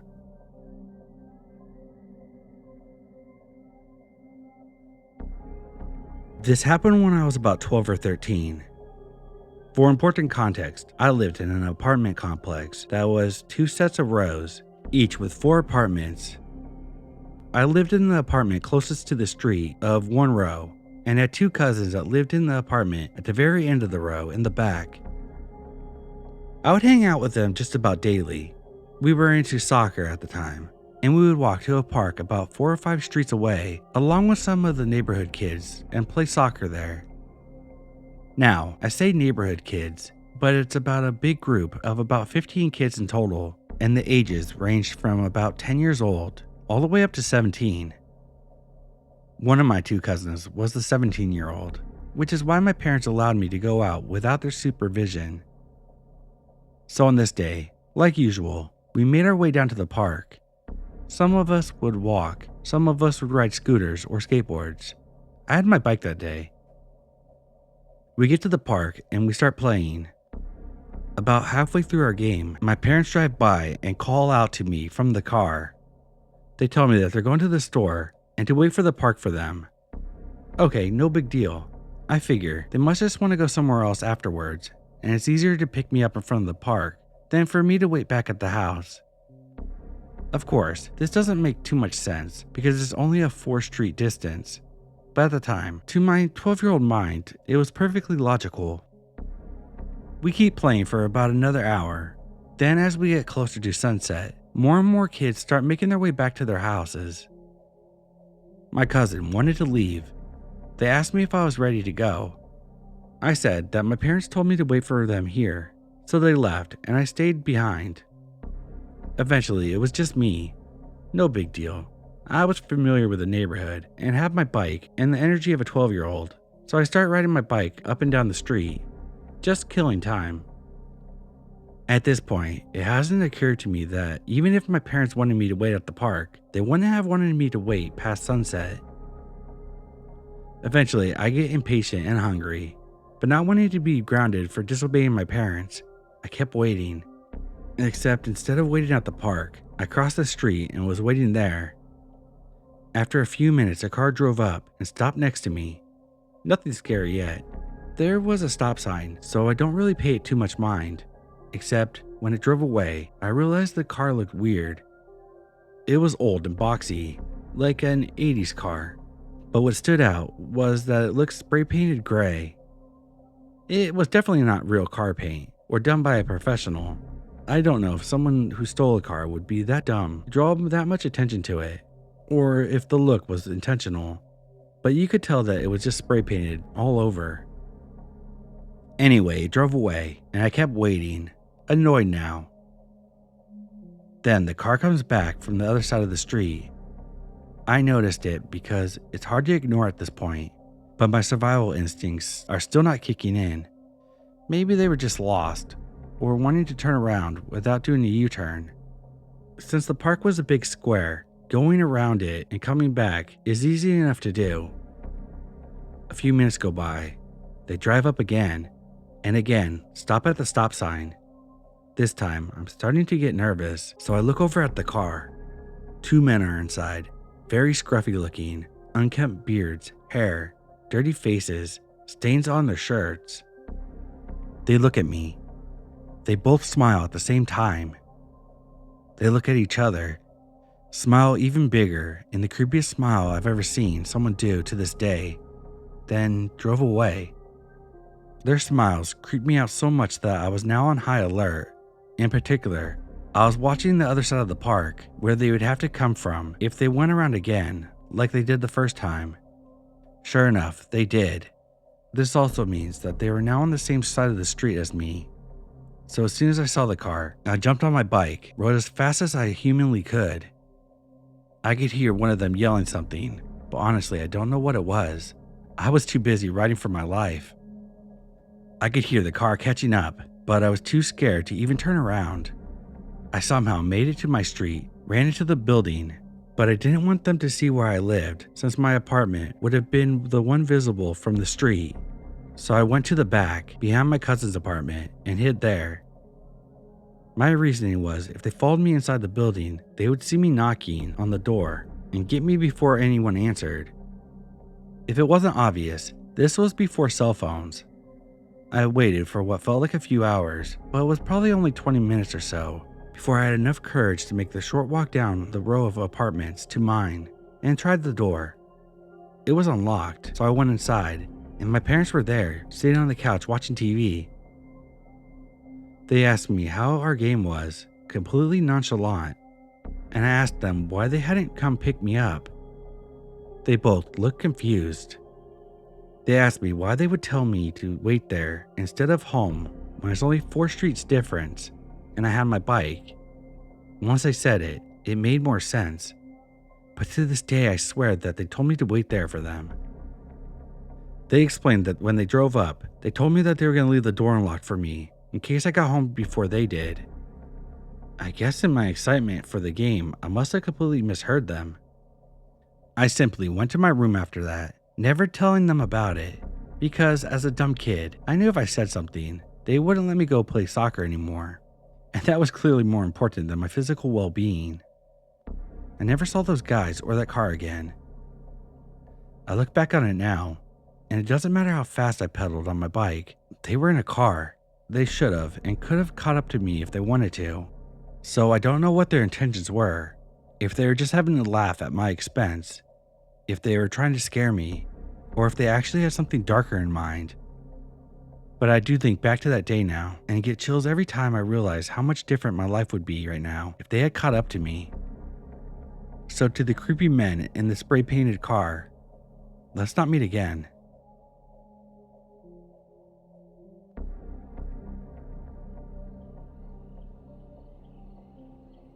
When I was young, I went fishing with my dad and my best friend.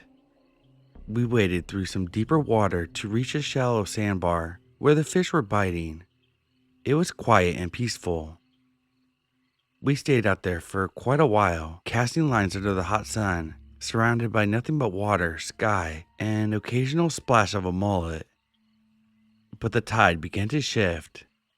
Slowly, the water that had been just above my ankles crept higher and higher until I was waist deep and it was still rising.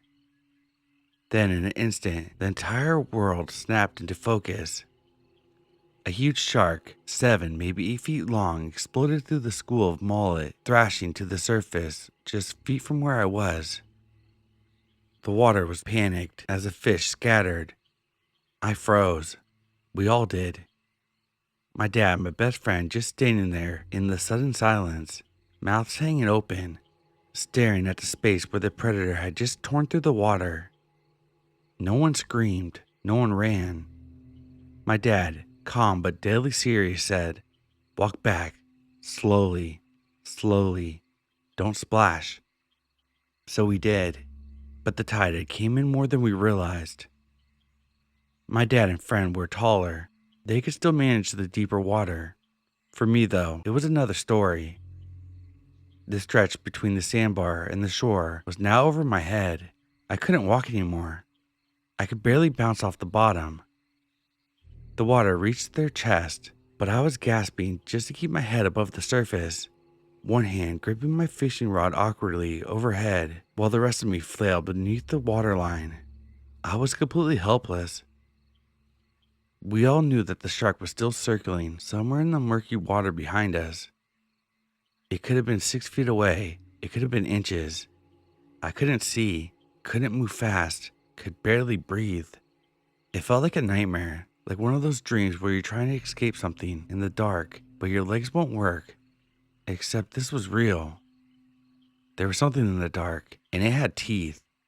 Even then, I knew the odds. I knew it was unlikely that the shark would come after me. It was hunting mullet, not people. But if there was ever a moment I had been attacked, that was it. As a kid alone in the deep water, barely able to stay afloat, splashing just enough to draw attention, surrounded by bait fish and blood scent. A few years later, just a few miles away, a man was killed after jumping off his deck right into the path of a bull shark chasing mallet. So yeah, I knew the odds, but I also knew the water.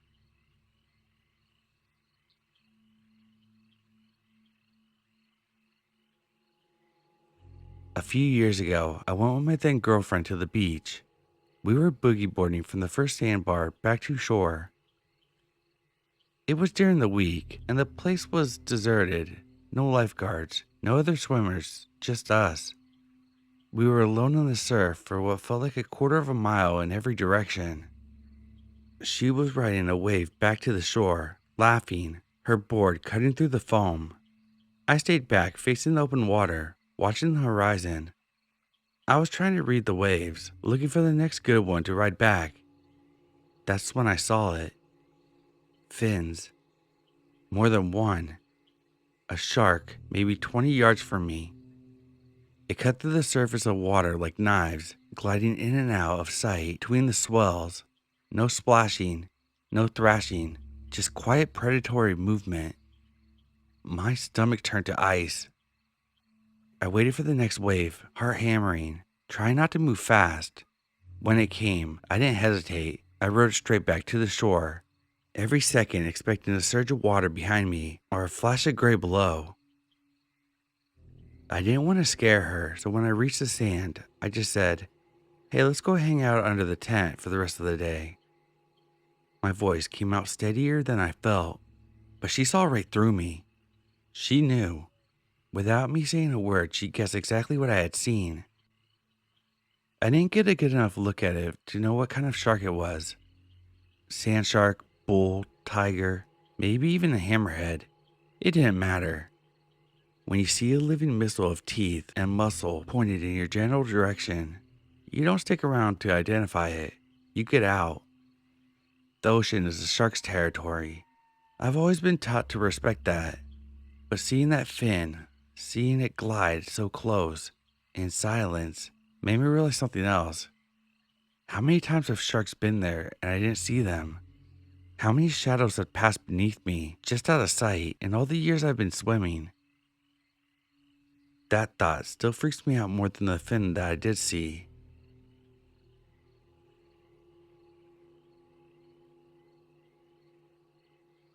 Growing up, my grandma used to babysit me.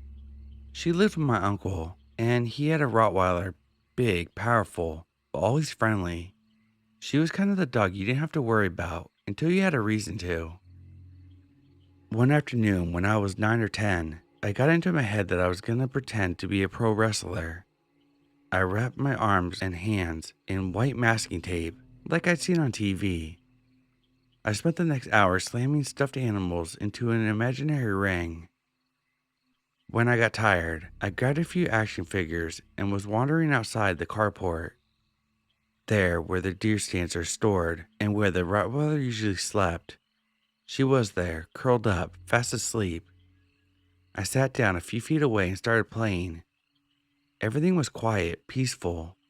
Then I heard it, subtle at first, just the sound of a dog stirring. I didn't even look up, but then came a growl, low, deep, not playful. That was when I turned around and froze. The Rottweiler was staring at me, her eyes locked onto me like I was prey. Lips curled, teeth bared. The growl got louder. She wasn't wagging her tail. She wasn't coming over to sniff me. She was tense, watching, hunting. I tried to talk to her. It's me. I barely was able to get the words out. I stepped back slowly, hoping she'd recognize my voice, but she didn't. Or maybe she did, and something in her didn't care. Then she lunged. It happened fast, muscle and teeth lunging forward, eyes wide with something I didn't understand, but now recognized as pure instinct. And I swear, in a split second, I realized what she was aiming for. My arms. The tape. I ripped off the masking tape as fast as I could and threw it at her like it was something cursed. The moment it hit the ground, she stopped. Just stopped. And I ran full sprint back into the house, heart pounding so hard I could hear it in my ears. I didn't go near that dog for days. I barely breathed in the same direction as that carport. Then out of nowhere, I got asked to feed her. I opened the door, heart in my throat, and she was wagging her tail like nothing had ever happened. Just like that, back to friendly. But that day never left me, because for a moment, a terrible moment, I wasn't a kid playing pretend. I was prey, and I saw up close what it looks like when something you trust suddenly doesn't recognize you anymore. Or worse, it does, and still chooses to go in for the kill.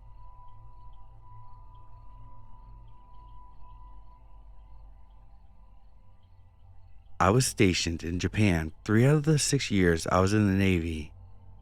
During that time, I leased a traditional Japanese home. The shower was in its own separate walk-in, with a deep sink tub, wooden bench, the whole deal. It was honestly one of my favorite parts of the place, until this morning. I stumbled into the shower, half asleep, barely conscious. As I shut the door behind me and stepped towards the tub, something black flashes past my peripheral vision, followed by an immediate thud.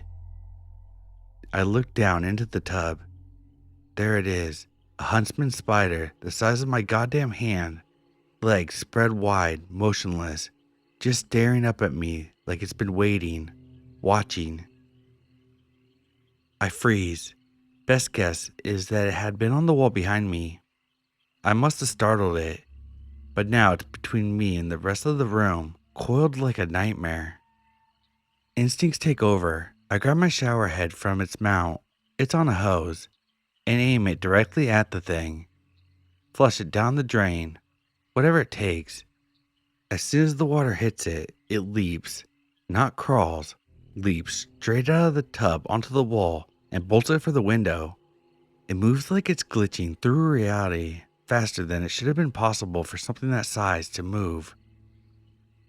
I try to throw the window open, but before I can even touch the glass, it jumps again and runs under the shower into the powder room. Now I'm naked, concerned, soaked, and breathing hard while this demon spider waits for me on the cabinet door outside. It just sits there, like it knows it's baiting me. I make a run for the front door, grab a flip-flop, creep back into the powder room, and wing the sandal at it with everything I've got. Direct hit. Legs go flying, but it's still alive. It limps out of the bathroom and disappears under the stairs, slower now, wounded. I'm done playing games. I grab a can of bug spray, push down the nozzle, and start moving in for the kill. That's when I see it, curled around the back edge of one of the stair treads. There's this black, twitching tail. I think it's a spider. I aim, spray, but what drops isn't the spider. It's something else. A Mukade centipede, longer than my forearm, black and red, shiny, armored, and it charges me. Not scurrying away, charging. The front half is raised off the floor like a cobra, mandibles clicking, biting the air. I don't scream. I'm just about to pass out. I stumble backwards, unloading the can of spray, trying to stay on my feet as this thing comes at me, like it has blood in its eyes. I hit it again, still moving. I turn the flip-flop on its edge and use it like a saw, cutting the thing in half while it thrashes under the pressure. The second it stops moving, I remember the spider. It's still alive, still under the stairs. I blow air into the gap and it runs out, fast but stumbling. I raise my flip-flop saw and smash it, hard, until it stops twitching. Then I just stood there, soaking wet, naked, trembling, heart pounding in my throat, surrounded by venom and legs and parts of things that should not exist in the same place as a shower. And then I screamed at the top of my lungs for about 30 seconds straight. The whole battle lasted maybe 3 minutes, but it felt like I spent a year in that house. By the time I got to work, I was so visibly shaken that my coworker stopped what they were doing just to ask me what the hell happened to me.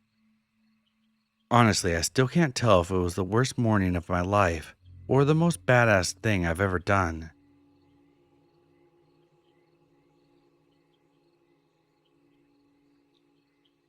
I did field work back and forth between the US and UK and East and South Africa for about 10 years. In that time, I spent a good portion of my life living in remote base camps, hours or even days from the nearest town. Out there, you're in the wild's domain. You stop being on top of the food chain, and every so often you get reminded of that in a way you'll never forget. These are some of my oh shit moments. The first was an elephant, a female with a calf. You don't really understand how big an elephant is until it's charging you. The ground doesn't shake, it thunders. Dust, screams, the sound of breaking branches, all of it rolls over you at once. Knowing she had a calf made it worse because there's no bluffing in a charge like that. She wasn't posturing, she meant it. Then there were the big cats. I know for a fact that I was stalked at least twice. Once by a leopard, easy to identify because it's the only large predator at that site. The other time, most likely a rogue male lion. That lion was known to hang around the area.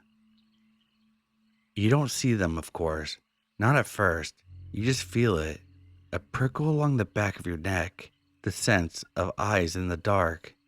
Sometimes you catch a flash of movement in the brush, a low rustle of grass behind you where there shouldn't be any.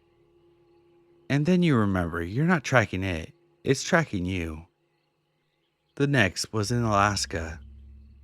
It was a day off and everyone else had gone into town. I was sitting in the main tent, reading, when something made me turn around. A moose cow with a calf 5 meters away. If you've never seen a moose up close, you don't understand how massive and unpredictable they are, especially a mother with her young. They aren't big dumb deer either. They're unpredictable and they're faster than they look. But the one that still wakes me up at night happened in South Africa. We had a party the night before. Someone forgot to close the kitchen door. I woke up hungover, stumbled into the sink to make coffee.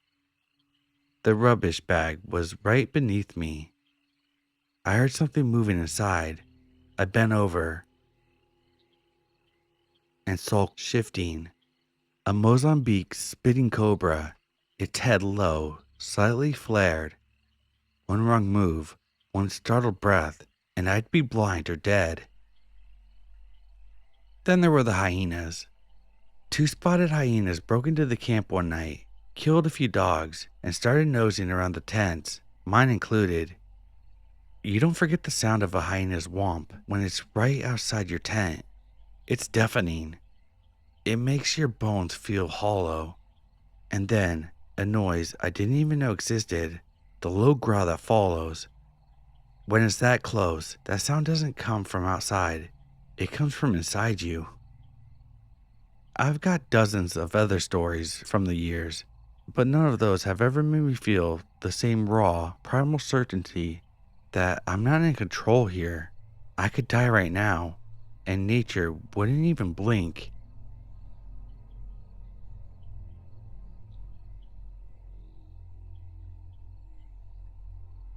When I was a kid, I spent a lot of time at my babysitter's house with her kids. They had a smallish herding type dog, supposedly gentle and sweet, supposedly. But their son? He was a nightmare.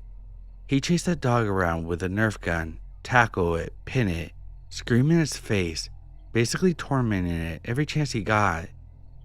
That kind of relentless, cruel chaos only kids can generate. And the adults did nothing, not even a word, just let it happen like noise in the background. I was 7, I couldn't do much, and honestly, what made it worse was this wasn't even the worst abuse that happened in the house. The dog was just the most visible victim, so I stayed quiet. Then one day I was just sitting there. A fly was buzzing overhead, nothing dramatic, just a fly. The dog was nearby, and of course I didn't think anything of it. Then I heard this growl, low, tense, and focused, not at me, but through me. The next thing I know, there was a blur, a violent, suffocating blur of fur and teeth and heat of breath. The dog latched at my face snapping, snarling, and in a split second, it was on me, not barking, not nipping, mauling. It went for the fly, but it got me instead, and it took part of my upper lip. I don't even remember pain, just confusion, terror, blood, and its face in mine, hot, wet, angry. We never found the missing chunk, just gone, vanished. I've always told people the dog bit me because that's the simplest way to explain what happened. But honestly, I think it ate a piece of my face. The worst part is, I've been afraid of these dogs ever since, which is embarrassing, right? Being afraid of a tiny herding dog? But the fear doesn't care how something looks. Fear remembers the feeling of the breath, the fur, the snapping teeth inches away from your eye. The second worst part is, I kept hanging out with a babysitter's kid after they gave the dog away. Then, a year later, they told me they actually gave them to their cousins. They told me this by taking me to their cousin's house without any warning, without asking. Just casually walked into the home where the same dog was, saying it was retrained. I don't remember how I reacted.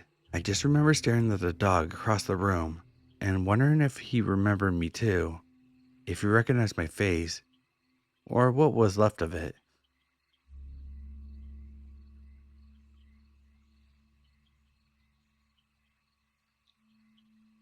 I'm from Florida, and I was volunteering at a local nature conservancy after a big storm had torn through the area. One of our jobs was to remove fallen logs that had jammed up in the creek. The creek was about chest deep, 15 feet wide, and completely opaque, a thick, tanning-stained brown that swallowed all the light. You couldn't see an inch beneath the surface. Typical Florida freshwater, but still deeply unsettling when you're standing in it. I was moving logs, shoulder deep in water, when I suddenly noticed a shape on the embankment, a massive, motionless 12-foot alligator. It had been there the whole time, and I hadn't seen it. Then it moved. Without a sound, it slid down the muddy bank and disappeared into the creek. into the same water I was standing in. Gone, no splash, no bubbles, just silent. It was like the swamp swallowed it whole. I turned to the land manager, who was still hauling logs beside me, and I asked, "What do I do?" They barely looked up. "Well, those logs aren't going to move themselves," one of them said. "That gator probably just trying to get away from us." Probably. So I stayed. For 30 minutes more, I stood in that water, blindly feeling around with my legs and hands, moving logs that were the same size, shape, and color of that fucking alligator, knowing full well that an actual alligator was somewhere beneath that surface, inches from my legs, maybe watching, maybe waiting, maybe gone. Every bump against my boot, every sudden tug of the current felt like it was about to become something else, something with teeth. It was one of the most nerve-wracking, skin-crawling things I've ever done. And the worst part? You never hear them coming.